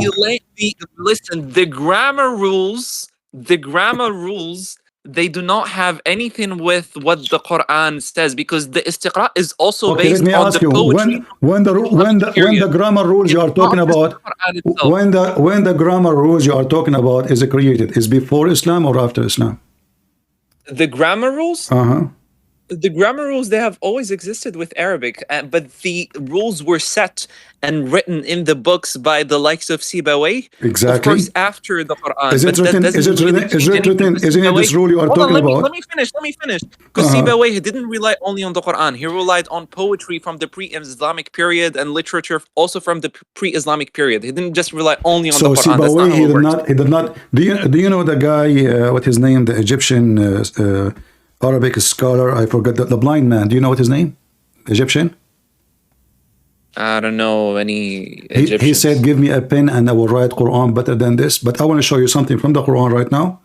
And I will show you the proof that the Quran is full of mistakes, and including Arabic. Read with me this verse. What verse? Do you see my screen? I don't think I can see your screen. Okay. In the Quran, it says, in chapter 2, verse number 106. Can you read it for me? And you can translate your own translation. Surah Al-Baqarah 1 through 6. Okay, hold on. Let me pull up my laptop real quick. All right. You can open it in your phone. Yeah, hold on. I just want to read it through my laptop so that way it's easier. All right.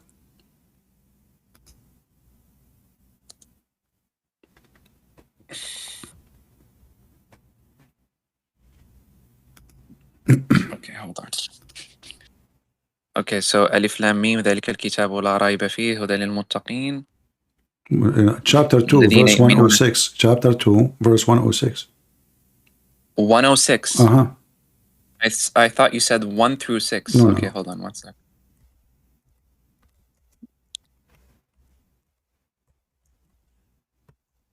Okay, ما ننسخ من آية أو ننسيها نأتي بخير منها أو مثلها ألم تعلم. First of all, your Arabic is very bad. Let me teach you. I never heard of somebody claim he speak Arabic. It's recorded. You can listen to yourself. What mistake did I make? Listen. It's recorded. ما ننسخ من آية أو ننسيها ننسيها نأتي بخير نأتي بخير منها أو مثلها. Not you don't know how to do Arabic. What did I say? That's totally what I said. No, just it's recorded. You listen to yourself after we finish. Yeah, I said ما ننسخ من آية أو ننسيها نأتي بخير منها أو مثلها ألم تعلم أن الله على okay, go ahead. Okay, go. مثلها. Okay, مثلها. That's the See? mistake part. مثلها. ألم So now he تعلم أن admit. الله Okay, على thank you, كل thank شيء you. قدير. So you see, you're teaching me Arabic, but you just made a mistake in grammar. But Yeah, anyway. that it doesn't make any difference in the It make a tashkil. difference. It It make a doesn't really difference. make You any see, you difference are if I the say one saying, you are the one who called me to correct my grammar, and you don't know even how to read it correctly. No. Now read for me, مثلها or my مثلها friend. doesn't change It anything. make a big difference because Both we know things are that correct. Dhamma and Kasra they make a difference. Now read for me. No, What kind? okay, tell me the difference Read the between verse. مثلها and مثلها. Let Go ahead. everybody laugh. What kind of God he will make Quran better than the Quran? Read for us. Go ahead. Okay, listen. Can you tell me the difference between مثلها and Read the مثلها, please? verse, please. Read the verse. I'm sorry, what did you say? Read the verse. Okay, ما ننسخ من آية أو ننسيها نأتي بخير منها أو مثلها ألم تعلم أن الله على كل شيء قدير. Go ahead. What's wrong with this verse? Did you just see Allah? He will delete verses because he is going to write a better verses? Yeah, what kind of what's God wrong is? with Are you saying to me that your God, when he wrote the Quran first time, after reading it, he said, "Oh, what the heck is this? Let me write better one." I thought there's no Quran better than the Quran. It turned to be there's Quran better than the Quran. So Allah, No, not the, if Allah there are is a verses better if than Allah others. is a perfect God, then why he want to delete a verse so he can write something better than the previous verse? And not only he is Can you let me deleting it. respond Look, now? no, listen. He says or similar. Have you ever heard of a God? He say, okay, I'm a God now. I will say, build 5 rooms in 5 houses and plant 5 trees. And then I say, Can you please let okay, me I will respond delete now? this verse. I will delete this verse. I will make similar one. Build 5 rooms in 5 houses and plant 5 Can you let trees. me respond? Can you let Okay. me respond? Uh-huh. Okay. First of all, there is no difference between مثلها and مثلها. Both of the readings are correct. And there are actual other readers who read it as مثلها. There is no issue with this at all. So you're just grasping at But you straws did read, on okay, this. I will go with you. I will go with the propaganda, but you did read it wrong, correct? No, I did not read it wrong because You there is no did. difference between You مثلها and did, مثلها. There is because you have to read as the Quran. You just say it now. I can read it differently. So why Allah don't read it differently too? I mean, if you can, anyone can read differently. The exact same meaning. There is no difference. This is like telling me Now because explain to us the verse about Allah will fix His Quran. Go ahead. Okay, guys, this CP's argument is basically if you read a word in a Scottish accent versus an American accent. No, this is not about Scotch. There is tashkil. There is tashkil. Okay, no You are deceiving people. This is not accent.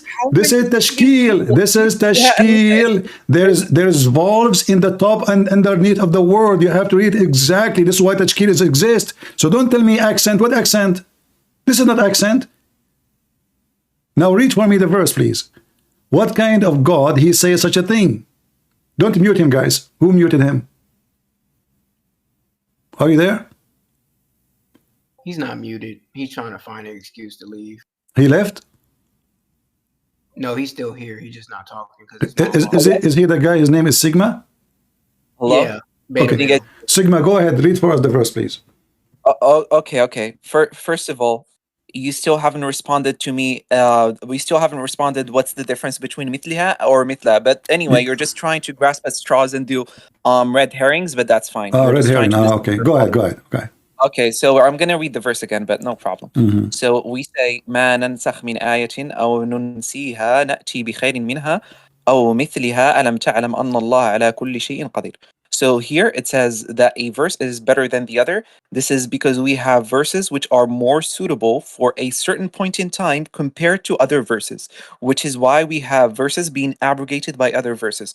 We don't say that one verse is better than the other verse in the sense that it's more eloquent or that its contents are just objectively better. No, they're only better in the context of a certain time. They're suitable for a certain time, and that makes them better than the other in relation to the time that they were revealed, and not that one is more eloquent than the other. Are you done? There you go. Are you done? Okay. Yes, I'm done. Is it true that this is about a verse Muhammad he gave afternoon, and then he abrogated the verse in the morning? I'm sorry, can you repeat your question again? Is this verse is about a verse Muhammad he gave afternoon, and then he abrogated the verse second day? Yeah, what's the issue? I literally just said that some Okay, verses you are just better, said better 13 than the times. others You just in said, relation. guys, he just said this is not about this is bad and this is good. Yeah, yeah, This is exactly. about, okay, but he just went to sleep. He woke up in the In morning, relation, second day. yeah, in Second relation day, of there's a time. new verse abrogating the previous verse. Okay, do Allah knew the future? Why Allah he give you a verse is not valid? Even Yeah, for because okay, even for listen. 8 hours, for 8 hours only is not good. So the Arab they start No, making no, no, fun. no, no. Listen, You can't listen, say that God does not know the future. That this okay, okay. When you say listen. God does not know the future, Okay, this listen, presupposes listen, listen, listen. this Is it? presupposes that there is a concept of Isn't future it, for God. isn't We it the don't believe that Arab? there is a concept Isn't it of the future Arab? for They God. were questioning what kind of a prophet. His God, he gave me a verse at night. He wake up in the morning. He gave him abrogation. He canceled it. Yeah, this is still a verse being better than the other in a relation of time. What's the But issue? you That's see, my exact okay, in point. relation to time, it's just 8 hours. Yeah, so it's still time. What How does happened in it being 8 wait, hours? what happened in 8 hours? Bro, my argument still stands. No, It no, being 8 no. hours or Allah 5 and minutes Allah, is He not says a changing. better. He did not say relative. He did not say better argument. He did not say. He says we will make better or It's literally look. better And in not only relation that, of He time. said. Do you see the word similar? Yeah, I didn't say that they're similar. Where did I say that they're similar? One is better than the other in relation of time. And So obviously each if verse is the different from verse one is another. No similar, verse is if the similar to verse one is another. similar, so why I'm deleted the first one? No, I did not say they're similar. You're not listening to what I said. I did not say they're similar. It's not you. The Quran says so. Where does it say that all verses are similar? Please show No, me. I did not say in all verses. It says Allah will make better or similar. So He will make similar. So why He want to delete the first one? If the first one is going to be similar, the second one, there's no different. Hold on. No, it says first of all. Hold on. First of all, I already told you that verses are better than better than one another in relation of time. And when we say something is similar, okay, when we say that a verse is similar to the other, there is no issue with this either. So We can why have you are two verses abrogating that the are verse? similar. Okay, if they are similar, why you abrogate the verse? No, they're not being abrogated. No, it says that whatever verse we abrogated or caused to be forgotten, we bring a better or similar. He bring to replace. So don't tell me it doesn't say that. So basically you have a verse that's taken out and replaced by something that's similar. No problem here. So what happened? What changed? If I say shish kebab and then I make a verse, I say forget about shish kebab. Don't say. And then I this say, is a loaded question. and then I say forget about shish kebab and shish kebab. Say this shish kebab and shish kebab. So what the difference? Yeah, I don't see any issue with this. What's the logical contradiction in this? You just said to me he will make a verse relatively better, but here there's no point. Yeah, it's similar. Yeah. So some verses are better than the other in relation of the time they were revealed. But it's the same day. And then you have the guy, he go to sleep, he woke up in the morning. I will tell you what happened. You see, do you see the word forgetting? Yeah, it doesn't matter if it's 5 You're minutes. a prophet, he forget the Quran. That's the whole story. People make fun of him. He was caused to forget by God. Thank you. Guys, did you hear it? Allah, he made Muhammad forget the Quran. Why? Yeah, because that's hikmah from God. This is wisdom. Yes. But the Muslim, I thought the Muslim, they say we recite the Quran by heart. So Muhammad, he forgot the Quran. What about the Muslims? Yeah, so the Quran that was relayed over to us is the complete one that was already abrogated. Everything that needed to be abrogated was already abrogated. So Allah, he caused the Muslim. So Allah, he caused the Muslim too. All of them forget the same verses. No, not all of them. Not all of them. Only the Prophet. He was caused to forget verses that needed to be forgotten. No, it says here we'll give you better, because if you still have it, there's no need to give you better or similar. If you don't have it no more, it's gone. How does that logically follow? Listen, it says in any verse we abrogate or cause to forgot, we bring better or similar. So now if you have it, why he want to give you the same verse again, similar? Yeah, he's not giving it to us, he's giving it to the Prophet. This is this speaks about who care the Prophet, he give it to him, who care? But Allah, he caused you to forget the verse. And then he will bring you, and then, no, because if he calls the Prophet only, there's no need to bring similar. You Muslims still remember it. Okay, give me the verse of a breastfeeding for adult. The breastfeeding of adults, it was abrogated. Give me the verse. Yeah, it was abrogated. Give me the verse.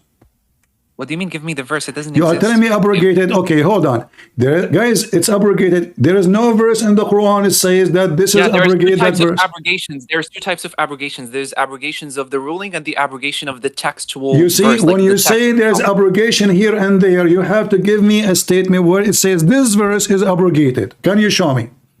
Allah, so we have hadith. We have hadiths that say that this verse was abrogated, of course. Abrogated by 5, the hadith says.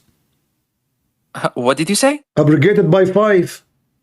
What do you mean abrogated by 5? By 5 breastfeeding. By 5 breastfeeds. Okay, I don't really see an issue. But we don't have 5 breastfeeding. So now we have 5. No.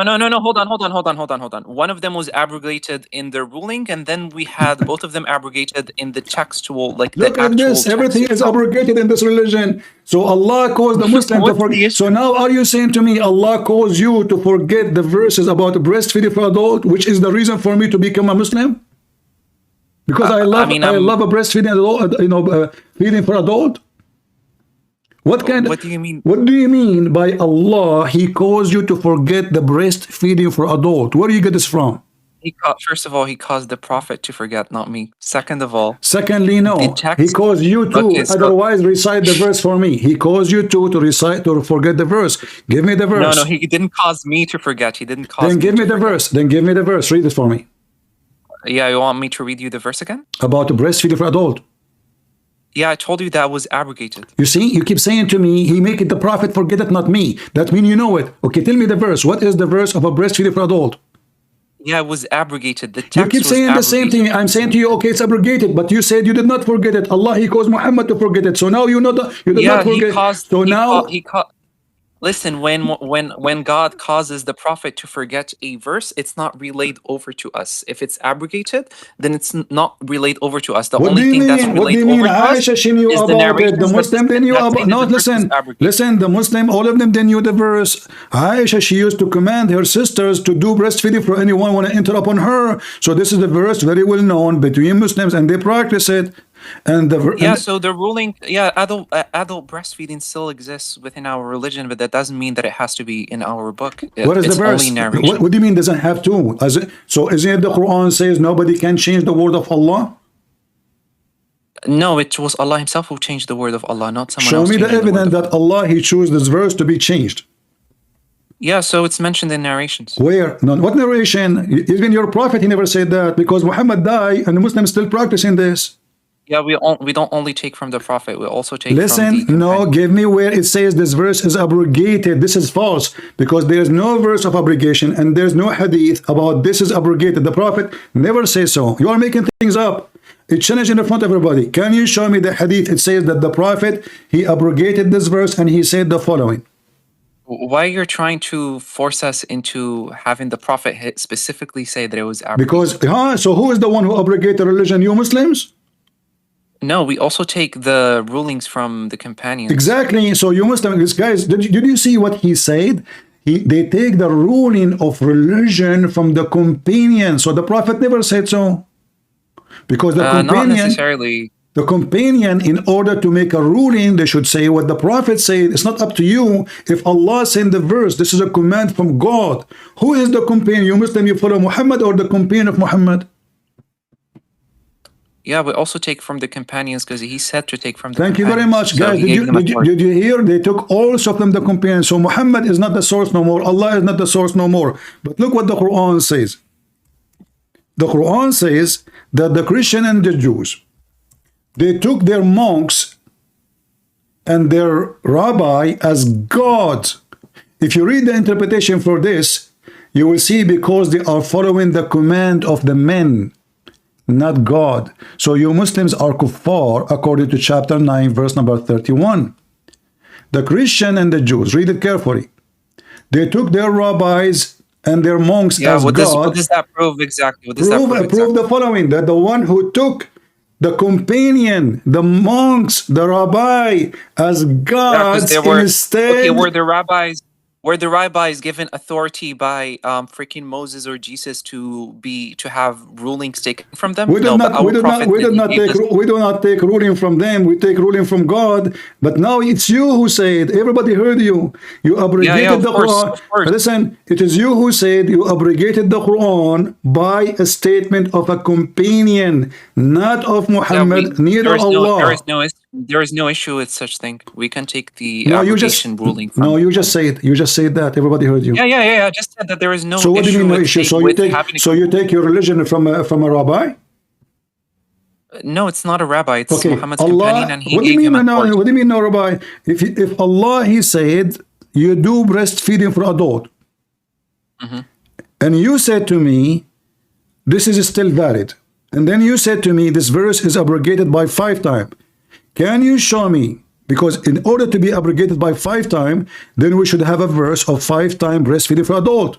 Not necessarily. Please show me how So does how that, you know how that about logic it? So where do you get this from? Okay, tell me how that logic follows. How the companion they come to the conclusion that this is abrogated by 5 times breastfeeding if you don't have a verse. You made the claim. You made the claim. Do you have a verse? Do you have a verse of 5 times breastfeeding adult abrogating the previous verse? You made the claim. You made the claim that just because it was abrogated, this means that the actual text has to be in the Quran itself and not just in the narrations or have. Okay, so now the Muslims. I did not make a claim. It's you who said so. You said. You said. I took the companion said, but the companion for them are they prophet of God, or they are people who they are just. The companions were given authority to give rulings from the prophet himself. The companion of Muhammad, they never been given authority, and you are lying. Can you show me the authority of the companion? No. Can you show me the authority? Who is the one who gave him actually, the companion of Muhammad are a bunch of thieves, and they accuse your prophet that he stole an underwear. How those people they can? Yeah.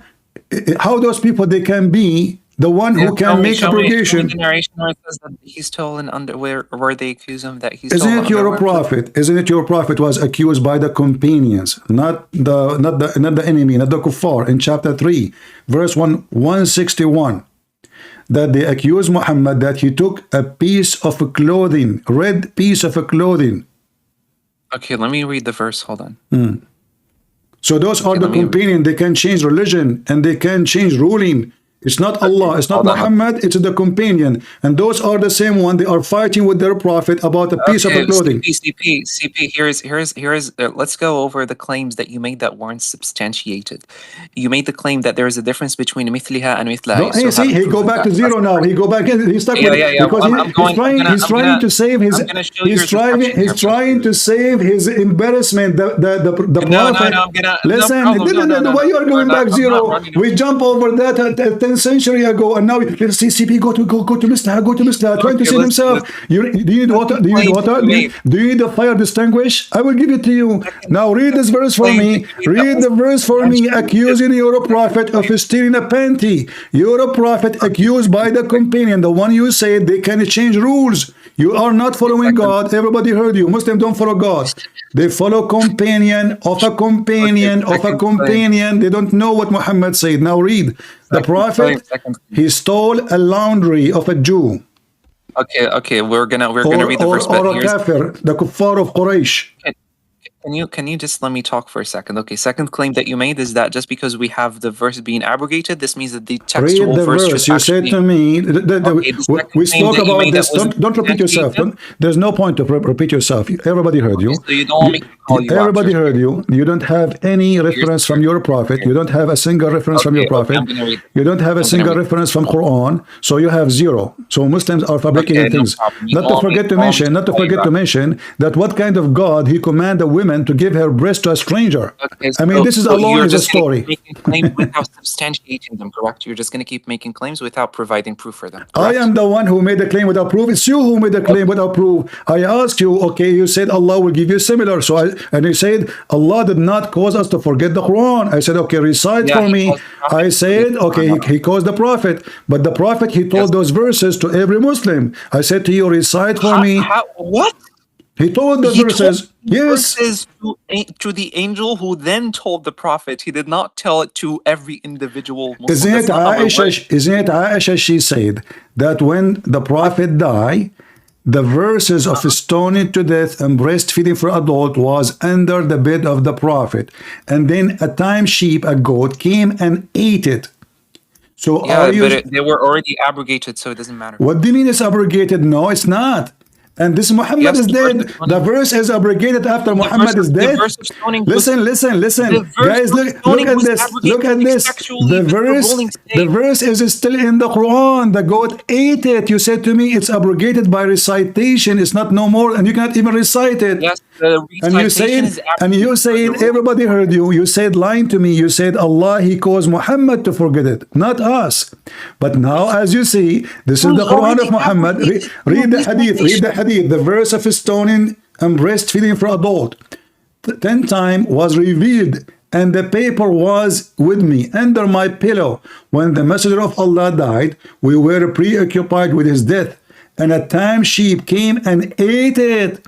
So let me tell you what happened, my friend. It is not Allah who caused you to forget the Quran. It is the goat who ate every single Muslim memory.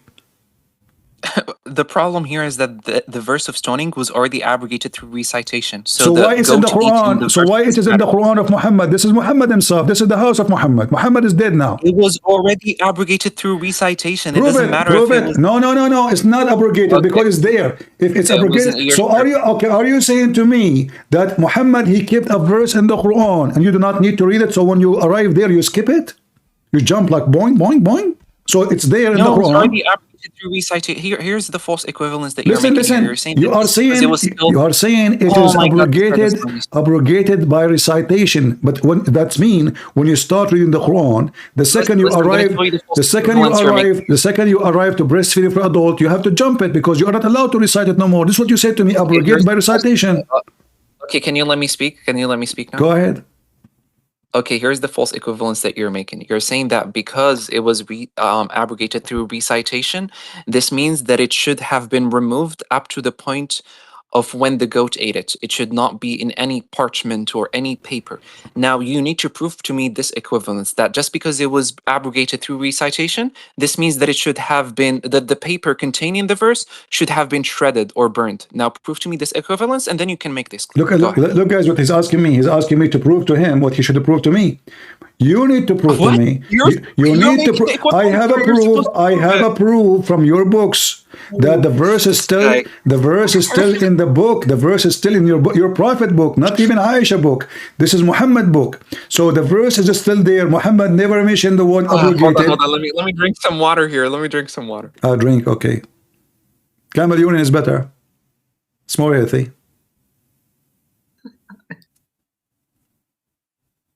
Be careful; it have to be hot and fresh. Okay, are you gonna prove to me the equivalence? What equivalence? Listen, look what this guy's talking about. He's trying to change the topic. Listen, the verse. Okay, was the verse in the book of Muhammad when he died? Yes or no? Yes, but that doesn't mean that it was not abrogated. So how you are saying to me abrogated by recitation? So why he wrote it down? It was already abrogated through recitation. Then give me where Muhammad he said, okay, it's already abrogated before Muhammad died or after Muhammad died. It was abrogated before the prophet died. Thank you. Then show me where Muhammad said this verse is abrogated. Why does it have to be specifically the prophet? So how you know it's abrogated? Because also, if a companion says that it has been abrogated, then we what say do you mean that the companion said? The companion are not the prophet. And who is the companion who said this verse is abrogated? Who is he? Okay, hold on. I'm going to bring you the proof that it was actually abrogated. I have it in the screen in front of me. It says these verses were abrogated in recitation, but not in ruling. Other hadith. Yeah, exactly. But this is a commentary. This is a commentary. This is not a hadith. Okay, 1 second. I'm going to bring you the proof.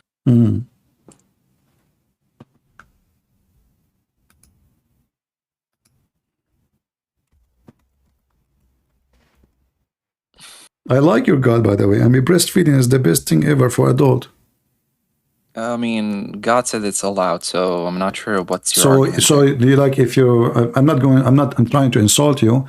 So if your neighbor, you see your neighbor looking at your wife, then are you going to say to him, hey guy, come on, do breastfeeding with my wife so you can come over? What kind of religion this religion is? Yeah, God told us that that's allowed, so. So how come Muslim women, they wear hijab, but they don't have a problem to give their boobs to a stranger? How this is allowed? Yeah, that's allowed because, for example, wearing silk is not allowed. But if someone has a skin disease, they can wear silk. What does have to do with wearing silk? I'm talking about my neighbor sucking my wife boobs, man. I'm talking about my I'm wife. giving you an analogy. I'm talking about my wife. What this what analogy? I'm talking about a woman. She is your wife, and you come home. You come home. Listen, Muhammad, once he came home, he found Aisha, and she have a guy in her house sleeping over. He said to her, "Who is this guy?" He was so upset. It's a concession, not a contradiction. So, because we have the benefit that the person coming over who is a non-mahram is going to be able to stay there without the wife having to cover up, and then we allow such thing to happen. That's a concession. If your friend come to your house and you want him to stay with your wife, you command your wife to give her breast to him, to suckle him 10 different times in 10 different occasions until he's satisfied, and this is okay for Islam? I mean, God allowed us to have such things. What's wrong with your God? I thought you Muslims, women have to be covered, but now the women, she have to give. And don't you think that the man, when he starts sucking your wife boobs, he will go so hot and horny? Do you think this is right? I mean, listen, God allowed us to do such things, so I don't see the problem with. Okay, my friend, God allow you to do that, but that is wrong because the man will get horny. I mean, your wife, she is beautiful. The guy is a man. He is a stranger. He sit in your wife's lap. He starts sucking her nipples. And in order to suck her nipples, he have to see them. He have to grab them. And you are saying to me, God allowed us. What kind of religion this religion is? What for? Yeah, Alhamdulillah, God has allowed us. How you are saying thanks to Allah? So now your neighbor sucking your wife boobs, and you say to Allah, thank you? The neighbor will say that, not you. The neighbor will never allow you to suck his wife boobs, but the neighbor will say, thank you, Allah, for this rule. I'm going to visit every Muslim from tomorrow. Well, what's wrong with this? How does this prove the religion? Why you are laughing? Respect your religion, my friend. Respect your religion, please. Don't make fun. Why you are laughing? Please, you are hurting my feeling now. Listen, I am hungry. So what is this? What kind of? By the way, according to your religion, if a man he suck your wife boobs, still he can have sex with her. Okay, let me ask you: if a man he suck your wife boobs, is she forbidden for him now? Yeah, if he suckles from her boobs, of course. False. Yes, of course, because that's the ruling. You want to challenge me? Challenge you about what exactly? Well, he will not become forbidden for her. No, he becomes forbidden for her. No, just like how. No, yes, you know. Okay. Well, here we go. I will go to the Muslim website, the highest scholars of Islam, and we will see the ruling. If he suckles to the point where he enough suckles, then yes, he becomes forbidden for her. No, that's not true. But why not? Still he can marry her. Okay, here we go. Hold on.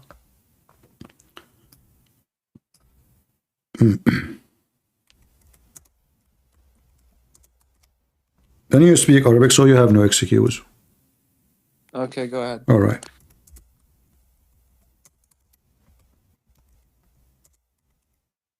I should make you an admin here.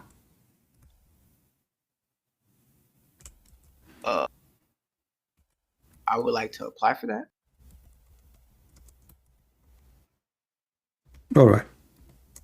I will put it for you in the text. You can open the link from your side.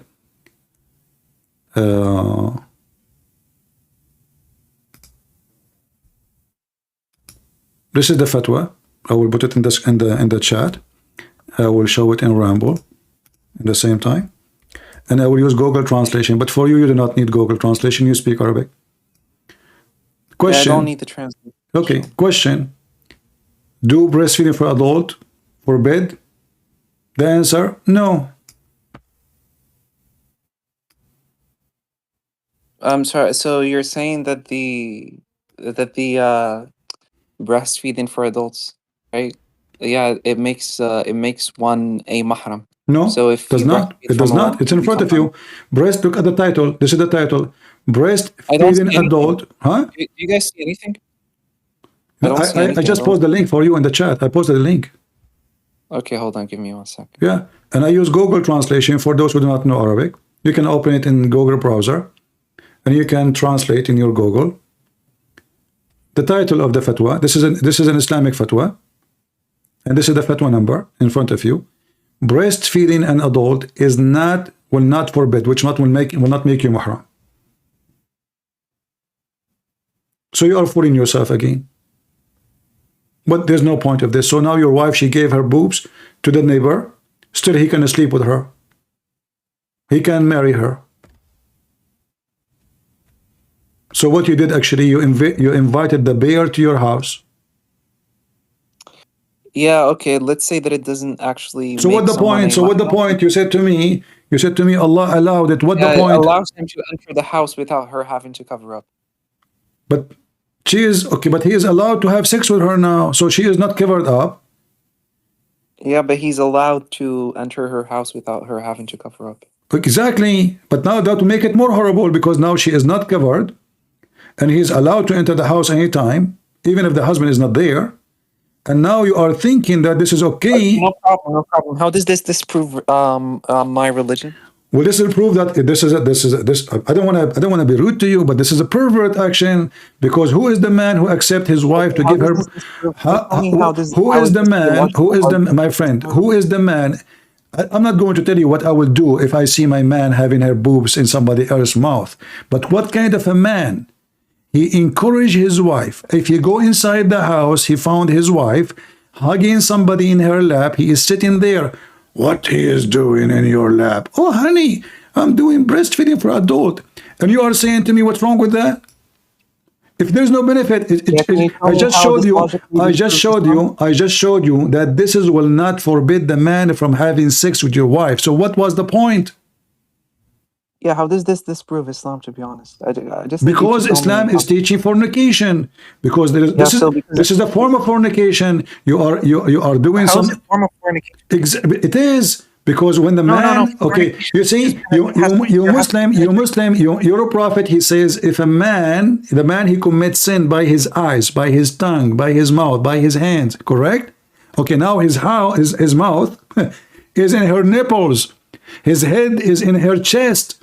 And you are telling me how that is a form of fornication? Yeah, I don't see how this even disproves that. What do you mean how that is? I just told you, your prophet said, a human being, he do fornication by his eyes, by his hand, by his lips, Yeah, but he by gave an his exception feet. in this case. He gave an exception in this case. And this is what deception. What exception? So now your wife, she is giving her boobs to a stranger. Yeah, there is an exception when she's given when there is adult breastfeeding, then this is an exception and it doesn't count as fornication. So there's no contradiction. This is an exceptional fornication. No, it's not exceptional fornication. It's simply an exceptional case. It doesn't count. What exceptional case? Your wife, she is giving her boobs to a stranger now. Yeah, it's not fornication. It's simply an exceptional case. Okay, so if you come back home and you find a man in the lap of your wife, do she need your permission to do it? She don't, because you just said it's okay. So now you come back home, you find a neighbor or the driver or the bus driver or anybody, the cable guy, he is sucking your wife's breast, and you cannot talk, you cannot say why, because simply this is an exception, right? Your wife, she can practice anytime, nothing wrong with it. How does this logically disprove Islam, though? Logically, this is mean Islam is invalid because I thought that Islam is about protecting the dignity of the women and the man. If my wife is going to give her breast to everybody, so why the women wear burqa? So why you get upset? Why you Muslim? Okay, so you Muslim consider the hair of the women awra, which means a private part. Is her breast awra? In the case of adult breastfeeding, no, it's not. It's not awra. How it's not awra? So how the hair is Not in the case of adult. how the hair is a aura, and yet Yeah, because there is an exceptional case here. you keep saying it's exceptional. This is the breast. Yeah, but it's an exceptional case. That's the problem here. It's not a contradiction. It's an exceptional case, so it's not a Isn't it the contradiction. Quran says يضربن على جيوبهن, cover your breast? The Quran says so. Yeah, but he gives an exception in this case, so it's not contradictory. Okay, guys, there's an exception here. So the exception is that why Muslim they deleted the verse from the Quran because it's a shameful thing? What do you mean? It's not shameful. I still affirm that there is adult breastfeeding. Okay, can you name for me one of your friends he did that? Obviously, it's no longer done today, but it Why? doesn't mean it doesn't exist in our Why you don't do it today? What's wrong? I don't know. People, I guess, don't want to do it, but it doesn't mean that it's not in our religion. Are you open for this option? If it's allowed by the Islamic ruler, then I don't see a problem because it's already allowed in our religion. Well, Islam is wonderful. I don't know. That's my friend. This is a very. How I can trust now that the man is okay? If a man he is sucking your wife's breast, how you can guarantee he will not get horny? Don't you think that? Don't you know? You are a man, right?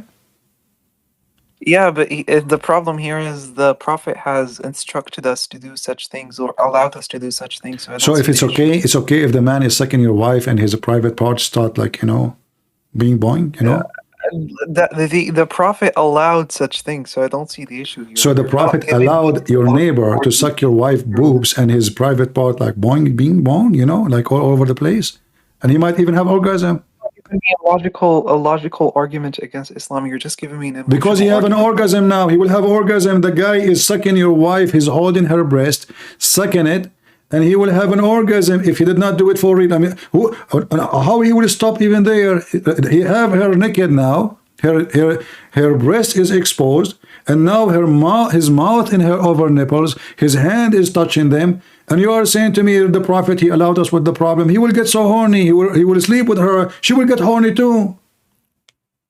How that help? How that help your wife and you as a Muslim? You keep saying to me, how this is make Islam invalid? Yeah, it doesn't make Islam invalid, as in you didn't give me a logical contradiction or a logical. The logical is this is a fornication. Your wife and your neighbor, they are having sex. They have this is sexual. This is sexual. No. It's not yes, fornication. he is not a baby. Is he an infant? No, he is a growing man. So a growing man, he do suck the nipples and the breast of a growing woman. For sure, he will get horny. There's no way he will not. Yeah. So for it to be a contradiction, is if you bring me like this, the exact same ruling being allowed and forbidden at the same time. But here we have an exception, so it doesn't count as you see, I just showed you a verse in the Quran. It says, cover your chest, and you are saying to me, show me but not in this case. Okay. It's an exception. You see, this is a contradiction. The Quran says, if this is a book made by other than Allah, you will find in it contradiction, and this contradiction because there's a verse says cover your breast, and there's a verse now says give your breast to others. What a contradiction is. Let me teach you what a contradiction is. A contradiction is a proposition and its negation being true at the same time in the same respect. Now, when we talk about adult breastfeeding, here we don't have in the same respect because we're talking about an exceptional case and we're talking about a general rule. So when we have takhsis, we have cases where we give an exception to this general rule. It does not mean that we have a contradiction in this case. That's so we deep, would only my have friend. a contradiction if there is no takhsis, yet this is still allowed. But it being allowed automatically means that there is takhsis. This is like how we understand our religion. So you cannot say that this is I don't know. Hey guys in the chat, who of you thinking now seriously to convert to Islam so we can go together? I invite you, all of you. I'm going to rent a big train, not a bus, and we will go to Muslim countries and we will do Hajj for breastfeeding for adult. Remember, it's for free, and you have to suckle their women breast 10 times. And here we have the gentleman. He said, so what the problem? Muslims are very friendly, open-minded. Their wives and their boobs are open for every man. No problem. By the way, I don't want to be like a Trump making business of this, but I will charge you $10 if you don't mind, because I'm the one who discovered this guy. I have the right, to make a commercial about it. So listen carefully, commercial break. If you like to do suckling for breastfeeding for adult, beautiful women, they are wearing hijab. Then brother, sister, sorry, sister, sorry, shut up, sister. What sister? Crazy me. Sorry, guys, this is a gaffe of Joe Biden. Brothers, sorry, Allahu Akbar. You are all invited for breastfeeding of tits, and the tits will be there too, because he will be the one giving you tickets, all right? So this is Islam, and this gentleman here, he says, what is the problem? He don't know what the problem. What is exactly what the problem? No, I don't see a logical problem here. You see, a few minutes ago, my friend, you said to me that will make her, she can uncover herself, correct? Yeah, we have an exceptional case. All right. And I showed you the proof. You said to me she is forbidden. I said to you, no, she is not forbidden. And now I show you the proof that this will not make her forbidden.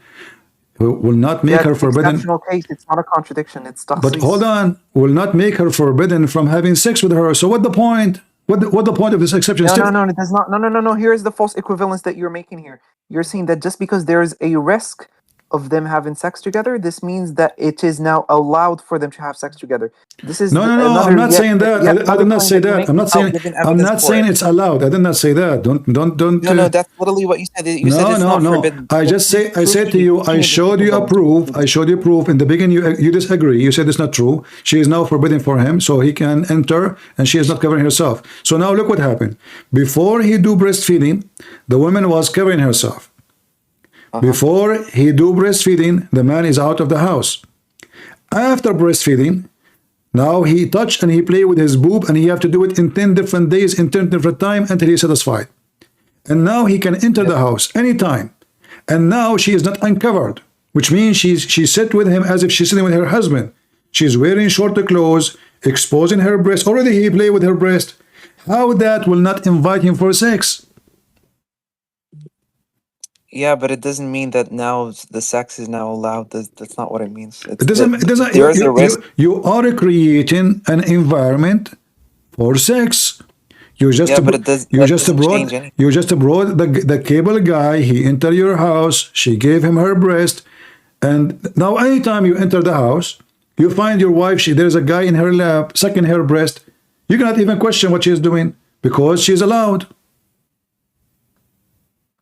Yeah, so how exactly does this disprove all right, my friend. This is not a logical I cannot stay for long. Thank you very much for calling. It's already middle of the night for me. Feel free to call me tomorrow again or the day after if I go. And thank you for joining us. All right? Okay. All right.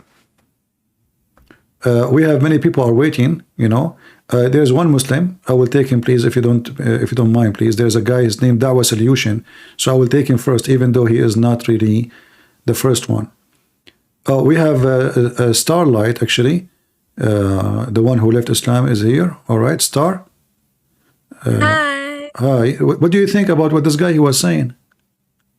Honestly, I had a question to ask him. Yeah. Because from my point of view, hold on, I'm sorry.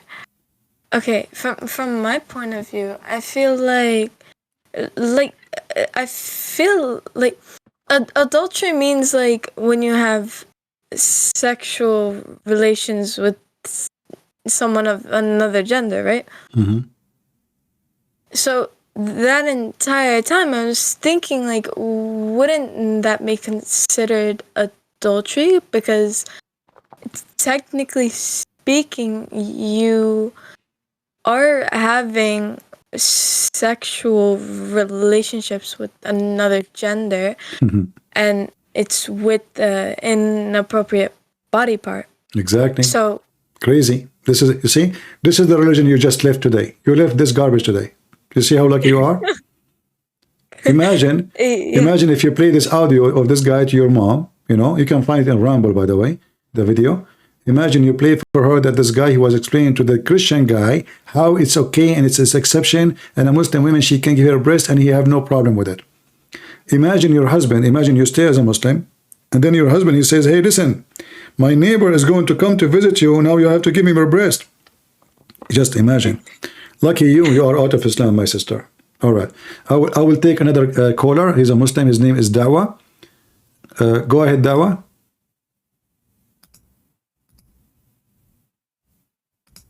Mr. Dawa.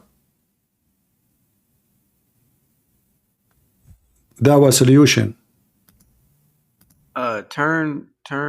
Push the talk off. Just go in your settings and turn it off. Just go straight to voice activity.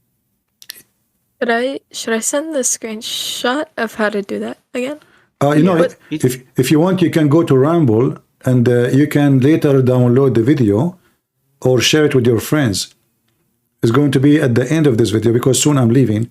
So guys, somebody give her the link for Rumble so she can subscribe there and she can download the video or she can share the video with her friends.